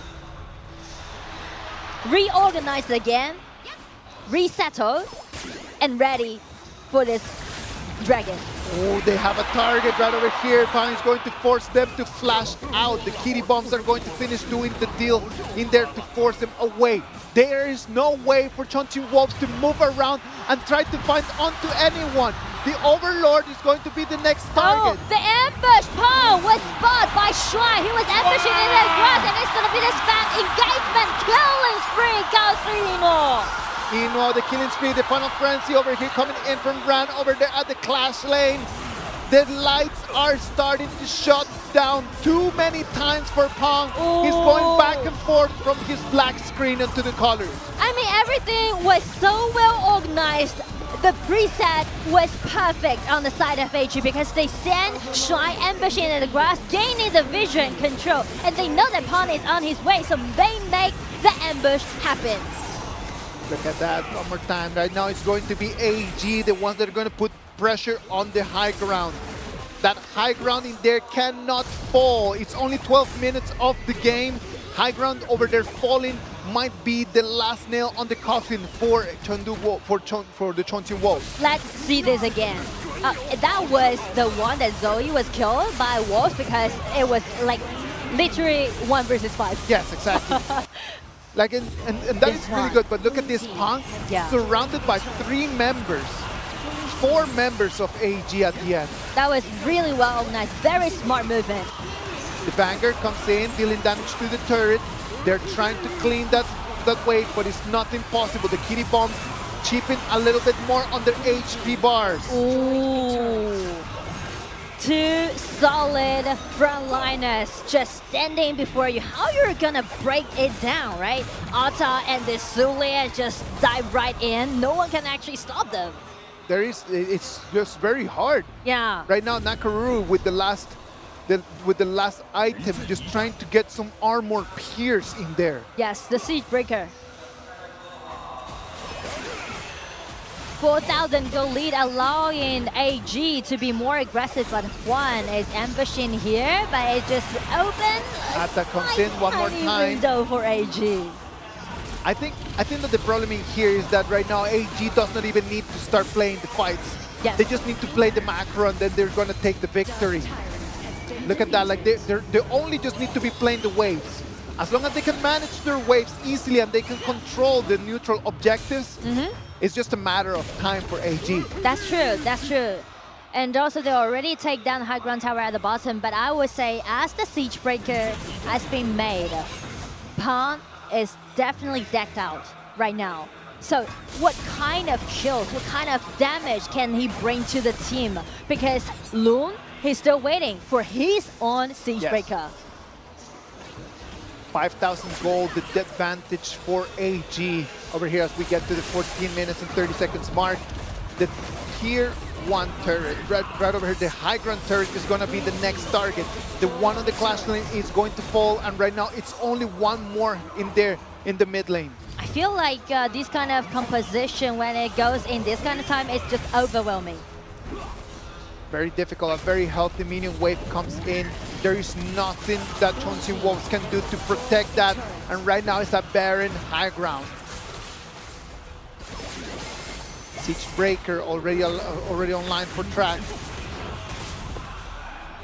The problem about that is that Lung has such a focused fire, right? Like it can only focus fire into the one unit. And that is not the best thing right now, as he's got multiple tanks in front of him. So track, he needs to have some outplays. For example, flash in, use his combo, and directly targeting at Ino. Yes. Ino can't take it. Ino definitely can't take it. So it's on track. Everything's on track. Let's wait and see. Nakaruru jumps in. It's a 1 against 2. Can he survive? He's going to proc the Spike Mill, trying to deal a little bit more damage. It's going to be the Cat Boom, the first victim in here. Rami is going to follow. It's going to be already 2 members from AG that are falling. But look at that. So is so tanky. So he's taking in so much damage. It's going to be Ino, the one that's going to take on Sakura. So he clearly is going to fall. But right now it's going to have been a moment for them to counter-attack. Ino one more time. Gets a double kill. Right, comes back into life. It's going to be done in there. Track one more time. Can he go for Ino? He cannot. It's going to have to take that last person. It's going to be Shuai. But look at the way that they defended that fight. 4-3 trade. That was really, really satisfying on the side of Wolves. We mentioned it's all about track. He's gonna be the hero on the side of Wolves. And he just stood up, using his low, dancing around, finding both backliners. First of all, on the other side, on the top of the map, flash in with a combo, directly targeting at this Cat Boom. Take him down, shred them down, and then going back. Slowly finding his own position, but accurate, but decisive, and take Ino down. What a long-lasting team fight. But finally, Wolves got their hope again. The Sage Sanctuary just brought back Ino back into the battle. But right now, that is not going to be available as the time keeps passing. That is going to be bad news for him. Looking there, one more time. They could have actually taken him in there, but they decided just to stay over there on Shuai. True. They're trying to protect Ino. And right now, Wolves testing it out. They're taking it here. It's going to take a 1 against 2. Taking extremely low. Look at that Ata. It's so gigantic right now. He's going to fall. It's going to be Nakuru, the one that's going to claim onto that one. No one has eyes on Ino, and right now he's just dealing so much damage. It's going to be a 1-to-1 trade. 1-to-1 trade, but with the Vanguards again in the mid lane. Another snap engagement. It's going to be Shuai using his snap engagement. The initiation was quite decent on the side of AG, but the problem is that Wolf, the minions are on their way. The minions are on mission. They need to retreat. But if they retreat, if they try to defend the base, what about the dragon? The dragon is going to be up for grabs right over there. Right now, the macro is a lot too hard a test for them to pass. Oh. The dragons are putting in so much pressure. This is exactly what AG wanted. They just wanted to suffocate them, not allowing them out of there. The dragon is going to be free for them to grab. And right now, regrouped again, AG, Ino take that Tyrant down. It is really, really crucial to all games. I do like the improvised decision that we can see from AG, because we can see Zoe was instantly killed before the dragon, so that's kind of just give the information to Wolves that they, with Pawn still be alive, they can take that dragon down. But all gamer just instantly spot that their minions are on their way, right? They have advantage, so that's the reason why Shuai just initiate, trying to buy more time for the minions, actually. They've got to be very, very, very careful. AG does not want to squander all this amazing advantage that they've created into one bad fight. Ino's Sage's Sanctuary is online one more time, so he knows he can just move around and be a menace. They're ready. They're waiting for their minions and also gain the full vision control upon the map, because the Tempest Dragon will spawn in 30 seconds. The problem in here is that they need to deal too much skills. Like, they need to focus too many skills into either Shuai or into Zoe. Those frontliners are just so strong right now. True. That it takes too long time to get rid of them. So again, back on track. Yeah. Track, his flash is ready, right? He can still use the same trick, use a flash in, got an instant kill. Will he do it? It's gonna be the question. Let's wait and see what he can do. Right now, everyone is setting up Umbrosa for the fight. Umbrosa taken down extremely low. He's gonna have to click that Final Frenzy, run away. Now, it's gonna be Rand that's gonna have to go back to the fountain. What can Wolves Esports do right now with this momentum? They put Pawn to do the pushing strategy, and right now they're trying to initiate on this stride, but nothing went well. But again, 5 members, it's gonna be a head-to-head engagement, I would say. It's happening. They want to go straight right up for that Tempest Dragon. I don't know what they're trying to do. Shuai, with his ulti, he's ready to fight. Atte's going to proc his first. Now the Kitty Bomb dealing in so much damage. They don't have any angle to try to deal in. It's going to be shown, the first one that is going to be falling, but Mashirano is going to fall as well. There is nothing for them to do, only a Diadea is going to be the last call. They found Ino. Ino is going to fall, but Sage Sanctuary is going to bring him back. Then it's going to be one more time. He's going to be tracked. He's going to be sent down. Nothing for him to do. The one Diadea against all the super minions in there. I mean, one got the Tempest Dragon, but for AG, they got the match point. It is going to be 3-1 advantage for all gamers. They win this game, and they are gonna go into the match point. The match point, wow. This game is really, really crucial, and watch the way how Ino is working right now. He knows the responsibility on his shoulder, because we mentioned this player, he was the youngest, but right now he stayed the longest in the team. And watch the Kaya he played in this game. Spectacular. Spectacular is a good way to put it out there. It's a great word to describe the performance coming in from AG. On the other side, Wolves, they're gonna have to come, and they're gonna have to come on and with a very clear plan. An emergency plan is gonna be necessary coming in from Chongqing Wolves, because in this moment, 3-1, they cannot make any more mistakes. There's no more room for mistake. They had the red side over there. They had the red side pick that they've been so good with in this whole tournament, and they were unable to solve the problem. that AG tossed at them. Yes, and that's the key point, right? We mentioned about the BP phase. What I do like when AG goes to the blue side, if you win, you definitely will go to the blue side, right? Yeah. But the thing is that AG, as they are at the blue side, they are taking all those powerful neutral heroes and just forcing Wolves to play what they're not good at. Because Wolves, as you can see, they're known for their aggressiveness. They are known for their early invasion. But those heroes that they can get on the side of the red side, just don't allow them to do so.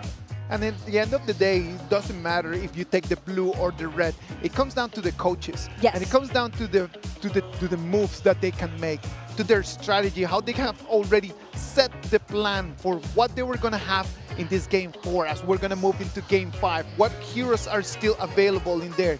And I think that in this exact game 4, I think that the AG coach did a lot better than the Jeonju Wolves. I agree. I totally agree with you. And that's because that once they just build up a really powerful composition in the early game, they can just kind of defend themselves.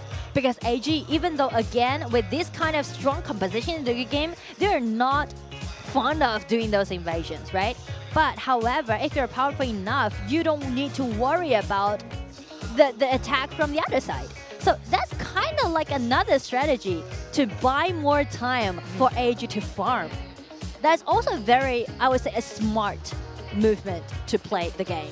It was the first Tempest Dragon of our game. Yes. So that shows you already that as we moved into later and later games, game 4, game 5, if we make it ever to the game 6, it's gonna be a matter of just managing the game. Yes. It's not gonna be about just fighting in there crazily and just trying to go and get the kills. It's gonna come down to understanding how to manage the game, how to manage the waves, taking in the turrets in order to take the game in this moment. Wolves took the Tempest Dragon, and that was amazing. But to what cost? The idea takes the Tempest Dragon at the end, but 4 members of his team already done.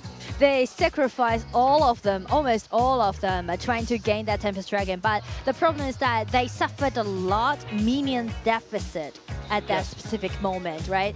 All 3 high ground tower was taken on the side of AG. And also, it is really hard, as you said, in game, that how they're gonna targeting at this KL, right? Everyone just play around Ino, and he's just being so safe and so comfortable and so powerful, so confident. So easy for him just to find the angles to deal damage, right? Yeah. Like there were the fights, and then Ino was just always finding the angles for that. Yeah. It was up until in the last minutes of the game that he fell a couple times, but the whole 22 minutes that we had to fight, yes, it was him just around dealing damage without Wolves to do anything about it. Just check his KDA, 818. Shows everything. Wow. Amazing, beautiful numbers. But you cannot take away the spotlight from what the 2 frontliners did, right? The job that Shuai did, the job that Zoe does as well, as they come, and then they're just luring in all of the fire coming in from Wolves. Especially, I want to highlight one specific movement that AG did in the middle game, that they let Shuai to gain the vision, ambushing in the grass, and gaining the vision of Pan. They know that Pan is on his way to that dragon, trying to initiate, but they just made a group hunting while they got the vision control. It's like they took one step earlier than Wolves did. Lovely performance here from AG. All of their heroes, all of the heroes, not only the Kia, but what the Cat Boom did as well, what the Umbrosa did on the Clash lane as well. It was just, all of it was just a very magnificent performance. Great performance. I would say in this game, they outplayed Wolves. They did outplay Wolves indeed. The MVP for this game 4 is going to be Ino. Ino with that beautiful KDA is going to take his 2nd MVP of the day.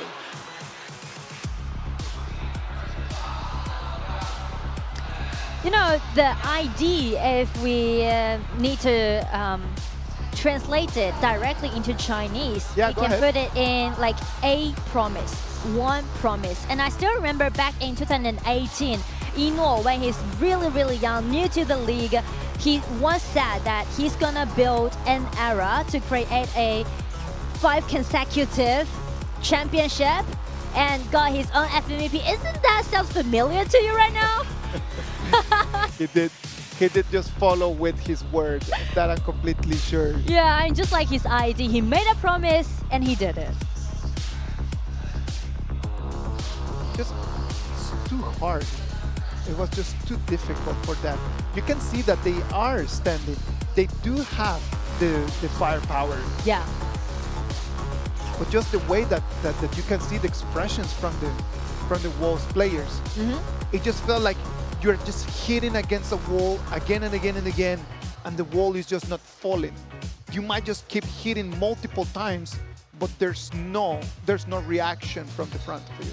Yeah, because it's like just like what we said, like it's very solid composition on the side of AG. So that brought the question to the table again. Why would Wolves always be in deficit when they're doing the BP, right? Well, that's something that they need to fix immediately. It's something that we're going to have to analyze as well.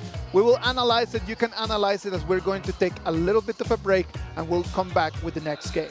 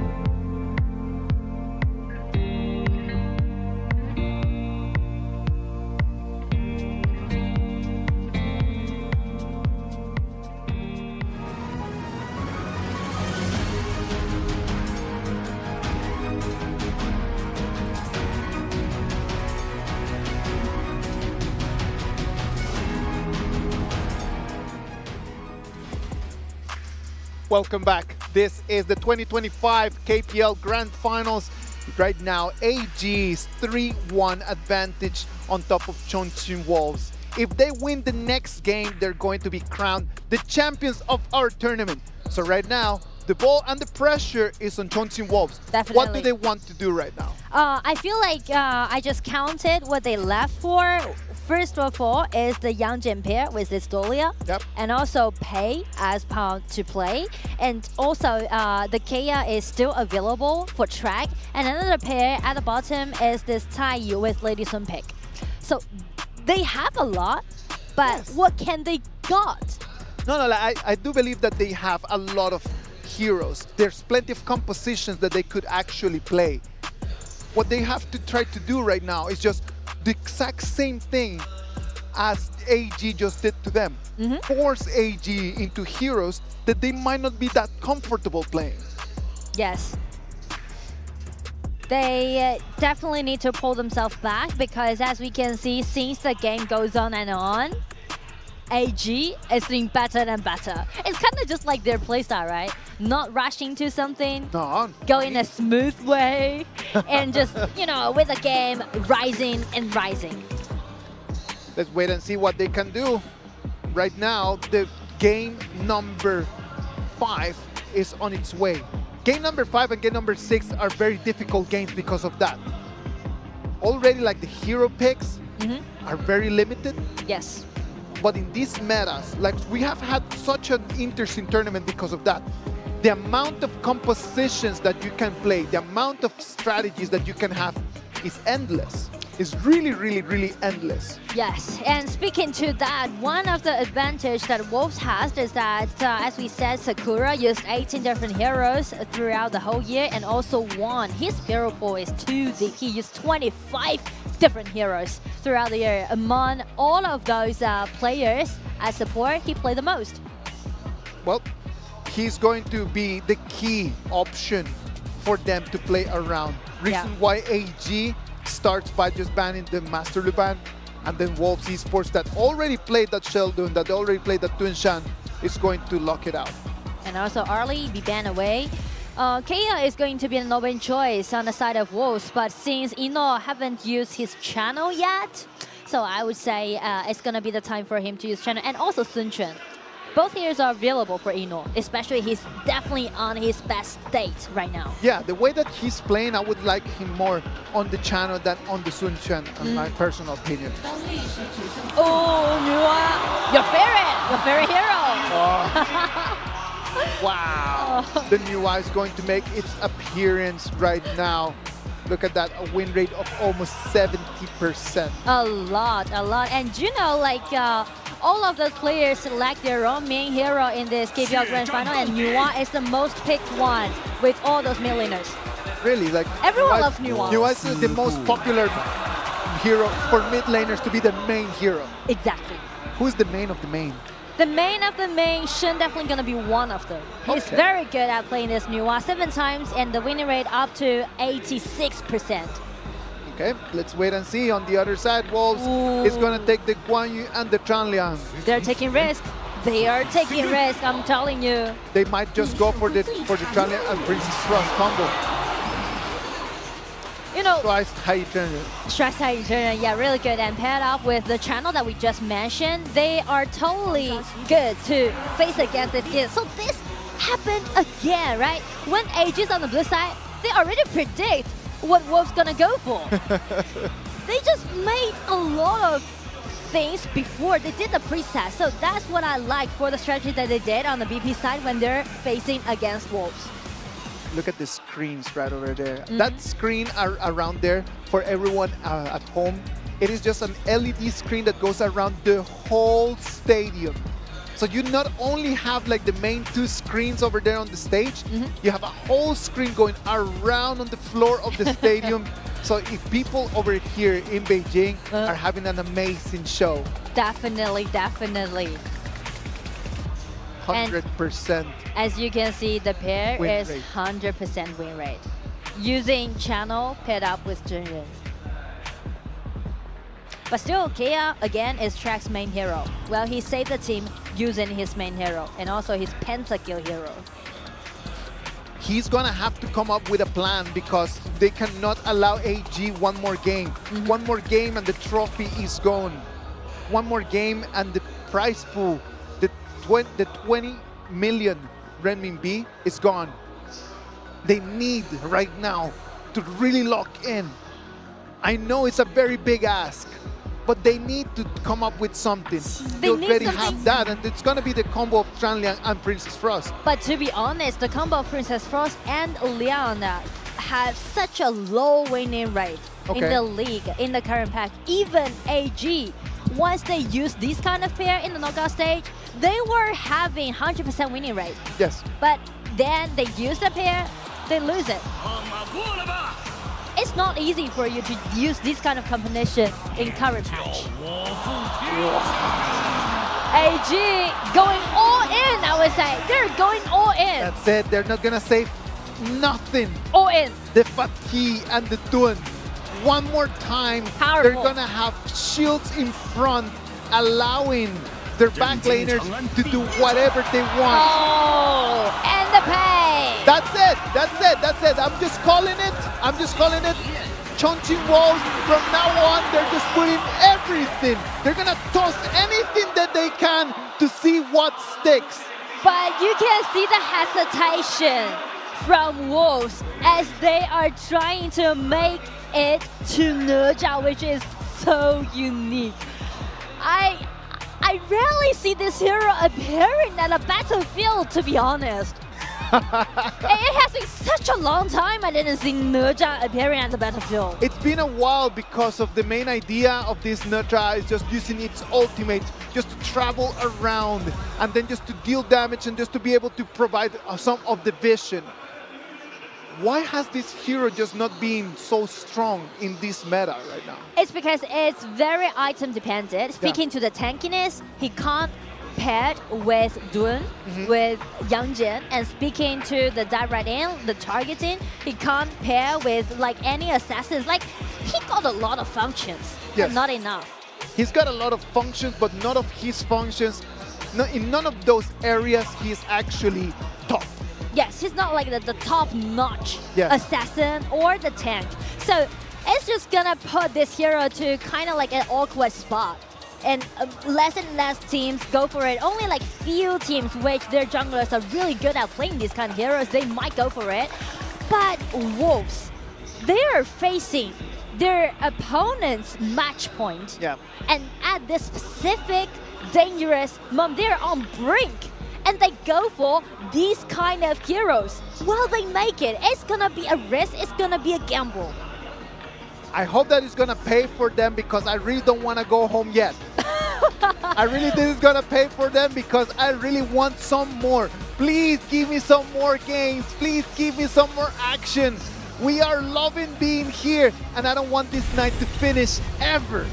And I mean, the fate just brought these two teams again back into the final of the KPL Grand Finals. As you can see, the Champion Cup is right there between these two teams.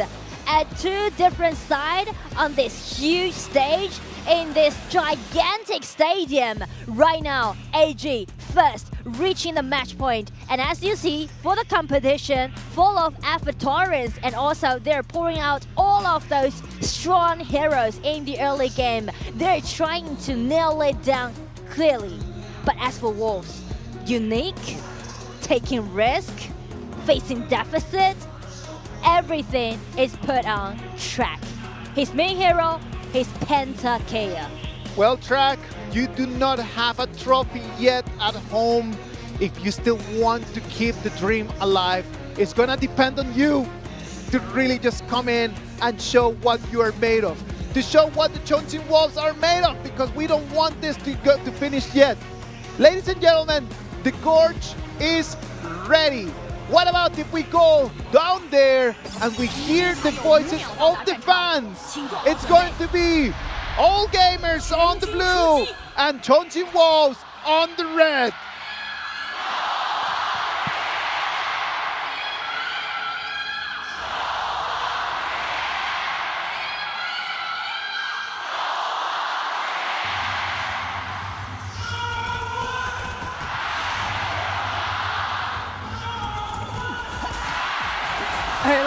situation, even though they are not using those powerful early game composition.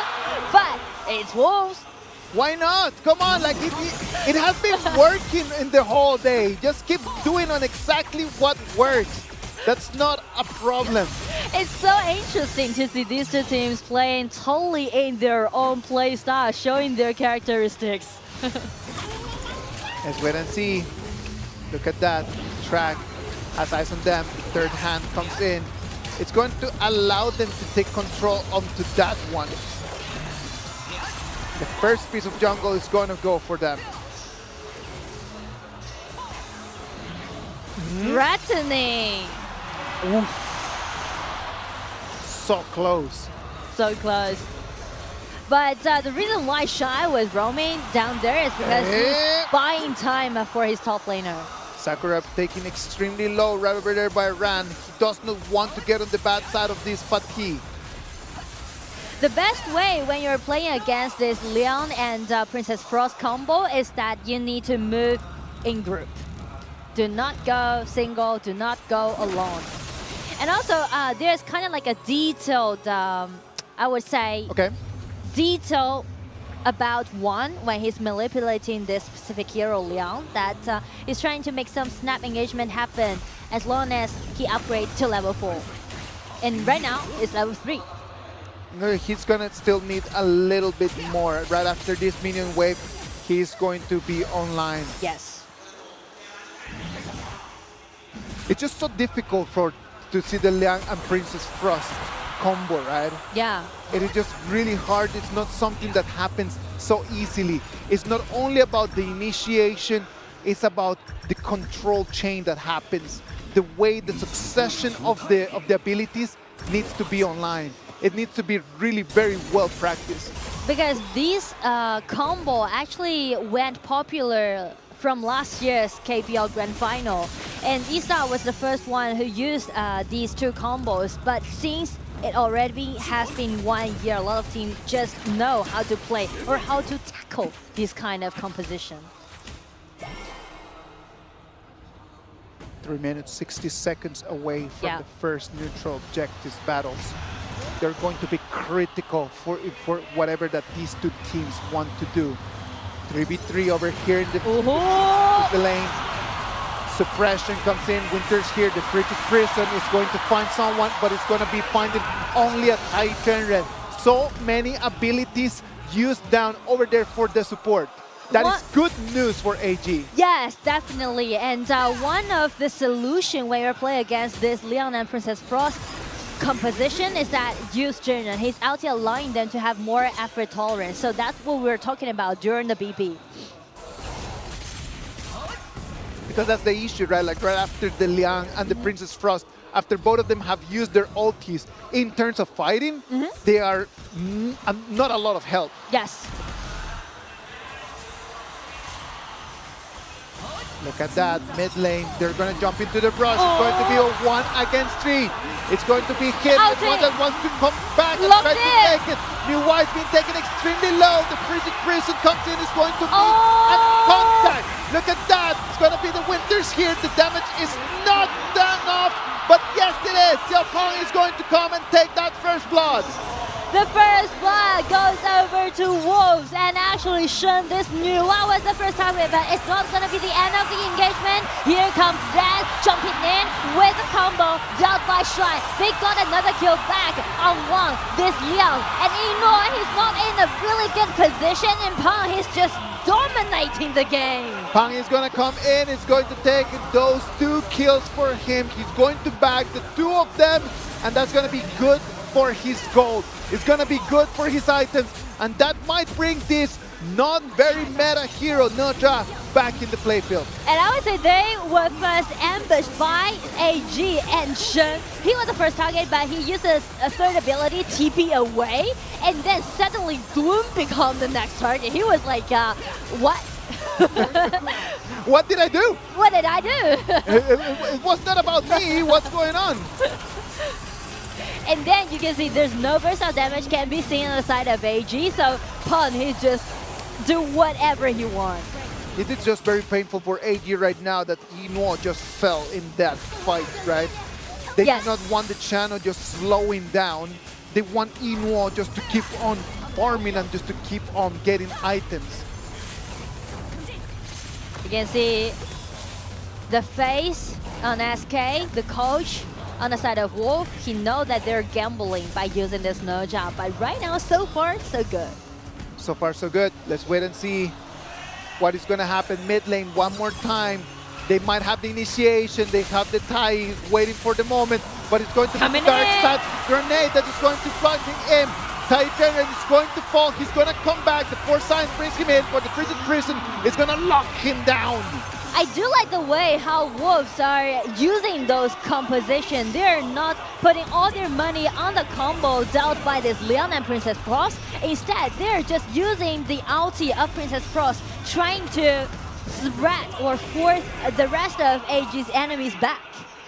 And just creating the setting for Pong coming in and targeting on the main hero. Yeah, now the mobility right now coming in from Wolves is just outstanding.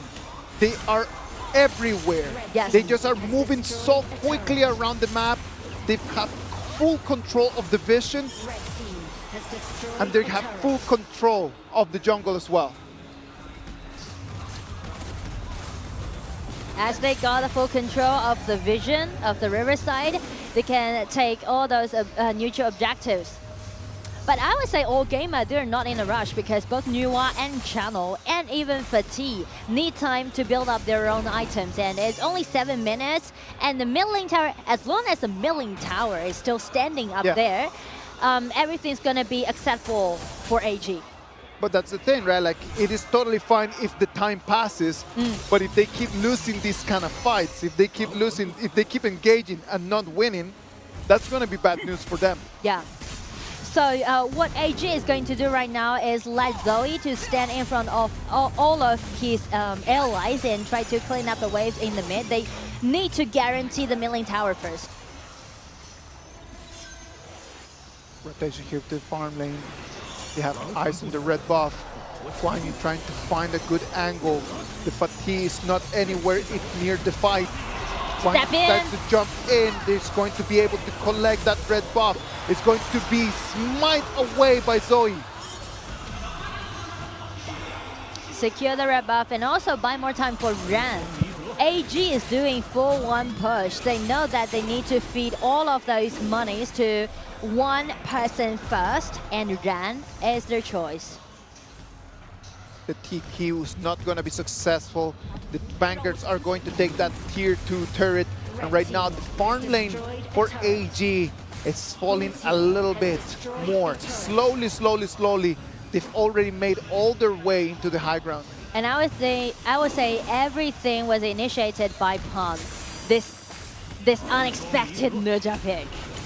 But works really well. Of course, like the Blazing Cake already of his item. It's going to be very useful for him. 6,700 gold for him at 1,200 advantage compared to the Tuan. Yes, and speaking to the team, they got 2,000 gold in lead. So when we're reaching the 10 minutes mark, it's gonna be Wolf's time. Try to guarantee all those neutral objectives and solidify their advantage. I just love when the new is using Annihilation just to try to take the objectives. Yes. For me, it just keeps me on my seat. It literally just keeps me on my toes just to try to wait and see if it gets to snap it away. Just give it a try. Why not? I love just seeing how the professionals practice for that, right? Yeah. Because they get vision and they just calculate the speed that the dragon is losing blood.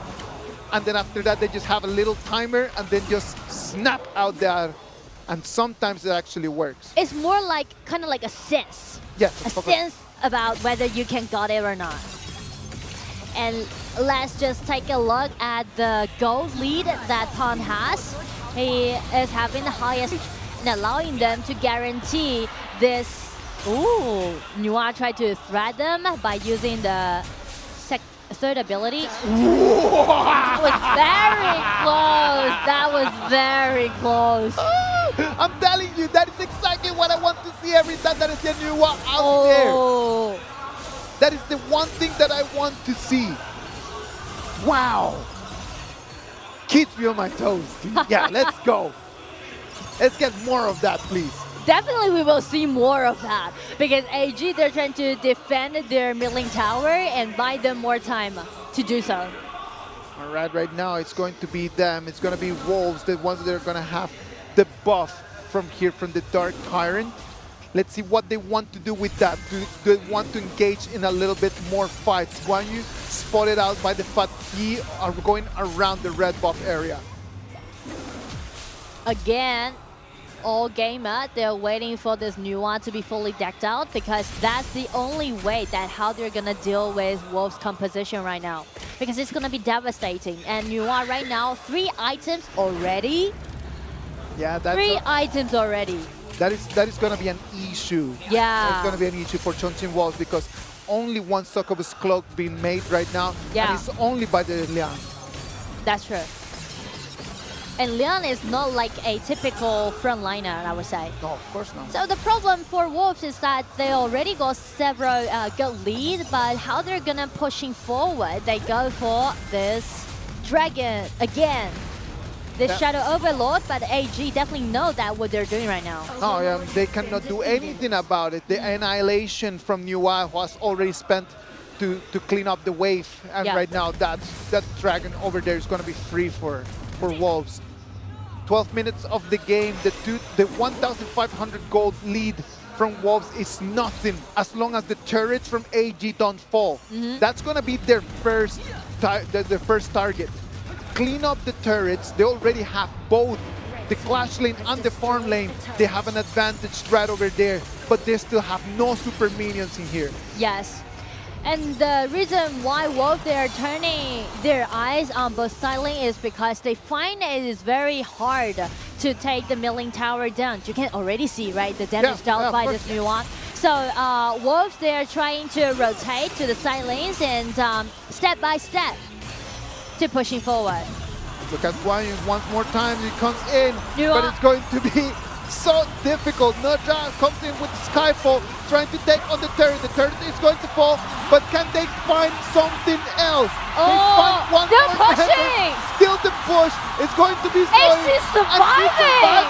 No! Track finds him while he was repleting, and he's going to take him down.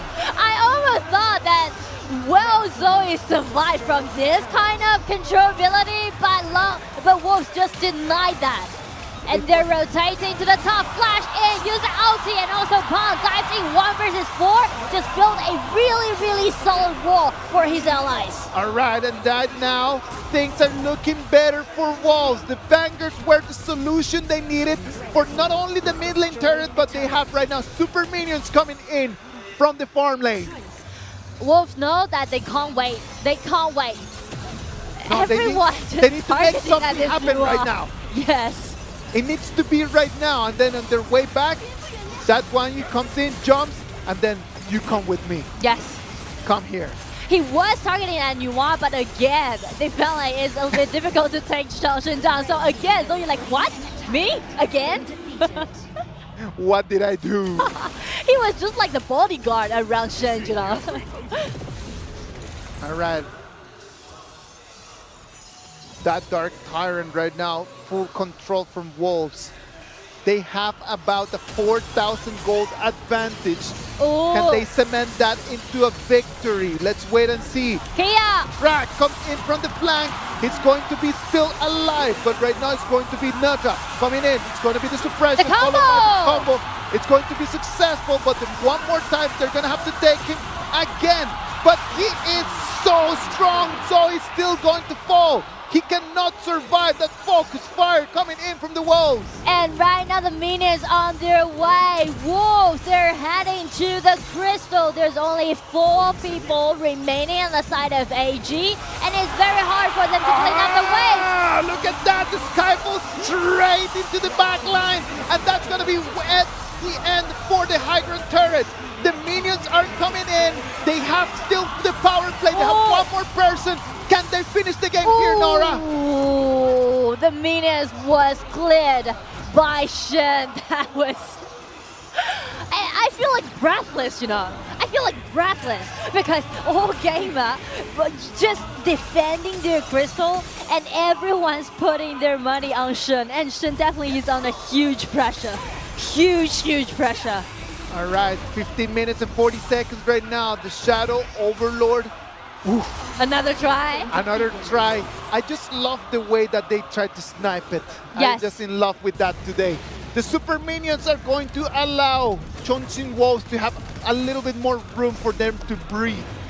And as you can see during this game, Track himself used this Kaya, dealt 36% of the damage during the engagement.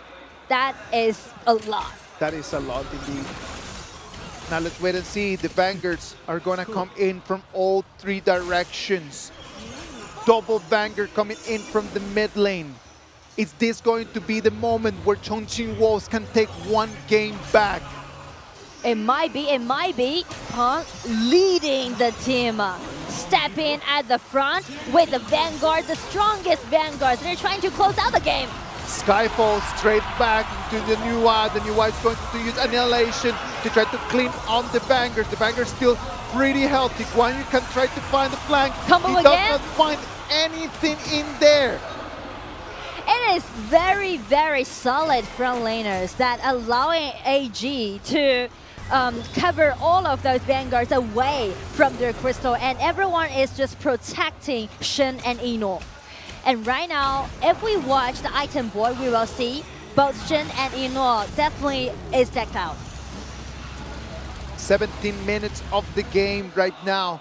As time passes, AG's composition starting to hit really hard. Yes, one more item to go on the side of AG when we're speaking to this new one, but check Ino's item. Totally enough. They're ambushing on the side. There, look at that.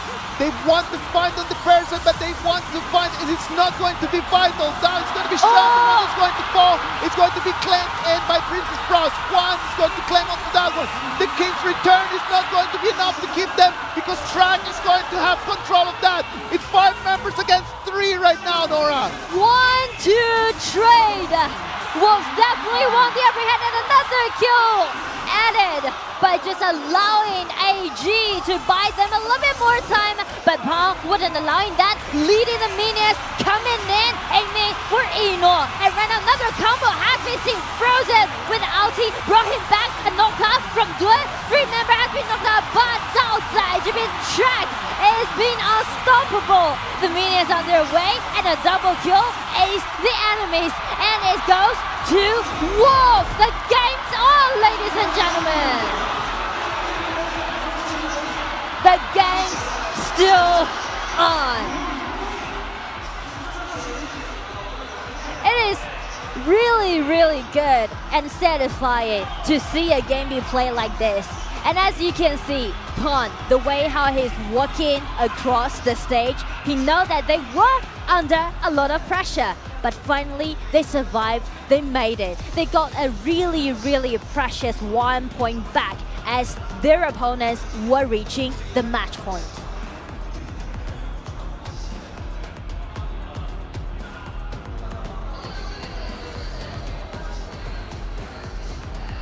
The stadium is ready. Right now, it is already 3-2. 3-2 for AG. Chongqing Wolves one more time doing the job. Just getting the job done, showing us that they still have a little bit more in there, Nora. Yes, a little bit more, and also the deep hero pool allowing them to do so, and also the creativity, I would say, and also the courage. You do need courage when you're facing your opponent's match point and taking out this Nerja pick. I don't know, it's just the courage be inside of Wolves. I agree with you. I think that courage is one of the important words in here, as Chongqing Wolves right now use that courage to build up a different composition, a different strategy that right now puts them in a good position. Now, what do you think was the key for them to be playing here? We talk about courage. Courage is just a feeling. Courage is just a strategy. It is just an attitude. Give us a little bit of the analysis of why do you think, from a professional standpoint, that they actually won? I would say it's the slight but subtle change that how they are using this Leon and Princess Frost combination, because we usually see if you play this kind of duel, you need to work together and trying to let them initiate the game. But as we can see in this one, you can see always gonna be Nerja who take the responsibility. He diving first, he uses his ulti and trying to lock someone in, and then just create the setting for Princess Frost and Liang to take the rest of one. And usually you will see Dun be controlled, right? And it's just like use Nerja, his own body, to separate the battlefield. So the Netra ability just to jump into the back lane and then just kind of just divide the fire and divide the focus of AG is exactly what allowed Chongqing Wolves to win this. Yes, and they can have a stable control ability, the combo from Leon and Princess Frost. So actually they are playing the combo that we are familiar, but the way how they use it is not the way that we are familiar. I see. So when you analyze this and then you start thinking about like, okay, what should AG have done differently if they wanted to actually fight this out? What do you think they should have done different? I feel like they just kind of lowered their guard in the early game, because as you can see, Shen was controlled by Nerja, and even that was AG's movement. They are trying to initiate, right? They're ambushing the grass, trying to take Nerja down, because everyone acknowledged that Nerja will be less power in the early game. But it just went in totally opposite way. As you can see, Pan just absorbing all of those damage and even got a counter attack and take 1 or 2 people down, right? That's a turning point, and that's the most decisive turning point throughout the game. I feel like at the end of the day, AG still has the advantage in here, since we're gonna move into the next game. The next game is gonna be game 6. Because of the way that the tournament works, right now it's gonna be Wolves, there's gonna be AG that's gonna be able to choose where they want to go to. And we get into game 6, where it's actually the strongest game for AG. We're gonna move into game 6, and it's going to be them on the red side. If they want to choose the red side, I would say Pei will be a really nice choice, and also they're good at Lady Sun and Giant's combo, but since they already used that, so maybe a single Lady Sun could be possible. Lady Sun could be possible. Let's imagine that you're the coach. Let's imagine you say single Lady Sun. What do you put that single Lady Sun with? I would say something else, like a Lianpo pick or lumber pick. So no Dun Shan option in there. Because Dun Shan's definitely gonna be banned away on the side of Wolves. They won't let this kind of OP hero out. Yeah, that's true. That's true. They do not want to get. They don't want to try to solve that kind of questions. Yeah. That's completely unnecessary. And you know what? We're only 1 game away from Ultimate Battle. Yeah, right? Like we said at the beginning of this whole thing that we were going to end up in the Ultimate Battle. And most likely it is that's the destination where we're going. Well, ladies and gentlemen, the MVP for this game from Chongqing Wolves, on that Netra being the key to success in this very difficult game 5, is gonna be Pan. It is really crucial. And Pan, he also made his debut back in 2020, where was the darkest moment for Chongqing Wolves. And again, he revived with his big brothers, but right now he is the big brother in this team. From the youngest to the longest, just like Ino did. 3-0-7 for KDA over here for Pan. Just very interesting the way that he played that Netra, right? Yeah. Just finding always, just holding to his Skyfall all the way until he could find the back laner. Here, he was either targeting the channel or targeting the Nuwa all the time. And he's making his choice depends on the game. The reason why he's targeting at the Nuwa in this time, because they are trying to take that milling tower down. But Zoe suffered a lot in this game, to be honest. Did you see that fan right over there suffering as well? Yeah. Like everyone is so hyped right now here in Beijing. Like you can see how everyone is really trying to control their emotions, but then their facial expressions are saying something completely different. It's completely different, especially the fans for Wolves. They want to see their team to get revenge, and also the fans on the side of AG, they're trying to see their favorite team to create the history. Are we going into the ultimate battle, or this next game is going to be our last one? We'll know after this short break.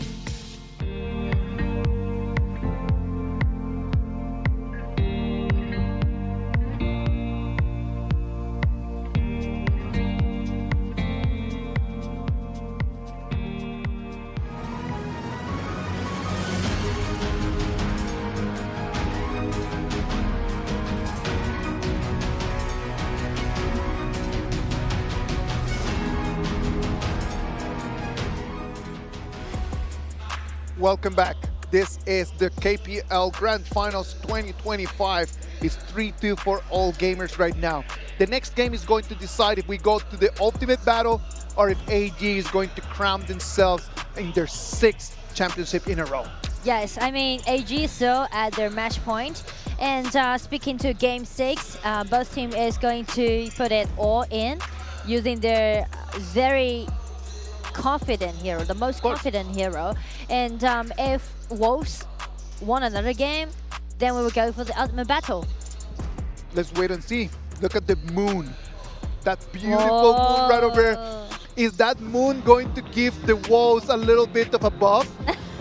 I don't know. I don't know. That moon might be just the key for Wolves to become champions today. Well, who knows? Wolves might need more than just the moon to win this game 6. Yes, and I'm wondering, will Wolves do something like giving us some more spicy picks, or will they stay in a more stabilized composition? Because as you can see, these two teams are pretty characteristic that AG definitely will go for more effort tolerance composition. For example, Flowborn tank. Yes. It is still available. One of the characteristics of Wolves that has made them such a strong team through this whole tournament has been their control over the objectives. Yes. Controlling the neutral objectives has been incredibly important. Before the 10 minutes mark, they control 85% of the overlords and 60% of the tyrants. And after the 10-minute mark, they control 65% of the shadow tyrants and they control 60% of the shadow overlords. Can they really utilize that into their next composition? Just trying to compete with something a little bit more of a jungle core for them. What do you think? If you're speaking about jungle core, as for Pawn, Yangjian, and also this Pei, is available, and also Pei is an open choice, not only for Wolves but also for AG. And I still remember Zoe used this Pei once in their final, just saved the team by getting a quadra or something like that. Today we have not seen a lot of assassin core, true. right? Very interesting that we have not seen much of that. We have seen a little bit more of tankiness. Yes. We've seen a lot of more like warriors over there in the jungle position. Do you think? What do you think is the reason to all that? Because of the effort tolerance, that it's totally different. Especially in this patch, there's a lot of cores in the composition. If you got another assassin, how about your top lane? Because back in the days, it was a tank on the top lane and an assassin in the jungle. Yes. But this time, always going to be the warrior. And both of the top will need money. That's a problem. Well, ladies and gentlemen, let's jump into Game 6. Wolves Esports is going to be on the blue side, and all gamers are going to choose to go onto the red. The red. I would say Lady Sun is going to be a nice choice because it's an open choice. But the track where can use it. And the also, Lady Sun maybe? The Dolia and Yangjin is also available. So, abundant people. Early. Okay. So, Arlie over there for track. What are the options in there that they could have just for that Arlie in terms of like a very good support to play around with? With Arlie? I would say maybe Arlie is one of those mobile heroes that didn't need any support. So I feel like they're trying to want to have another hero to play around Pound. Wow. Let's wait and see what's going to happen. Right over here. The Pei! I know why the audience right now in the arena is calling so loudly. Because it's going to be the jungle's main hero versus another jungle's main hero, head-to-head. Let's see who's going to be the strongest jungler in there. Is it going to be your Ogren or is it going to be my Pei? Oh. Shen's My Shiranui as well is going to come out. Wow. It just set the rumble down, It just like Pei versus Ogren, both FMVP heroes. Both FMVP heroes. Now, after we can see already, we already have both in there. We have both junglers, we have both mid laners available already set in here for both teams. The option right now is going to be for Wolves just to really force Ino into something that he might not like. The Lung taken away. They need to really just try to take away heroes that he might turn things around in. Then maybe Direnji and also Consort Yu will be banned away. And also Lady Sun, a lot of marksmen are still available for Ino right now. Okay, the Lung taken out. Lady Sun taken out as well. I like the Great Goose ban. Imagine the respect that they have towards one. Yes. That they see that Quake Goods and they're like, yeah, no, we don't want to have to figure that out. because that's the hero that brought Wolves into the final. The last game that they played in the knockout stage, and one was the MVP in that specific game. Dear and Jian, coach or you, both options available for Inuo. Yeah. Do you pick right now or do you wait for the last moment? I feel like they can prioritize Ren because they do need some warriors to deal with this early. Ma Chao can be a decent choice, I guess.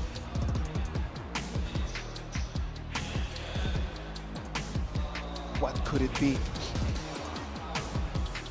Oh, Okay. Mengtian.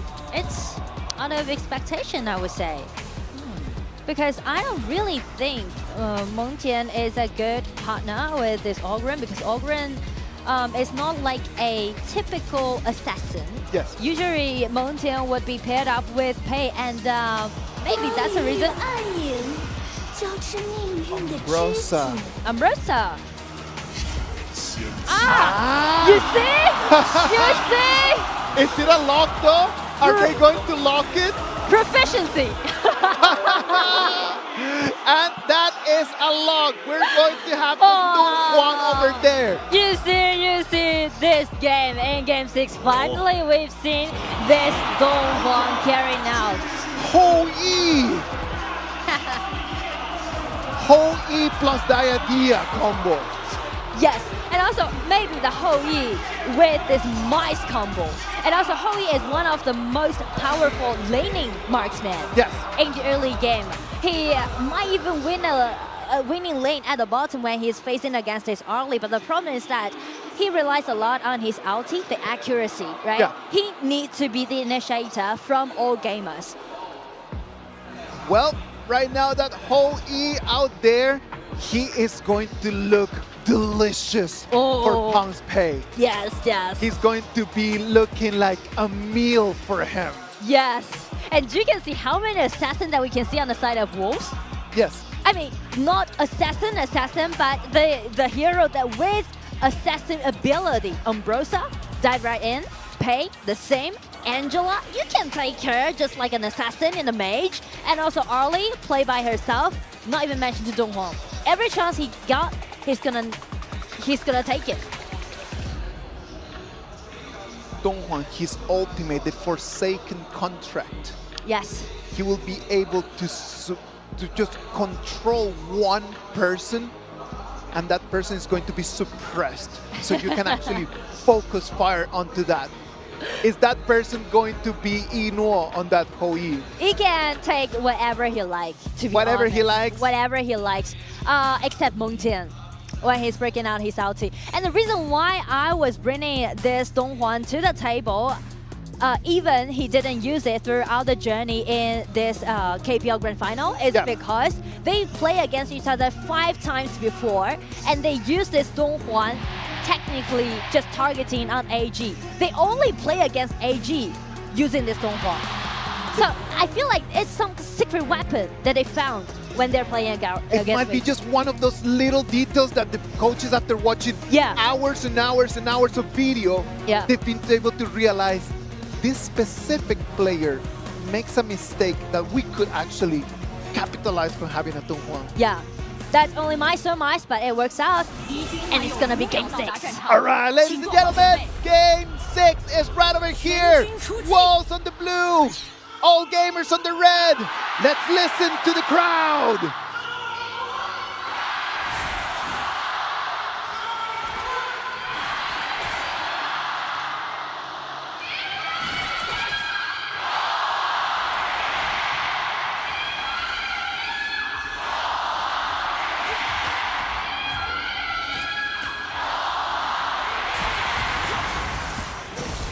All right, ladies and gentlemen, let us start our game number 6. Look at that, Ran being taken extremely low. He's gonna have to proc his flash out of there, and that is going to be one of the advantages of having that Donghuang. And because of the rotation that was made on both side lanes, just gaining them the winning lane at the top. Look at the way that Donghuang is just walking around, not caring about anything. Yes, fearless.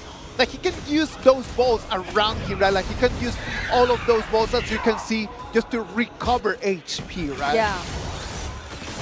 So the rotation, the way that you move with that hero, you need to be rotating clockwise in order for you to accelerate the ability of those spheres to give you more HP. Yes, that's true. So keep distance and keep chasing matters a lot when you're playing this Donghua. But I would say the early game will be quite slow on the side of AG. First they need to wait until Ino get level 4. He's only in level 3 right now. At the same time that they wait, pay is just building up, right? Yeah. And we know that in the early game, like the pay can be really quick at scaling. The one thing that I do not like about this is that the pay cannot fall. In the moment that the pay falls, it's a completely different hero, it's a completely different ball game. Yeah, the rhythm matters a lot when you're playing this hero.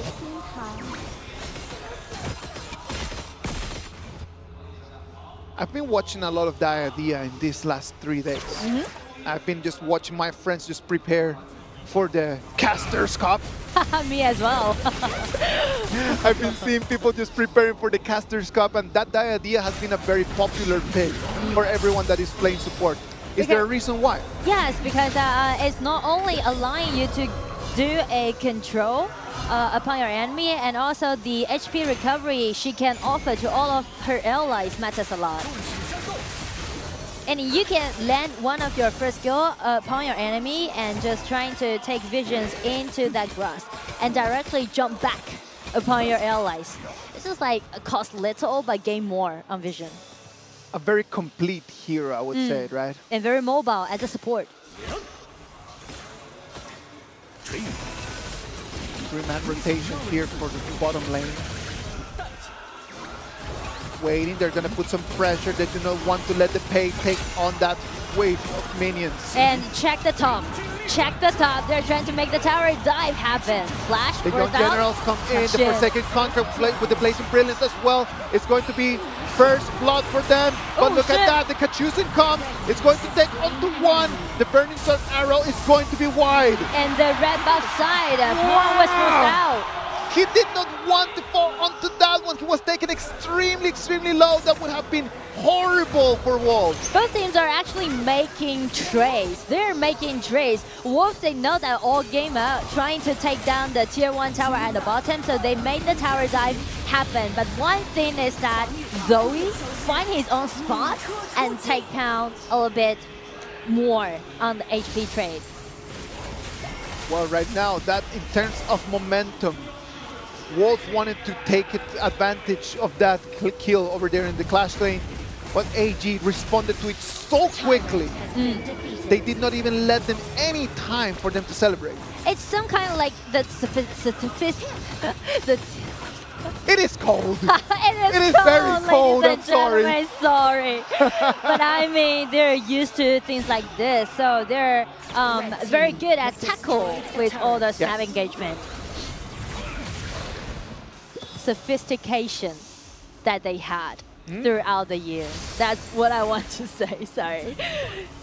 All right, let's see. 5 minutes already, the Tyrant goes for the Wolves. They have control up to this one. It might allow them just to take that turret on the Clash lane as well. Building up on the items, we have a 4,000 gold pay right now against a 4,200 Ogren on the other side. And it's quite even so far, even though Ogren has the goal lead. But it's all about the initiation. I mean, like Shai definitely, he's trying to make something happen, and Shen is doing the 4-1 push, shoving the lanes on the top. They want, I can see AG's very clear on what they want to do. Yeah. They want to take control of the minion waves. They want to have control of the map, because every single time that Wolves believes that it's going to be a mirror move, like always AG is trying to defend the turret. Yeah. They're trying to just get an advantage, even if it is a small one. Because to their own understanding to this game is that killing is only one of the measures that help you to get to the towers, get to the crystals. What really matters is the tower. Oh, nice try. Nice try. So close. It's quite intense right now. The Burning Sun arrow coming in from Ho E allows you a stun that the longer time that the arrow is going to travel, the longer time that it's going to fly around, the more time that you're going to be stunned in there, right? Yes. And so that's why you can see a lot of the players just moving back right before actually sending the arrow. Yes, and several heroes on the side of Wolves can actually avoid the ulti dealt by Ino. For example, the ulti from Angela, the immunity. Hey, look at that. They're going to come into the brush. They're going to find the Monkey. Donghuan is being taken extremely low. The Radiant is going to slow him down. The Forsaken Contract, he's going to come, but he's going to find only Shuai. Shuai is going to be the only person falling in there. The Monkey is going to come in, but he's going to be assassinated by Pound. 2-2 trade. And right now, Sakura coming right on time, clearing up the battlefield. Oh, love that. Coming in, the reinforcements coming in from Wolves. Make it extremely good for them. The movement comes in the moment that Shang on that Mai Shiranui thought that they had the battle. It is going to be Sakura on the other side telling them, I am still here, I'm still alive. I do like the way how AG is doing their CC control. You can see like Juan just use his ulti, try to make the 1-1 trade happen. And look Arley's position, right? Really neat. But as Shen use a flash coming in, and they make it as another 1-1 trade. One of the things that I really like about Zoe as a jungler is that he really understands when he needs just to call it off and then just to run away. Yeah. Did you see that he went back out of that fight with like 50 of his HP? Like not even, like his HP bar was invisible in there. Yes. Not dying, not falling. That is one of the important things about a jungler. And that's one of the important things that why the FMVP hero, he gives it to Ogren. Look at that. Burning Sun arrow comes in. It's going to be wide. Pei is going to take on the Tyrant. Monkey and his young generals tanking in so much damage. Right now, it's going to be the blue team trying to kite away. The Ogren already has the passage. He's going to decide to stop and wait. The minions are going to be clean, and there's going to be minions coming in for the mid lane turret. But since the Angela is still alive, so it is really hard for AG to take the mid lane tower down. So the same situation happened again as we've seen for the last game. And Sakura, well, playing so aggressively. He just does not care. He runs in as if he would be a tank. That Umbrosa right now, dealing so much damage. I like it so much, the way that he is actually managing the hero. And I feel like the fearlessness is one of the reasons why Sakura outplayed the game during this journey in KPL Grand Final. We're about getting to 10 minutes mark. A 1,500 gold advantage for the Wolves might give them not enough for them to take on this Dark Tyrant, this first Dark Tyrant battle. They're gonna have to play a little bit with the waves because a full-on head-on first battle right over there could be a terrible decision right now. And I'm gonna tell you, a big fight is coming soon. Oh, look at that. Let's wait and see. Rotation up into the mid lane. The Forsaken Contract from Donghuan is ready there. He comes in the flash. He's going to find one person, but there's no follow in full of damage. It is going to be bad news for him because he came in with the flash. He found him. No one else came. And we can see Sakura is trying to find a really decent position, but Shen, he smells the danger and they bump to each other. It's gonna be a solo at the blue buff area and Sakura is on run.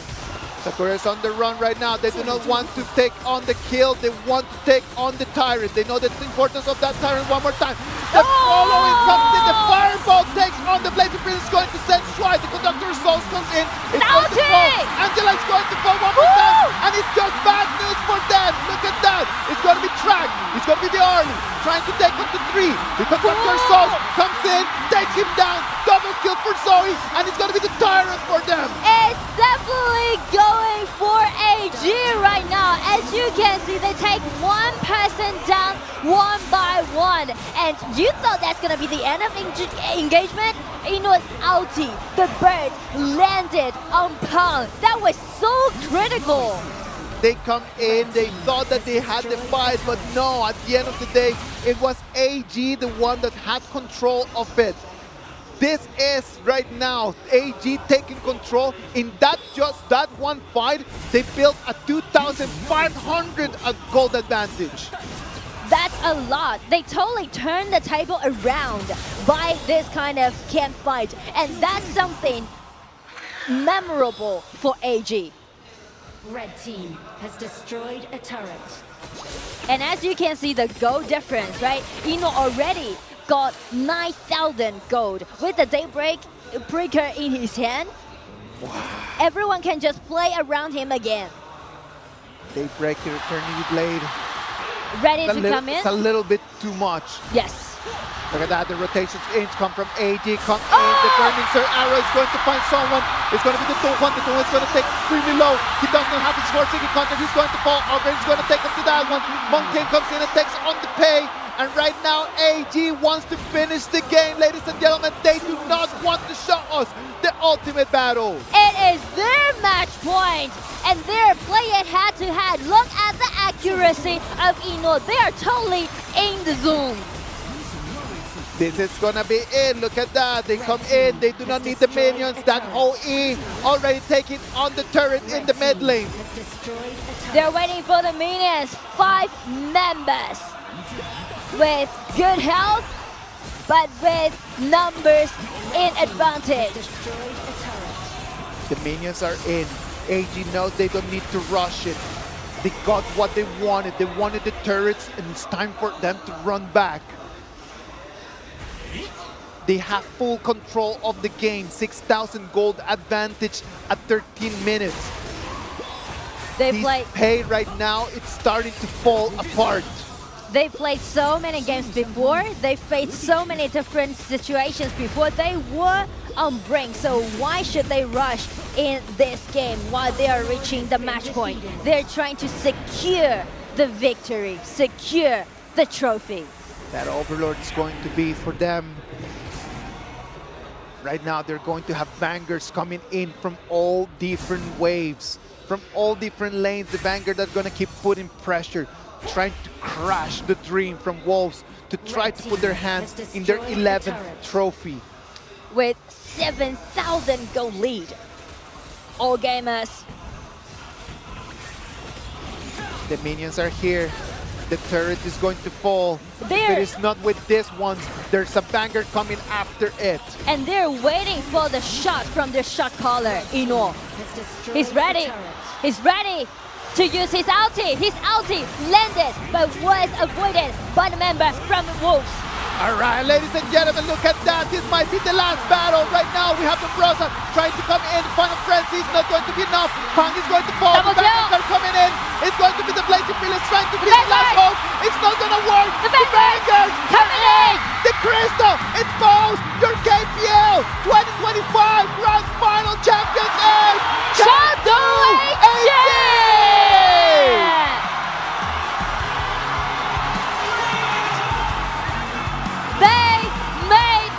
history.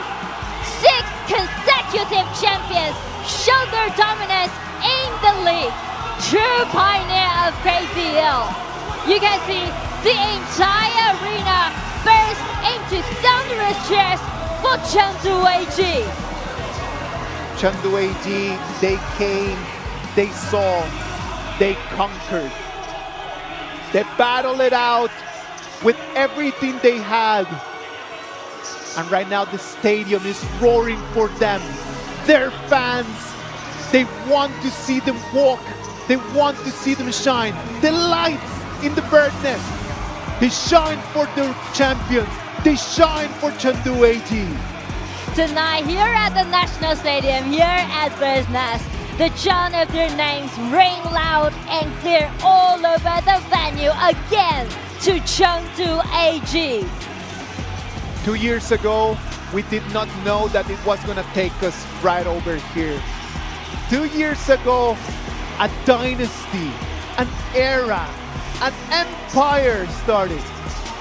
2 years ago, we didn't know that AG was gonna become the dominant team, the shadow overlord, the vanguard that they have become right now.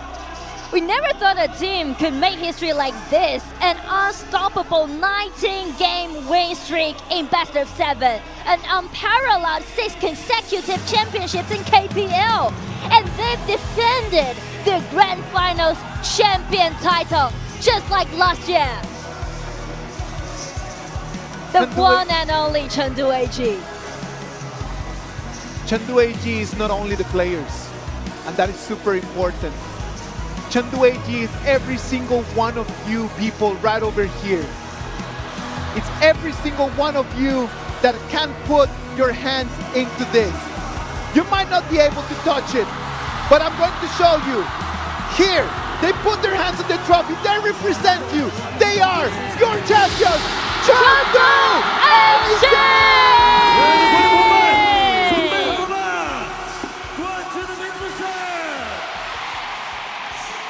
For every single one of you over there sitting in the stage, sitting here in the stadium, being out there, this is for you. 九天龙吟云霄阵，王者归来仍少年。让我们再次恭喜成都 AG 传闻会，成都卫冕。 Let's congratulate all gamers once again for successfully defending their title and winning the championship of the 2025 KPL Grand Finals.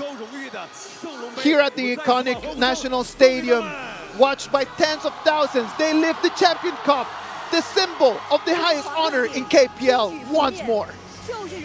Looking back to last year, it was exactly on the KPL Grand Final stage that AG lifted the first Champion Cup in KPL history. And over the past year, they never let the championship slip through their fingers.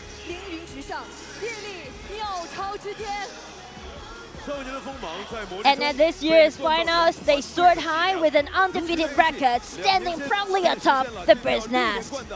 Now AG has achieved the remarkable feat of winning 6 consecutive KPL championships in just 2 years. This Champion Cup carries more than just glory. It is the determination that all efforts will eventually be rewarded.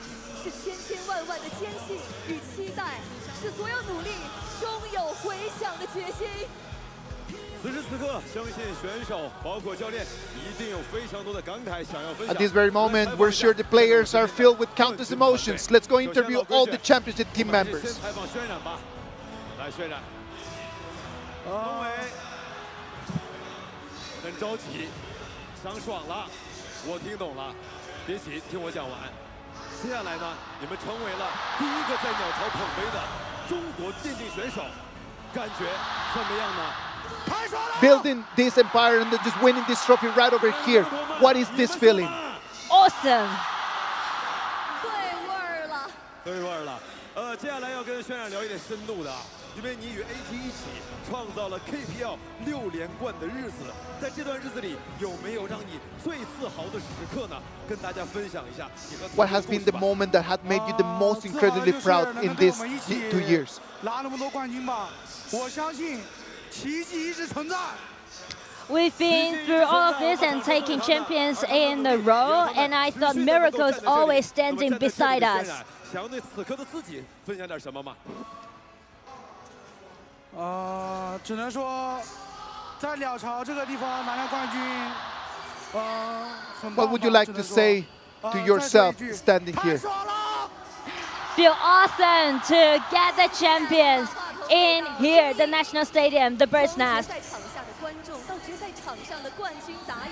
从想成为职业选手的种子萌芽，到如今 KPL 赛场的西冠打野，你想对曾经那个仰望赛场的自己说些什么？非常感谢曾经的自己吧。 What would you like to say to your past self once you looked up on this stage? Thanks to the younger me, myself, brought me here.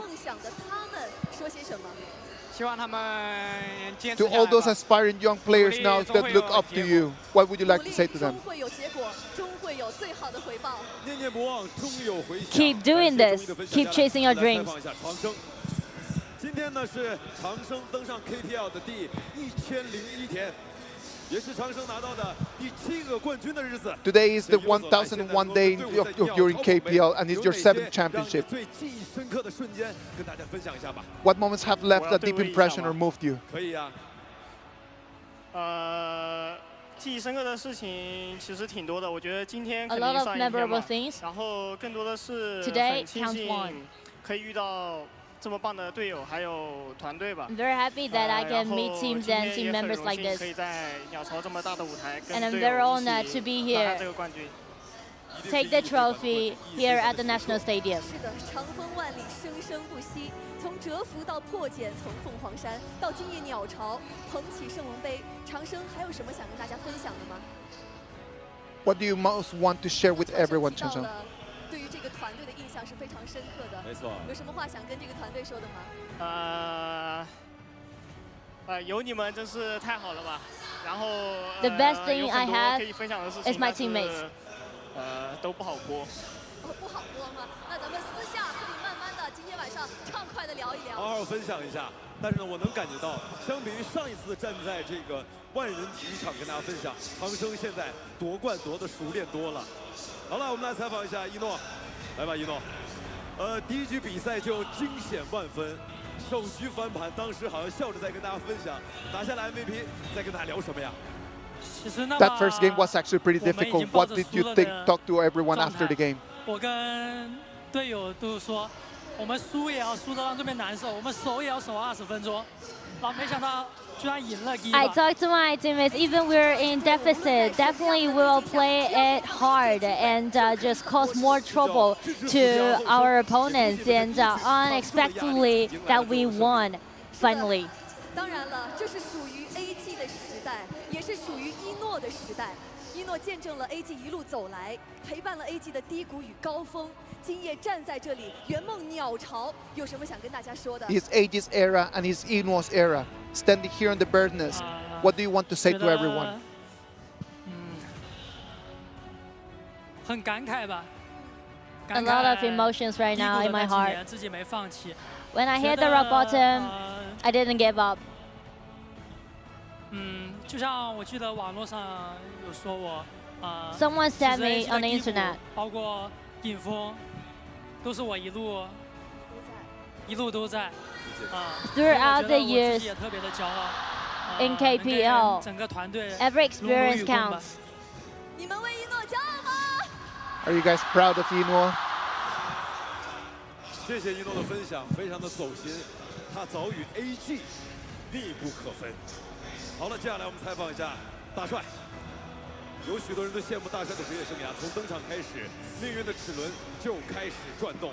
现在在 AG 赢下了 KPL 的6连冠。大帅觉得到现在为止，自己有哪些收获和改变呢？ Dasha, what are some changes and gains that you have experienced in these 2 years? 一个是在沟通上的，还有一个就是游戏理解上，还有就是更多的 We improved on the game skills and also on the communication. 永远都是大帅最真诚的答案。相信的力量，当然，我相信啊。 And always believe in our teammates. 羡慕大帅能够在鸟巢捧杯和夺冠，这是一个让人梦寐以求的冠军和舞台。所以在这里收获这样的一个冠军，对你而言有什么不同的意义吗？能不能跟大家分享分享？ To take this champion right over here in this place, does it have any difference to you? I never thought one day that I could play games at the National Stadium where I kept watching it through the TV when I was young. I'm very proud of myself and I'm very excited to be here and got the trophy. 梦想的追逐，非常感谢大帅的分享。来吧，我们采访一下主教练战文宇老师。来，其实一路以来呢，你们战胜了很多的强队，包括在教练这个岗位上竞争激烈，而且舆论风险也很大。现在是站上了3大教练，开启了2个连冠的时代，你都参与了，留下了自己的印记。有什么样的感受啊？在此刻跟大家分享吗？ What are some thoughts and feelings that you want to share with everyone right now? 因为我23年的时候比较迷茫嘛，非常感谢 I was kind of lost 和奶茶 back in 2023 and thanks to Abao and Naicha, coaches in the team, give me the support. 乐总和还有管理层，还有有点激动。A lot of people around me. 的一些管理嘛，还有默默工作的工作人员，我 A lot of staff in our club. 我觉得是很开心的。Show their support to me. 今天能站在 And it is really happy and honored to work with them. 然后我的儿子，我的家里人都在看嘛。My family and also my son is watching this game. I'm very proud to be here. 就是可能有一天会走向低谷嘛。 Maybe one day 绝对不是今天。 we will hit the rock bottom, but not today. 还在继续，刚才分享了跟团队的故事，也说了家里人在现场有什么要跟家里的人分享的吗？要跟他们说点什么？ Something that you want to say about your family, something you want to say to them. 一直以来我做这行一直以来的支持吧，然后我也觉得我是我孩子的骄傲。 Thanks to all the support that they give to me, and I feel like my child will be proud of me. A 级创安会的所有成员们，同时让我们再次恭喜成都 A 级创安会获得2025年 KPL 年度总决赛总冠军。 战队冠军签名信物限时特惠中已开放购买，战队签名将在11月13日版本更新后正式上线，购买后将在 KPL 限定皮肤曹操竹箫之志上进行展示。 那么接下来，也让我们有请出的是 Next, KPL 王者 please 荣耀 welcome 职业联赛负责人 the head of King Pro League, Honor of Kings Esports, Cheng Huang. 2025年 KPL 年度总决赛 He'll present the championship medal to the winner of the 2025 KPL Grand Finals.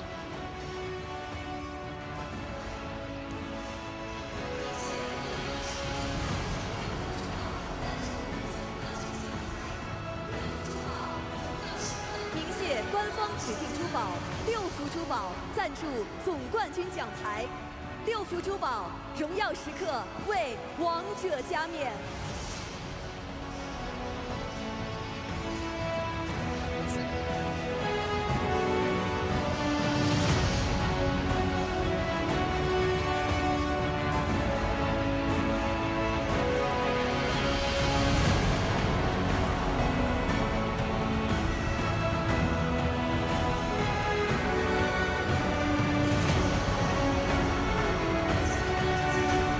Please welcome Mr. Huang Chen to take a photo with the champion team. 有请黄成先生和冠军成员一同合影留念，也请我们的冠军战队成员们展示总冠军奖牌。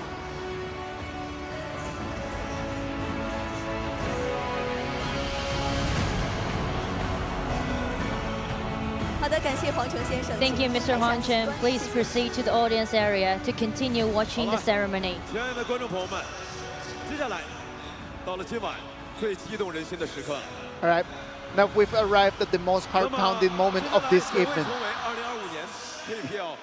So, who will claim the title of FMVP in the 2025 KPL Grand Finals? 来告诉我是谁？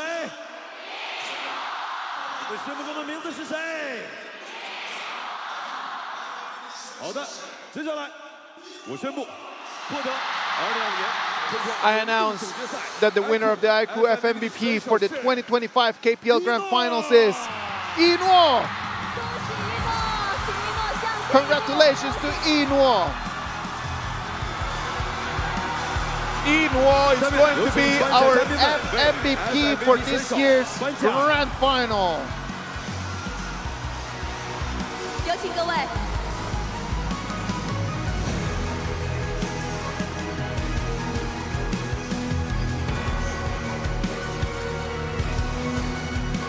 有请爱酷产品副总裁 Please welcome Mr. Lu Feng, Vice President of Product at 光 Akhir. 效的爱酷15，10人团战超丝滑 ，MVP 稳稳拿。有请高通公司全球副总裁 Please welcome Ms. Ho Ming-jen, Vice President of Qualcomm. 骁龙 KPL 年度总决赛 FMVP 选手定制款围巾。有请腾讯互娱。 Please welcome Jackie Wang, Head of Honor of Kings Global Esports, Team L1 Studio at Tencent Games, to present the IQ FMVP trophy to the FMVP players. 与我们的 FMVP 选手一诺合影留念。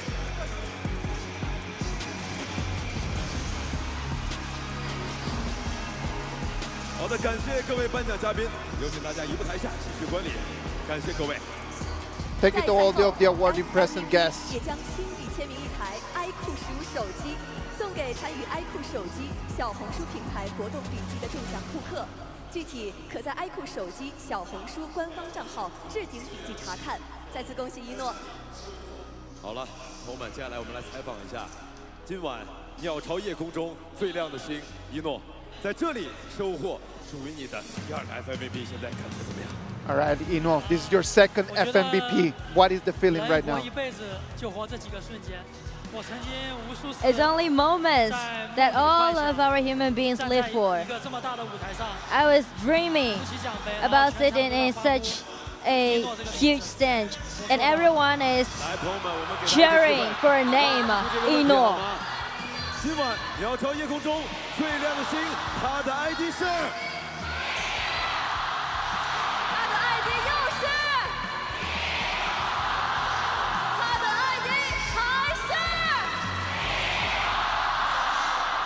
怎么样？现在圆梦时刻。当我知道，其实对于一诺来讲，这一路并不容易。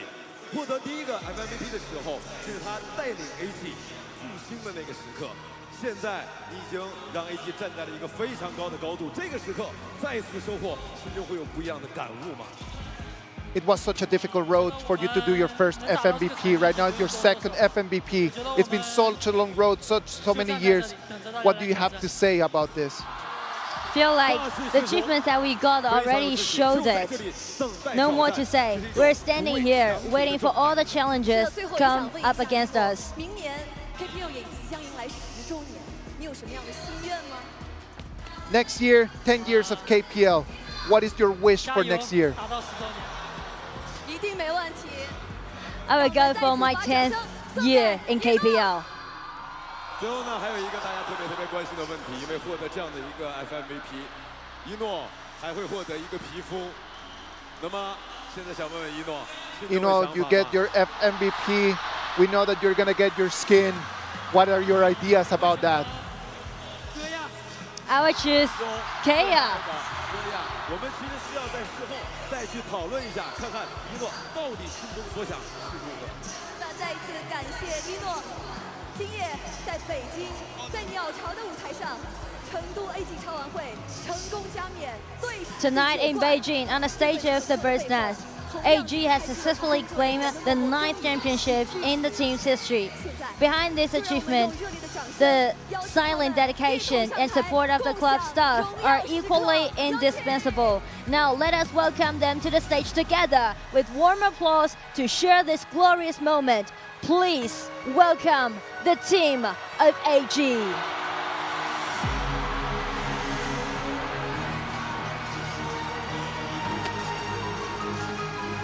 This victory is not only for the players.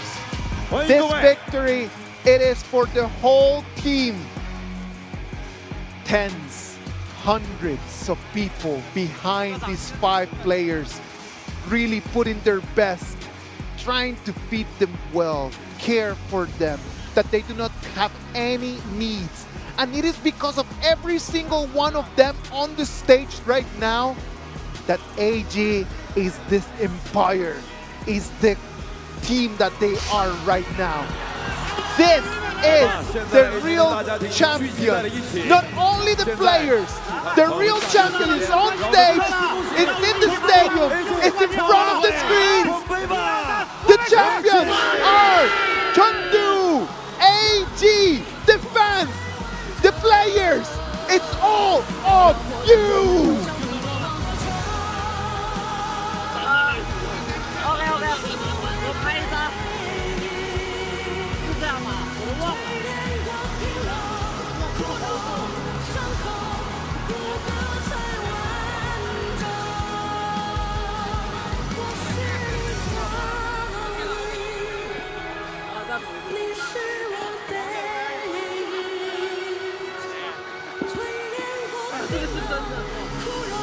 It's been such a long season.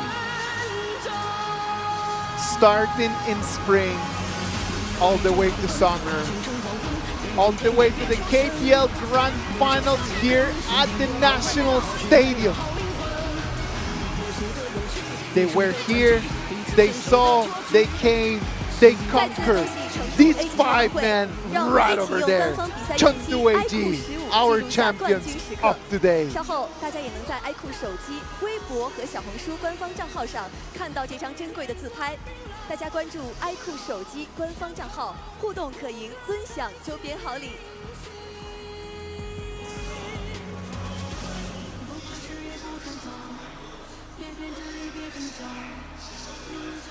此刻，鸟巢的上空依旧回响着胜利的凯歌，而眼前的这片星海，是少年们勇往直前、逐梦巅峰的见证。 At this moment, the triumphant melody still echoes above the bird's nest, and the sea of lights before us is a testament to this young man's fearlessness and pursuit of peak. From 2016 to 2025, from Shanghai Huayuanfeng to Beijing Bird's Nest, the KPL has traveled to 15 cities, hosted 3,451 matches, and spent 3,339 days and nights. Throughout this journey, we have witnessed the league's infancy, experienced exploration of competitive format innovations, and felt the passion of the East versus West showdown. We have also seen home stadiums bloom in cities across the country. And when the 5-star red flag was raised, we felt immense pride in being able to win glory for our country at the Asian Games. Tonight at the National Stadium, the Bird's Nest, we have witnessed Mobile Esports of China make its first entry into this area and hold a special place in the hearts of hundreds of millions of Chinese people. 9 years of journey, every beat and piece converge into the bright stars of the Bird's Nest tonight. 3,000 days and nights, every morning and evening, finally formed an epic scroll engraved with youth. 10 years on the path of King, 9 years of glory. Thank you to every indispensable one of you. Let us move forward together towards the 10th year of KPL. And with that, the 2025 KPL Grand Finals officially come to an end. Thank you to all spectators who came to the venue and all those watching from behind the screen. We will see you again at the Challenger Cup. Ladies and gentlemen, thank you very much for being here. It's been our pleasure to bring you the best of the best. This has been the 2025 Grand Finals. I am Isaac Peña. I am Nora. Goodbye. 2025 KPL 年度总决赛拉开帷幕，12支战队汇聚于此，而矗立在鸟巢之巅的圣龙杯，在等待一支战队携本命之约，踏碎万千金羽，向他登阶而来。在舞台上，我最想听到的是金羽落下的声音。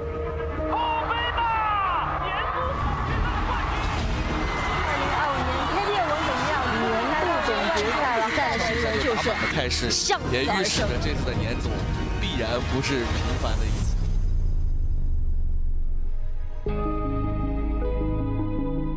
年总的揭幕战上，所以第2季能不能维护大师组的荣誉啊？为了有被动，霸体解决，但是没有办法活下来，飞过来再输出2点起破。这3个人在追着打，然后把水晶要一抢到，恭喜佛山第2季守护了大师组的荣耀。京东确实是在夏季赛通过自己的这种变革冲入了年总。精英组第1支攻擂成功的队伍。马上进场收割了，对面的胜负全倒，会拿到2连击破的，让我们恭喜长沙超博上2追3。加油！加油！守不住，让我们恭喜同乡秦九拿到了年度总决赛首个小局的胜利。加油！杭州 LGD NBW 3比0拿下比赛，直接挺进淘汰赛。 吊水，让我们恭喜北京 JDG， 这也是北京 JDG 第1次战胜重庆狼队。我想往前解，开门狼冲出来，直接贴到脸上，第1波没有切到床，这段话要被反打，火着一波回头团灭了同乡秦九。在这场0比3之后，也就意味着桐乡景九提前退出了本次年度总决赛的舞台。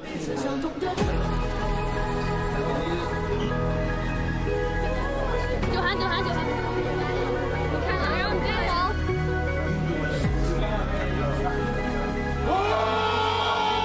济南2大本峡的失利，他们在这一次的年度总决赛，从擂台赛的第一场到突围赛的这一场，他们7连败。到底谁最后会站在鸟巢中间去争夺圣龙杯那个顶级的荣誉？我相信这应该是所有选手职业生涯当中都不愿意缺席的场面。给了一手复活，站起来，曹操还在砍。正面的话看一下，宝典在后面不断的铺一波伤害，两边是一波乱战，但是谁也不退。对于上海 EDGM 来说，这一次的年总可能没有办法再去到淘汰赛，去到长沙了。这样的话顶着风暴龙王的8回有点太难打了，有点撑不住了。长沙滔搏的路呢就到这里了。我们得遗憾的说，作为一支以长沙为主场的队伍，他们连续2年在突围赛的位置倒在了这里。在经过了前面15个比赛日，一共41场对决之后，8支战队再次集结到长沙。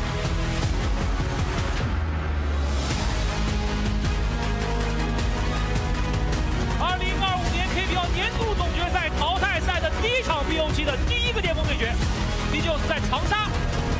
我们恭喜北京微博战胜了杭州 LGDNBW。今天的这场比赛呢，也是败者组 LGD 和 TDG 的较量，也就意味着其实今天会有一支队伍淘汰。那今年的杭州 LGDNBW 就再次复刻了去年年总一模一样的剧本和命运。今年的 TDG 真的是有些遗憾，但是有时候怎么说呢？自是人生长恨水长东吧。他们的年总之旅告一段落。能在鸟巢夺冠，可能是此生绝无仅有的机会。我会证明 AG 属于这个舞台。直接破水晶最后一下，鸟巢 AG 来了！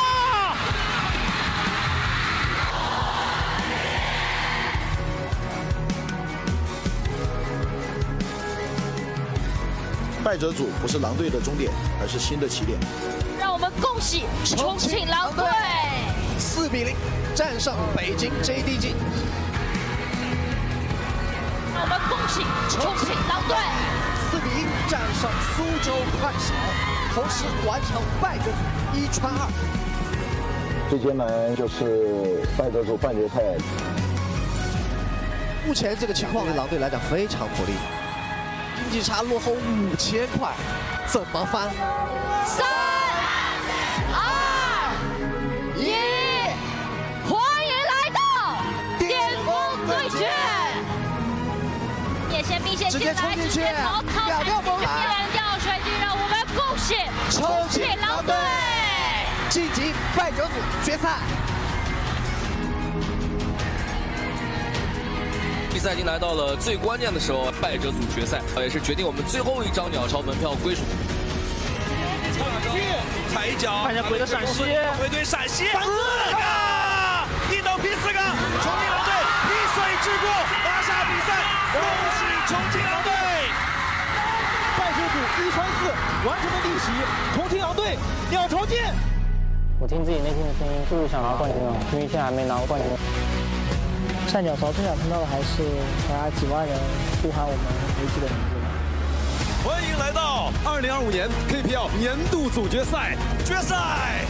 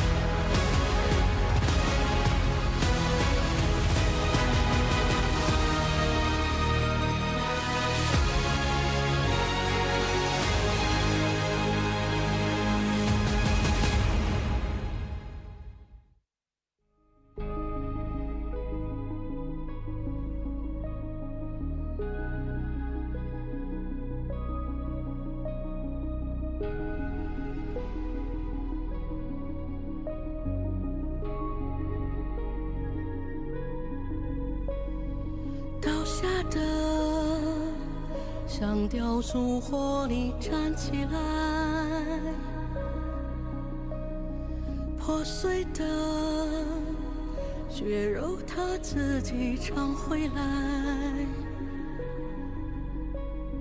在荒城像旅人从不常被爱，